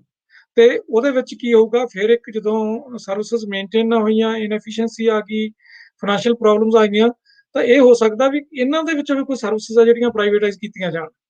ਸੋ ਮੈਨੂੰ ਇਹ ਲੱਗ ਰਿਹਾ ਵੀ ਆਉਣ ਵਾਲੇ ਸਮੇਂ ਦੇ ਵਿੱਚ ਜਿੰਨਾ ਕਰਜ਼ਾ ਚੜਿਆ ਸਰਕਾਰਾਂ ਦੇ ਉੱਪਰ, ਦੇਖੋ ਕੈਨੇਡਾ ਦੀ ਗਵਰਨਮੈਂਟ ਨੇ ਲਾਸਟ ਈਅਰ $500 ਬਿਲੀਅਨ ਹੈ ਜਿਹੜਾ ਉਹ ਖਰਚਾ ਕਰਤਾ ਬਿਜ਼ਨਸ ਨੂੰ ਸਪੋਰਟ ਕਰਨ ਲਈ। ਲੋਕਾਂ ਨੂੰ ਵੀ ਕੁਝ ਸਪੋਰਟ ਕੀਤਾ, ਪਰ ਬਿਜ਼ਨਸ ਨੂੰ ਬਹੁਤ ਵੱਡਾ ਸਪੋਰਟ ਕੀਤਾ ਤੇ $1 ਟ੍ਰਿਲੀਅਨ ਦਾ ਇਹ ਪੈਕੇਜ ਹੋਰ ਜਿਹੜਾ ਹੈਗਾ ਸਟਿਮੂਲਸ ਪੈਕੇਜ ਹੈ ਜਿਹੜਾ ਉਹ ਕਰ ਰਹੇ ਨੇ। ਅਮਰੀਕਾ ਦੇ ਵਿੱਚ $2.2 ਟ੍ਰਿਲੀਅਨ ਦਾ ਸਟਿਮੂਲਸ ਪੈਕੇਜ ਹੈ, $1.5 ਟ੍ਰਿਲੀਅਨ ਉਹ ਪਹਿਲਾਂ ਖਰਚ ਕਰ ਚੁੱਕੇ ਨੇ। ਸੋ ਆਉਣ ਵਾਲੇ ਸਮੇਂ ਦੇ ਵਿੱਚ ਸਰਕਾਰਾਂ ਦੀ ਜਿਹੜੀ ਕੈਪੈਸਿਟੀ ਹੈ ਉਹ ਬਹੁਤ ਘਟ ਜਾਣੀ ਹੈ ਪਬਲਿਕ ਸੈਕਟਰ ਦੇ ਵਿੱਚੋਂ ਸਰਵਿਸਿਜ਼ ਦੇਣ ਦੀ, ਤੇ ਪ੍ਰੈਸ਼ਰ ਪਏਗਾ ਕਿ ਜਿਹੜੀਆਂ ਬਾਕੀ ਸਰਵਿਸਿਜ਼ ਨੂੰ ਵੀ ਪ੍ਰਾਈਵੇਟ ਕੀਤਾ ਜਾਵੇ। ਕੁਝ ਲੋਕ ਇਹ ਵੀ ਕਹਿ ਰਹੇ ਨੇ ਵੀ ਸਰਕਾਰਾਂ ਨੇ ਜਿਹੜਾ ਇੰਨਾ ਖਰਚਾ ਕੀਤਾ ਹੀ ਇਸ ਕੰਮ ਲਈ ਹੈ ਵੀ ਤਾਂ ਕਿ ਇੱਕ ਜਿਹੜੀ ਜਸਟੀਫਿਕੇਸ਼ਨ ਬਣ ਸਕੇ ਪ੍ਰਾਈਵੇਟਾਈਜੇਸ਼ਨ। ਮੈਂ ਤੁਹਾਨੂੰ ਇੱਕ ਜੇ ਉਦਾਹਰਨ ਦੇਵਾਂ ਤਾਂ ਕੈਨੇਡਾ ਦੇ ਵਿੱਚ ਇੱਕ ਸੁਪਰੀਮ ਕੋਰਟ ਦੇ ਵਿੱਚ ਇੱਕ ਕੇਸ ਕੀਤਾ ਗਿਆ ਸੀ ਕੁਝ ਡਾਕਟਰਸ ਵੱਲੋਂ ਹੈਲਥ ਸਰਵਿਸ ਪ੍ਰਾਈਵੇਟ ਕਰਨ ਦਾ, ਤੇ ਉਹ ਕੇਸ ਹੈ ਜਿਹੜਾ 2 ਸਾਲ ਚੱਲਿਆ, ਪਰ ਉਸ ਤੋਂ ਪਿੱਛੋਂ ਸੁਪਰੀਮ ਕੋਰਟ ਨੇ ਰਿਜੈਕਟ ਕਰਤਾ ਉਹ ਕੇਸ। ਜੇ ਕਿਤੇ ਸੁਪਰੀਮ ਕੋਰਟ ਦੇ ਵਿੱਚ ਉਹ ਕੇਸ ਪਾਸ ਹੋ ਜਾਂਦਾ ਤਾਂ ਜਿਹੜਾ ਕੈਨੇਡਾ ਦਾ ਨੈਸ਼ਨਲ ਹੈਲਥ ਸਿਸਟਮ ਹੈ ਇਹ ਵੀ ਕਰੰਬਲ ਕਰ ਜਾਣਾ ਸੀਗਾ। ਸੋ ਪਰ ਜੇ ਸਰਵਿਸਿਜ਼, ਕਿਉਂਕਿ ਕੈਨੇਡਾ ਦੀ ਹਾਲਤ ਦੀ ਸਰਵਿਸਿਜ਼ ਕਾਫੀ ਅੱਛੀਆਂ ਨੇ, NHS ਦੀਆਂ ਨੈਸ਼ਨਲ ਹੈਲਥ ਸਰਵਿਸ ਹੈ ਜਿਹੜੀ ਬਹੁਤ ਅੱਛੀ ਚੱਲ ਰਹੀ ਹੈ। ਕੁਝ ਪ੍ਰੋਬਲਮ ਜ਼ਰੂਰ ਨੇ, ਪਰ ਜੇ ਨੈਸ਼ਨਲ ਹੈਲਥ ਸਰਵਿਸ ਇੱਥੇ ਫੇਲ ਹੁੰਦੀ ਹੈ ਤਾਂ ਫਿਰ ਆਲਟਰਨੇਟਿਵ ਕੀ ਹੈ? ਪ੍ਰਾਈਵੇਟ ਹੈ।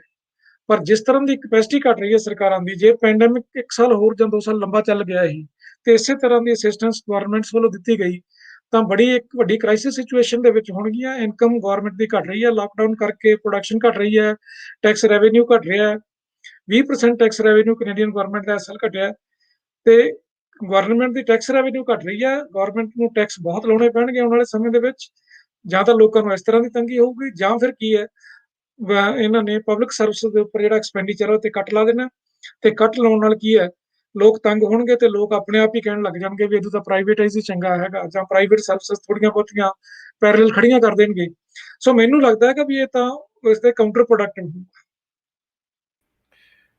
ਜੀ ਲੇਕਿਨ ਸਰ ਜਿਹੜੀ ਪੈਂਡੈਮਿਕ ਦੇ ਵਿੱਚ ਜਿਹੜੀ ਸਿਚੁਏਸ਼ਨ ਅਸੀਂ ਚਾਈਨਾ 'ਚ ਵੇਖੀ, ਵੁਹਾਨ ਦੇ ਵਿੱਚ, ਜਦੋਂ ਹੀ ਪੈਂਡੈਮਿਕ ਉੱਥੇ ਖਾਸ ਕਰ ਆਇਆ ਔਰ ਕੁਝ ਦਿਨਾਂ ਦੇ ਅੰਦਰ ਅੰਦਰ ਉਹਨਾਂ ਨੇ ਸਾਰਾ ਲਾਕਡਾਊਨ ਕੀਤਾ ਔਰ ਉੱਥੇ ਲੋਕਾਂ ਨੂੰ ਜਿਹੜੀਆਂ ਸਹੂਲਤਾਂ ਦਿੱਤੀਆਂ ਗਈਆਂ ਔਰ ਉਸ ਤੋਂ ਬਾਅਦ ਫਿਰ ਉਹਨਾਂ ਨੇ ਬੜੀ ਜਲਦੀ ਉਹ ਸਾਰੇ ਸੈਟਅਪ ਨੂੰ ਲੈ ਲਿਆ। ਇੱਕ ਤੇ ਚਾਈਨੀ ਮਾਡਲ ਹੋ ਗਿਆ, ਲੇਕਿਨ ਇਸੇ ਤਰ੍ਹਾਂ ਹੀ ਅਗਰ ਜਦੋਂ ਅਸੀਂ ਅਮਰੀਕਾ 'ਚ ਵੇਖਦੇ ਹਾਂ ਤੇ ਉੱਥੇ ਜਿਹੜੀ ਪਬਲਿਕ ਸੈਕਟਰ ਨਾ ਹੋਣ ਕਰਕੇ ਔਰ ਇੰਸ਼ੋਰੈਂਸ ਕੰਪਨੀਆਂ ਦੇ ਥਰੂ ਹੈਲਥ ਨੂੰ ਦੇਣ ਕਰਕੇ ਤੇ ਬਹੁਤ ਸਾਰੇ ਲੋਕ ਜਿਹੜੇ ਨੇ, ਜਿਹੜੇ ਅਸੀਂ ਪਰਸਨਲੀ ਵੀ ਜਾਣਦੇ ਹਾਂ ਜਾਂ ਇਦਾਂ ਸੁਣਨ 'ਚ ਵੀ ਆਉਂਦਾ ਹੈ, ਤੇ ਬਹੁਤ ਸਾਰੇ ਲੋਕ ਜਿਹੜੇ ਨੇ ਉਹ ਆਪਣਾ ਟੈਸਟ ਵੀ ਨਹੀਂ ਕਰਾ ਸਕਦੇ ਸਨ ਔਰ ਮੈਡੀਸਨ ਵੀ ਨਹੀਂ ਸਨ ਲੈ ਸਕਦੇ ਸਨ। ਸੋ ਇਸ ਸਾਰੀ ਸਿਚੁਏਸ਼ਨ ਦੇ ਵਿੱਚ ਅਸੀਂ ਜਿਹੜਾ ਲੋਕਾਂ ਨੇ ਕਿਸੇ ਹੱਦ ਤੱਕ ਉਸ ਚਾਈਨੀਜ਼ ਮਾਡਲ ਨੂੰ ਵੀ ਐਡਮਾਇਰ ਕੀਤਾ। ਤੁਸੀਂ ਇਹਦੇ ਬਾਰੇ ਕੀ ਕਹਿੰਦੇ ਹੋ? ਬਿਲਕੁਲ, ਜਿਹੜਾ ਦੇਖੋ, ਜਿਹੜਾ COVID-19 ਹੈ, ਸਟੇਟ ਨੇ ਆਪਣੀਆਂ ਡਿਮਿਨਿਸ਼ਡ ਜਿਹੜੀਆਂ ਘਟਾਈਆਂ ਹੋਈਆਂ ਕੈਪੈਸਿਟੀਜ਼ ਨਾਲ ਹੈਂਡਲ ਕੀਤਾ ਹੈ। ਜਦੋਂ ਕ੍ਰਾਈਸਿਸ ਆਇਆ ਤਾਂ ਸਾਰੇ ਲੋਕਾਂ ਨੇ ਸਟੇਟ ਵੱਲ ਦੇਖਣਾ ਸ਼ੁਰੂ ਕਰ ਦਿੱਤਾ ਵੀ ਸਟੇਟ ਆ ਜਿਹੜਾ ਇਸ ਨੂੰ ਸੋਲਵ ਕਰੇ। ਈਵਨ ਬਿਜ਼ਨਸ ਨੇ ਵੀ ਕਿਹਾ ਵੀ ਸਾਨੂੰ ਤੁਸੀਂ ਬੇਲ ਆਊਟ ਕਰੋ, ਸਾਨੂੰ ਦਿਓ, ਤੁਸੀਂ ਸਾਰੇ ਪੈਸੇ ਦਿਓ, ਹੋਰ ਦਿਓ। ਵੇਜ ਸਬਸਿਡੀ ਦਿੱਤੀ ਇੱਥੇ ਗਵਰਨਮੈਂਟ ਨੇ 75% ਕੈਨੇਡਾ ਦੇ ਵਿੱਚ, ਵੀ ਤੁਸੀਂ ਵਰਕਰਸ ਆਪਦੇ ਰਿਟੇਨ ਕਰੋ, ਲੇ ਆਫ ਨਾ ਕਰੋ, ਅਸੀਂ 75% ਜਿਹੜੀ ਤਨਖਾਹ ਵਰਕਰਸ ਦੀ ਅਸੀਂ ਦੇਵਾਂਗੇ। ਸੋ ਇਹ ਖਰਚਾ ਤਾਂ ਬਹੁਤ ਕੀਤਾ ਗਿਆ, ਪਰ ਇਸ ਮਾਡਲ ਦੇ ਵਿੱਚ ਜਿਹੜਾ ਤੁਸੀਂ ਕਹਿੰਦੇ ਹੋ, ਜੋ ਮੈਨੂੰ ਲੱਗ ਰਿਹਾ ਲੋਕਾਂ ਦੇ ਇੰਨੇ ਅਨਕਨਸਰਨਡ ਹੋ ਚੁੱਕੇ ਨੇ ਲੋਕ, ਕੁਝ ਵੀ ਹੋਈ ਜਾ ਰਿਹਾ ਹੈਗਾ, ਕੋਈ ਉਸ ਗੱਲ ਵੱਲ ਧਿਆਨ ਹੀ ਨਹੀਂ ਦੇ ਰਿਹਾ। ਹੁਣ ਜੇ ਮੈਂ ਤੁਹਾਨੂੰ ਕੈਨੇਡਾ ਦੀ ਐਗਜ਼ਾਮਪਲ ਦੇਵਾਂ ਤਾਂ ਕੈਨੇਡਾ ਦੇ ਵਿੱਚ ਸਾਨੂੰ ਲੱਗਦਾ ਵੀ ਡੈਮੋਕ੍ਰੇਸੀ ਬੜੀ ਮੈਚੁਰ ਹੈ। 50% ਵੋਟਿੰਗ ਹੁੰਦੀ ਹੈ ਇੱਥੇ, ਤੇ ਜਿਹੜੀ ਸਾਡੀਆਂ ਪੰਚਾਇਤਾਂ ਜਾਂ ਸਿਟੀ ਕਾਉਂਸਲ ਹੁੰਦੀਆਂ ਸਾਡੀਆਂ, ਸਾਡੇ ਤਾਂ ਪਾਕਿਸਤਾਨ ਤੇ ਇੰਡੀਆ 'ਚ ਤਾਂ ਬਹੁਤ ਵੱਡੀ ਵੋਟਿੰਗ ਹੁੰਦੀ ਹੈ। ਇੱਥੇ 35% 25% ਵੀ ਕਈ ਮਿਊਨਿਸਪੈਲਿਟੀਜ਼ ਦੇ ਵਿੱਚ ਵੋਟਿੰਗ ਹੁੰਦੀ ਹੈ। ਲੋਕਾਂ ਦਾ ਇਹ ਕੰਸਰਨ ਹੀ ਇੱਥੇ ਮੁੱਕ ਚੁੱਕਿਆ, ਤੇ ਮੀਡੀਆ ਜਿਹੜਾ ਉਹ ਬਿਲਕੁਲ ਇੰਨਾ ਹਾਵੀ ਹੋ ਚੁੱਕਿਆ ਹੈ। ਕਾਰਪੋਰੇਟ ਮੀਡੀਆ ਤਕਰੀਬਨ 90% ਜਿਹੜਾ ਵੱਡੀਆਂ ਕਾਰਪੋਰੇਸ਼ਨਸ ਕੰਟਰੋਲਡ ਹੈ, ਉਹ ਇੰਨਾ ਹਾਵੀ ਹੋ ਚੁੱਕਿਆ ਹੈਗਾ ਵੀ, ਔਰ ਪਬਲਿਕ ਓਪੀਨੀਅਨ ਹੈ ਜਿਹੜਾ ਕਿਸੇ ਦੇ ਅਗੇਂਸਟ ਜਾਣ ਨਹੀਂ ਦਿੰਦਾ, ਬੜਾ ਸਟ੍ਰੈਟਜੀਕਲੀ ਉਹ ਜਿਹੜਾ ਇਸ ਨੂੰ ਹੈਂਡਲ ਕਰਦੇ ਨੇ। ਸੋ ਮੈਨੂੰ ਨਹੀਂ ਲੱਗਦਾ ਕਿ ਵੀ ਕੋਈ ਇਸ ਕਿਸਮ ਦੀ ਕੰਸੀਡਰੇਸ਼ਨ ਜਿਹੜੀ ਹੈਗੀ ਇਹਨਾਂ ਨੇ ਇਸ ਵੱਲ ਆਉਣ ਦੇਣਗੇ। ਬੜਾ ਸੋਹਣਾ ਵਰਡ ਇੱਕ ਇਹਨਾਂ ਨੇ ਕੱਢਿਆ ਹੋਇਆ, ਕਨਸਪੀਰੇਸੀ ਥਿਊਰੀਜ਼। ਕਿਸੇ ਵੀ ਸੱਚ ਨੂੰ ਦਬਾਉਣਾ ਹੈ ਤਾਂ ਉਹਨੂੰ ਤੁਸੀਂ ਇੱਕ ਲੇਬਲ ਉਹ ਤੇ ਲਾ ਦਿਓ ਵੀ ਕਨਸਪੀਰੇਸੀ ਥਿਊਰੀ ਹੈ। ਤਾਂ ਲੋਕਾਂ ਨੂੰ ਪਹਿਲਾਂ ਇੰਨੀਆਂ ਕਨਸਪੀਰੇਸੀ ਥਿਊਰੀ ਸੁਣਾ ਕੇ ਕੰਡੀਸ਼ਨਿੰਗ ਕੀਤੀ ਹੈ ਮਾਈਂਡ ਦੀ, ਵੀ ਉਹਨਾਂ ਨੂੰ ਐ ਲੱਗਦਾ ਵੀ ਕਿਸੇ ਵੀ ਚੀਜ਼ ਨੂੰ ਕਨਸਪੀਰੇਸੀ ਥਿਊਰੀ ਕਹਿ ਦਿਓ ਤਾਂ ਉਹ ਬਸ ਇੱਕ ਕਨਸਪੀਰੇਸੀ ਹੈ, ਅਸਲੀਅਤ ਤੋਂ ਦੂਰ ਚਲੀ ਜਾਂਦੀ ਹੈ। ਜਿਸ ਤਰ੍ਹਾਂ ਦਾ ਅੱਜ ਮੈਂ ਲੈਕਚਰ ਦਿੱਤਾ, ਜੇ ਮੈਂ ਕਲਾਸ ਦੇ ਵਿੱਚ ਸਾਡੀ ਦੇ ਵਿੱਚ ਇਸ ਤਰ੍ਹਾਂ ਲੈਕਚਰ ਦੇਵਾਂ ਫ੍ਰੀ, ਤਾਂ ਸਟੂਡੈਂਟ ਵੀ ਕਈ ਦਿਨ ਕਹਿ ਦੇਣਗੇ ਵੀ ਇਹ ਤਾਂ ਐਂ ਲੱਗਦਾ ਵੀ ਜਿਵੇਂ ਕਨਸਪੀਰੇਸੀ ਥਿਊਰੀ ਹੁੰਦੀ ਹੈ। ਤੁਸੀਂ ਦੇਖੋ ਵੀ ਮਾਈਂਡ ਦੀ ਕੰਡੀਸ਼ਨਿੰਗ ਮੀਡੀਆ ਦੇ ਰਾਹੀਂ ਕਿਸ ਤਰ੍ਹਾਂ ਕੀਤੀ ਗਈ ਹੈ। ਲੋਕ ਇਹ ਚਾਹੁੰਦੇ ਹੀ ਨਹੀਂ। ਚਾਈਨਾ ਦਾ ਤਾਂ ਜੇ ਚਾਈਨਾ ਨੂੰ ਕੰਸੀਡਰ ਕਰਨ ਲਈ ਚਾਈਨਾ ਦਾ ਨਾਂ ਲਓਗੇ ਤਾਂ ਅੱਧੇ ਤਾਂ ਕਹਿ ਦੇਣਗੇ ਵੀ ਚਾਈਨਾ ਕੀ ਹੈ, ਕੁਛ ਨਹੀਂ ਉੱਥੇ। ਚਾਈਨਾ ਦੇ ਵਿੱਚ ਤਾਂ ਬੜਾ ਹਿਊਮਨ ਰਾਈਟਸ ਵਾਇਲੇਟ ਹੋ ਰਿਹਾ, ਚਾਈਨਾ ਦੇ ਵਿੱਚ ਇਹ ਹੋ ਰਿਹਾ। ਚਾਈਨਾ ਦੀ ਕਿਸੇ ਵੀ ਚੰਗੀ ਚੀਜ਼ ਨੂੰ ਵੀ ਉਹ ਸੁਣਨ ਲਈ ਤਿਆਰ ਨਹੀਂ ਗੇ। ਸੋ ਇਹ ਪੋਜੀਸ਼ਨ ਹੈ। ਮੈਨੂੰ ਨਹੀਂ ਲੱਗ ਰਿਹਾ ਵੀ ਇਹਦੇ ਵਿੱਚ ਇਸ ਵੇਲੇ ਇਸ ਤੋਂ ਕੋਈ ਜਿਹੜੀ ਸਬਕ ਹੈ ਸਿੱਖ ਕੇ ਜਿਹੜੀ ਪਾਪੂਲੇਸ਼ਨ ਹੈ ਉਹ ਦੂਸਰੇ ਪਾਸੇ ਵੱਲ ਨੂੰ ਜਾਏਗੀ। ਜੇ ਜਾਣਾ ਹੁੰਦਾ, ਬਰਨੀ ਸੈਂਡਰਸ ਨੇ ਬਹੁਤ ਕੁਝ ਪ੍ਰੋਮਿਸ ਕੀਤਾ ਸੀਗਾ। PhD ਤੱਕ ਫ੍ਰੀ ਐਜੂਕੇਸ਼ਨ ਕੀਤੀ ਸੀ, ਹੈਲਥ ਕਾਸਟ ਜ਼ੀਰੋ ਕਰਨ ਦੀ ਗੱਲ ਕੀਤੀ ਸੀ, ਪਰ ਬਾਈਡਨ ਹੈ ਜਿਹੜਾ ਆਪਣੀ ਪਾਰਟੀ ਦੇ ਵਿੱਚ ਵੀ ਜਿਹੜਾ ਨੋਮੀਨੇਟ ਨਹੀਂ ਹੋ ਸਕਿਆਗਾ। ਸੋ ਮੈਨੂੰ ਨਹੀਂ ਲੱਗਦਾ ਵੀ ਹਾਲ ਤੱਕ ਲੋਕ ਇਸ ਲਈ ਤਿਆਰ ਨੇ ਵੀ ਕੋਈ ਚੀਜ਼ ਨੂੰ ਸੁਣ ਲੈਣ। ਕੋਈ ਸੁਣਾ ਵੀ ਨਹੀਂ ਰਿਹਾ ਉਹਨਾਂ ਨੂੰ, ਮੀਡੀਆ ਦੇ ਰਾਹੀਂ, ਤੇ ਨਾ ਹੀ ਹੁਣ ਉਹ ਇਸ ਲਈ ਆਪਣੇ ਕੰਨ ਤਿਆਰ ਕਰ ਰਹੇ ਨੇ ਵੀ ਅਸੀਂ ਇਸ ਗੱਲ ਨੂੰ ਸੁਣ ਵੀ ਲਈਏ। ਜੀ ਬਿਲਕੁਲ। ਲੇਕਿਨ ਇਹਦੇ ਨਾਲ ਸਰ ਅਗਰ ਵੇਖੀਏ ਤੇ ਜਿਹੜੀ ਪਬਲਿਕ ਸੈਕਟਰ ਦੇ ਹਵਾਲੇ ਨਾਲ ਡਿਸਕਸ਼ਨ ਹੈ ਉਹ ਕਾਫੀ ਇਨ ਹੋਈ ਕਿ ਅਗਰ ਪਬਲਿਕ ਸੈਕਟਰ ਤਗੜਾ ਹੋਏਗਾ, ਹੈਲਥ ਦਾ ਪਬਲਿਕ ਸੈਕਟਰ ਦੇ ਤਗੜਾ ਹੋਏਗਾ ਤੇ ਫਿਰ ਬੜੇ ਅੱਛੇ ਤਰੀਕੇ ਨਾਲ ਇਹੋ ਜਿਹੇ ਜਿਹੜੇ ਪੈਂਡੈਮਿਕਸ ਨੇ ਜਾਂ ਕੋਈ ਵੀ ਇਸ ਤਰ੍ਹਾਂ ਦੀ ਜਿਹੜੀ ਸਿਚੁਏਸ਼ਨ ਬਣ ਜਾਏਗੀ ਉਹਨੂੰ ਵੇਖਿਆ ਜਾ ਸਕਦਾ। ਨਹੀਂ, ਬਿਲਕੁਲ ਗੱਲ ਤਾਂ ਹੈ ਜੀ, ਇਹ ਆ ਰਹੀ ਹੈ ਹੁਣ। ਜਿਹੜੇ ਕੁਛ ਇੱਕ ਸੈਕਸ਼ਨ ਆਫ ਦਾ ਇਕਨੋਮਿਸਟ ਨੇ ਜਿਹੜੇ ਮੇਨ ਸਟ੍ਰੀਮ ਤੋਂ ਵੱਖਰੇ ਨੇ ਥੋੜੇ ਜੀ, ਉਹ ਗੱਲ ਕਰ ਰਹੇ ਨੇ, ਪਰ ਉਹ ਹੁਣ ਇੱਕ ਸਿਸਟਮ ਦੇ ਵਿੱਚ ਮਾਰਜਨਲਾਈਜ਼ ਹੋਏ ਹੋਏ ਨੇ ਸਾਰੇ ਕਾਸੇ ਦੇ ਵਿੱਚ। ਇੱਕ ਮੇਨ ਸਟ੍ਰੀਮ ਇਕਨੋਮਿਸਟ ਜਿਹਨੂੰ ਆਪਾਂ ਕਹਿ ਦਿੰਦੇ ਹਾਂ ਵੀ ਉਹ ਕਿਸੇ ਗਵਰਨਮੈਂਟ ਦੇ ਜਾਂ IMF ਦੇ ਜਾਂ WTO ਦੇ ਜਾਂ ਜਿਹੜੀ ਮੇਨ ਸਟ੍ਰੀਮ ਸਾਰਾ ਇਹ ਤਾਣਾ ਬਾਣਾ ਬੁਣਿਆ ਉਹਦੇ ਵਿੱਚ ਬੈਠੇ ਨੇ, ਤੇ ਜਾਂ ਜਿਹੜੇ ਉਹਦੇ ਗੇਟ ਤੇ ਬੈਠੇ ਨੇ ਵੀ ਸ਼ਾਇਦ ਅਸੀਂ ਵੀ ਐਂਟਰ ਹੋ ਜਾਈਏ, ਉਹ ਉਹ ਸਾਰੇ ਇਸ ਨੂੰ ਸਪੋਰਟ ਕਰ ਰਹੇ ਨੇ। ਤੇ ਜਿਹੜਾ ਮੀਡੀਆ ਹੈ ਤੇ ਜਿੰਨੇ ਈਵਨ ਜਿਹੜੇ ਵੱਡੇ ਜਰਨਲਸ ਨੇ ਇਕਨੋਮਿਕਸ ਦੇ, ਉਹ ਵੀ ਉਹਨਾਂ ਨੂੰ ਸਪੇਸ ਦੇ ਰਹੇ ਨੇ। ਸੋ ਇਹ ਬੜਾ ਔਖਾ ਕੰਮ ਹੈ। ਜਿਹੜੀ ਐਸਟੈਬਲਿਸ਼ਡ ਜਿਹੜੀ ਹੈਗੀ ਥਾਟ ਹੈ, ਜਿਹੜਾ ਥਾਟ ਪ੍ਰੋਸੈਸ ਹੈ, ਉਸ ਨੂੰ ਚੈਲੰਜ ਕਰਨਾ ਇੱਕ ਬਹੁਤ ਵੱਡੀ ਇੱਕ ਮੇਨ ਸਟ੍ਰੀਮ ਇਕਨੋਮਿਕ ਥਿਉਰੀ ਜਿਹਨੂੰ ਕਹਿੰਦੇ ਪ੍ਰਾਈਵੇਟਾਈਜੇਸ਼ਨ, ਗਲੋਬਲਾਈਜੇਸ਼ਨ, ਲਿਬਰਲਾਈਜੇਸ਼ਨ ਹੈ, ਜਿਹੜੀ ਨਿਓ ਲਿਬਰਲ ਪਾਲਿਸੀਜ਼ ਨੇ, ਉਹ ਇੰਨੀਆਂ ਐਮਬੈਡ ਹੋ ਚੁੱਕੀਆਂ ਨੇ ਸਾਰੇ ਸਿਸਟਮ ਦੇ ਵਿੱਚ, ਉਹਨਾਂ ਨੂੰ ਚੈਲੰਜ ਬਹੁਤ ਵੱਡੇ ਪੱਧਰ ਤੇ ਦੇਣਾ ਪੈਣਾ ਹੈ। ਜਿਹੜੀ ਮੈਨੂੰ ਲੱਗਦਾ ਵੀ ਇਸ ਤਰ੍ਹਾਂ ਦਾ ਉਸ ਤਰ੍ਹਾਂ ਦਾ ਚੈਲੰਜ ਨਹੀਂ ਮਿਲ ਰਿਹਾ ਉਹਨਾਂ ਨੂੰ, ਵੀ ਉਹਨਾਂ ਨੂੰ ਨਿਓ ਲਿਬਰਲ ਚੈਲੰਜ ਜਾਂ ਉਹਦਾ ਕੋਈ ਕਾਊਂਟਰ ਰੈਵੋਲੂਸ਼ਨ ਹੋ ਸਕੇ ਉਹਦੇ ਅਗੇਂਸਟ, ਉਹ ਮੈਨੂੰ ਹਾਲ ਤੇ ਕੋਈ ਨਜ਼ਰ ਨਹੀਂ ਆ ਰਿਹਾ। ਹੋ ਸਕਦਾ ਪੈਂਡੈਮਿਕ ਦੂਰ ਹੋਣ ਤੋਂ ਬਾਅਦ ਦੇ ਵਿੱਚ ਕੁਛ ਜਦੋਂ ਸਾਰਾ ਕੁਝ ਓਪਨ ਹੋ ਜਾਂਦਾ ਹੈ, ਸ਼ਾਇਦ ਕਿਸੇ ਲੈਵਲ ਦੇ ਉੱਤੇ ਆਰਗੇਨਾਈਜ਼ਡ ਇਸ ਨੂੰ ਰੈਜ਼ਿਸਟੈਂਸ ਆਵੇ। ਜੀ ਸਰ, ਬਹੁਤ-ਬਹੁਤ ਸ਼ੁਕਰੀਆ ਅੱਜ ਦੇ ਇਸ ਬਹੁਤ ਹੀ ਖੂਬਸੂਰਤ ਪ੍ਰੋਗਰਾਮ ਵਾਸਤੇ। ਅਸੀਂ ਤੁਹਾਡੇ ਬਹੁਤ-ਬਹੁਤ ਸ਼ੁਕਰਗੁਜ਼ਾਰ ਹਾਂ ਕਿ ਤੁਸੀਂ ਟਾਈਮ ਕੱਢਿਆ ਔਰ ਅੱਜ ਦੇ ਇਸ ਸਮੇਂ ਨੇ ਕਿ ਇੱਕ ਬਹੁਤ ਅਹਿਮ ਜਿਹੜਾ ਟੌਪਿਕ ਸੀ ਉਹਦੇ ਉੱਤੇ ਅਸੀਂ ਆਪਣਾ ਇਸ ਤੁਹਾਡੇ ਕੋਲੋਂ ਸੁਣਿਆ ਔਰ ਲੋਕਾਂ ਤੱਕ ਪਹੁੰਚਾਇਆ। ਬਹੁਤ-ਬਹੁਤ ਸ਼ੁਕਰੀਆ ਸਰ, ਮਿਹਰਬਾਨੀ। ਮੇਰੇ ਵੱਲੋਂ ਵੀ ਚੱਠਾ ਸਾਹਿਬ ਤੁਹਾਡਾ ਤੇ ਹੋਰ ਸਾਰੇ ਜਿਹੜੇ ਤੁਹਾਡੇ ਕੁਲੀਗਸ ਨੇ, ਨਾਲ ਤੁਹਾਡੇ ਕੰਮ ਕਰਦੇ ਨੇ, ਜਾਂ ਜਿਹੜੇ ਸਾਡੇ ਅੱਜ ਦੇ ਸੁਣਨ ਵਾਲੇ ਨੇ, ਤੇ ਮੇਰਾ ਬਹੁਤ-ਬਹੁਤ ਧੰਨਵਾਦ ਉਹਨਾਂ ਦਾ। ਸਾਰਿਆਂ ਨੂੰ ਬਹੁਤ ਪਿਆਰ ਤੇ ਸਤਿਕਾਰ, ਤੇ ਆਉਣ ਵਾਲੇ ਸਮੇਂ ਦੇ ਵਿੱਚ ਵੀ ਕੋਸ਼ਿਸ਼ ਕਰਾਂਗੇ ਵੀ ਆਪਾਂ ਮਿਲਦੇ ਰਹੀਏ। ਤੇ it's was my pleasure to talk with you and everyone. Thank you very much. ਬਹੁਤ-ਬਹੁਤ ਸ਼ੁਕਰੀਆ ਸਰ, ਬਹੁਤ ਮਿਹਰਬਾਨੀ। ਬਹੁਤ ਅਸੀਂ ਆਸ ਕਰਦੇ ਹਾਂ ਕਿ ਆਉਣ ਵਾਲੇ ਦਿਨਾਂ 'ਚ ਅਸੀਂ ਜ਼ਰੂਰ ਸਰ ਹੋਰਾਂ ਕੋਲੋਂ ਮਜ਼ੀਦ ਟਾਈਮ ਲਾਂਗੇ ਔਰ ਆਪਣੇ ਦੋਸਤਾਂ ਨਾਲ, ਸਕਾਲਰਸ ਦੇ ਨਾਲ ਇਹਨਾਂ ਦੀ ਜਿਹੜੀ ਰਿਸਰਚ ਉਹ ਸਾਂਝੀ ਕਰਾਂਗੇ। ਆਖਰ ਤੇ ਸਾਰੇ ਦੋਸਤਾਂ ਦਾ ਬਹੁਤ-ਬਹੁਤ ਸ਼ੁਕਰੀਆ ਜਿਹੜੇ ਅੱਜ ਸਾਡੇ ਨਾਲ ਮੌਜੂਦ ਸਨ ਔਰ ਸਾਡੇ ਨਾਲ ਆਪਣਾ ਇਨਪੁਟ ਦਿੰਦੇ ਰਹੇ। ਮੈਂ ਸਰ ਨੂੰ ਜਿਹੜਾ ਹੈ ਡਾਕਟਰ ਸਾਹਿਬ ਨੂੰ ਰਿਕੁਐਸਟ ਕਰਾਂਗਾ ਕਿ ਤੁਸੀਂ ਸਾਡੇ ਫੇਸਬੁੱਕ ਤੇ ਜਾ ਕੇ ਕਮੈਂਟਸ ਦੇ ਵਿੱਚ ਵੇਖ ਸਕਦੇ ਹੋ। ਅਗਰ ਤੁਸੀਂ ਈਜ਼ੀ ਹੋਵੋ ਤੇ ਜ਼ਰੂਰ ਇਹਨਾਂ ਸਵਾਲਾਂ ਦੇ ਜਵਾਬਾਤ ਦੇ ਦੇਣਾ, ਅਦਰਵਾਈਜ਼ ਤੁਸੀਂ ਸਾਡੇ ਸਕਾਲਰ ਦੇ ਜਿਹੜੇ ਇਨਪੁਟ ਉਹ ਵੇਖ ਸਕਦੇ ਆ। ਤੇ ਨਾਲ ਆਪਣੇ ਦੋਸਤਾਂ ਦਾ ਬਹੁਤ-ਬਹੁਤ ਸ਼ੁਕਰੀਆ। ਔਰ ਅਸੀਂ ਜਾਂਦਿਆਂ ਹੁਣ ਇਹ ਵੀ ਦੱਸ ਦਈਏ ਕਿ ਆਉਣ ਵਾਲੇ ਦਿਨਾਂ ਦੇ ਵਿੱਚ ਅਸੀਂ ਦੁਬਾਰਾ ਜਿਹੜਾ ਹੈ ਉਹ ਰੈਗੂਲਰਲੀ ਸਾਡੇ ਲੈਕਚਰ ਸਟਾਰਟ ਹੋ ਚੁੱਕੇ ਨੇ ਅੱਜ ਤੋਂ, ਔਰ ਰੈਗੂਲਰਲੀ ਇਹ ਚੱਲਦੇ ਰਹਿਣਗੇ। ਔਰ ਇਹਦੇ ਨਾਲ ਮੈਂ ਫਿਰ ਰਿਕੁਐਸਟ ਕਰਾਂਗਾ, ਕਿਉਂਕਿ ਸਾਡੇ ਨਾਲ ਬਹੁਤ ਸਾਰੇ ਪ੍ਰੋਫੈਸਰ ਹਜ਼ਰਾਤ ਮੌਜੂਦ ਹੁੰਦੇ ਨੇ, ਕਿ ਜਿਹੜੇ ਸਟੂਡੈਂਟ ਜਿਹੜਾ ਹੈ MPhil ਔਰ PhD ਦੀ ਰਿਸਰਚ ਅਗਰ ਸਾਡੇ ਨਾਲ ਆਪਣੀ ਸਾਂਝੀ ਰਿਸਰਚ ਸੈਮੀਨਾਰ ਕਰਨਾ ਚਾਹਣ, ਤੇ ਅਸੀਂ ਇੱਕ ਸੈਗਮੈਂਟ ਉਹਨਾਂ ਵਾਸਤੇ ਅਲੱਗਾ ਤੋਂ ਸ਼ੁਰੂ ਕਰ ਰਹੇ ਹਾਂ ਕਿ ਉਹ ਆਪਣੀ ਰਿਸਰਚ ਜਿਹੜੀ ਹੈ ਉਹ ਆਪਣੀ ਮਾਂ ਬੋਲੀ ਪੰਜਾਬੀ 'ਚ ਸਾਡੇ ਇਹਨਾਂ ਆਰਕਾਈਵਸ ਦੇ ਵਿੱਚ ਅਗਰ ਉਹ ਆਪਣਾ ਹਿੱਸਾ ਪਾਉਣਾ ਚਾਹੁੰਦੇ ਨੇ ਤੇ ਉਹ ਪਾ ਸਕਦੇ ਨੇ। ਬਿਲਕੁਲ ਅਸੀਂ ਉਹਨਾਂ ਵਾਸਤੇ ਜਿਹੜਾ ਹੈ ਉਹ ਸ਼ੁਰੂ ਕਰ ਰਹੇ ਹਾਂ। ਔਰ ਤੁਸੀਂ ਅਗਰ ਇਹਦੇ 'ਚ ਕੁਛ ਦੋਸਤ ਆਉਣਾ ਚਾਹੁੰਦੇ ਤਾਂ ਸਾਨੂੰ ਜ਼ਰੂਰ ਮੈਸੇਜ ਜਾਂ ਈਮੇਲ ਕਰਨ, ਤੇ ਅਸੀਂ ਉਹਨਾਂ ਨੂੰ ਫਿਰ ਰਿਸਪੌਂਸ ਕਰਾਂਗੇ, ਜਵਾਬ ਦਿਆਂਗੇ ਉਹਦਾ, ਔਰ ਆਉਣ ਵਾਲੇ ਦਿਨਾਂ 'ਚ ਫਿਰ ਉਹਨਾਂ ਦੇ ਨਾਲ ਟਾਈਮ ਵੀ ਸੈੱਟ ਕੀਤਾ ਜਾਏਗਾ। ਬਹੁਤ-ਬਹੁਤ ਸ਼ੁਕਰੀਆ। ਮਿਲਨੇ ਅਗਲੇ ਪ੍ਰੋਗਰਾਮ ਦੇ ਨਾਲ। ਰੱਬ ਰੱਖਾ।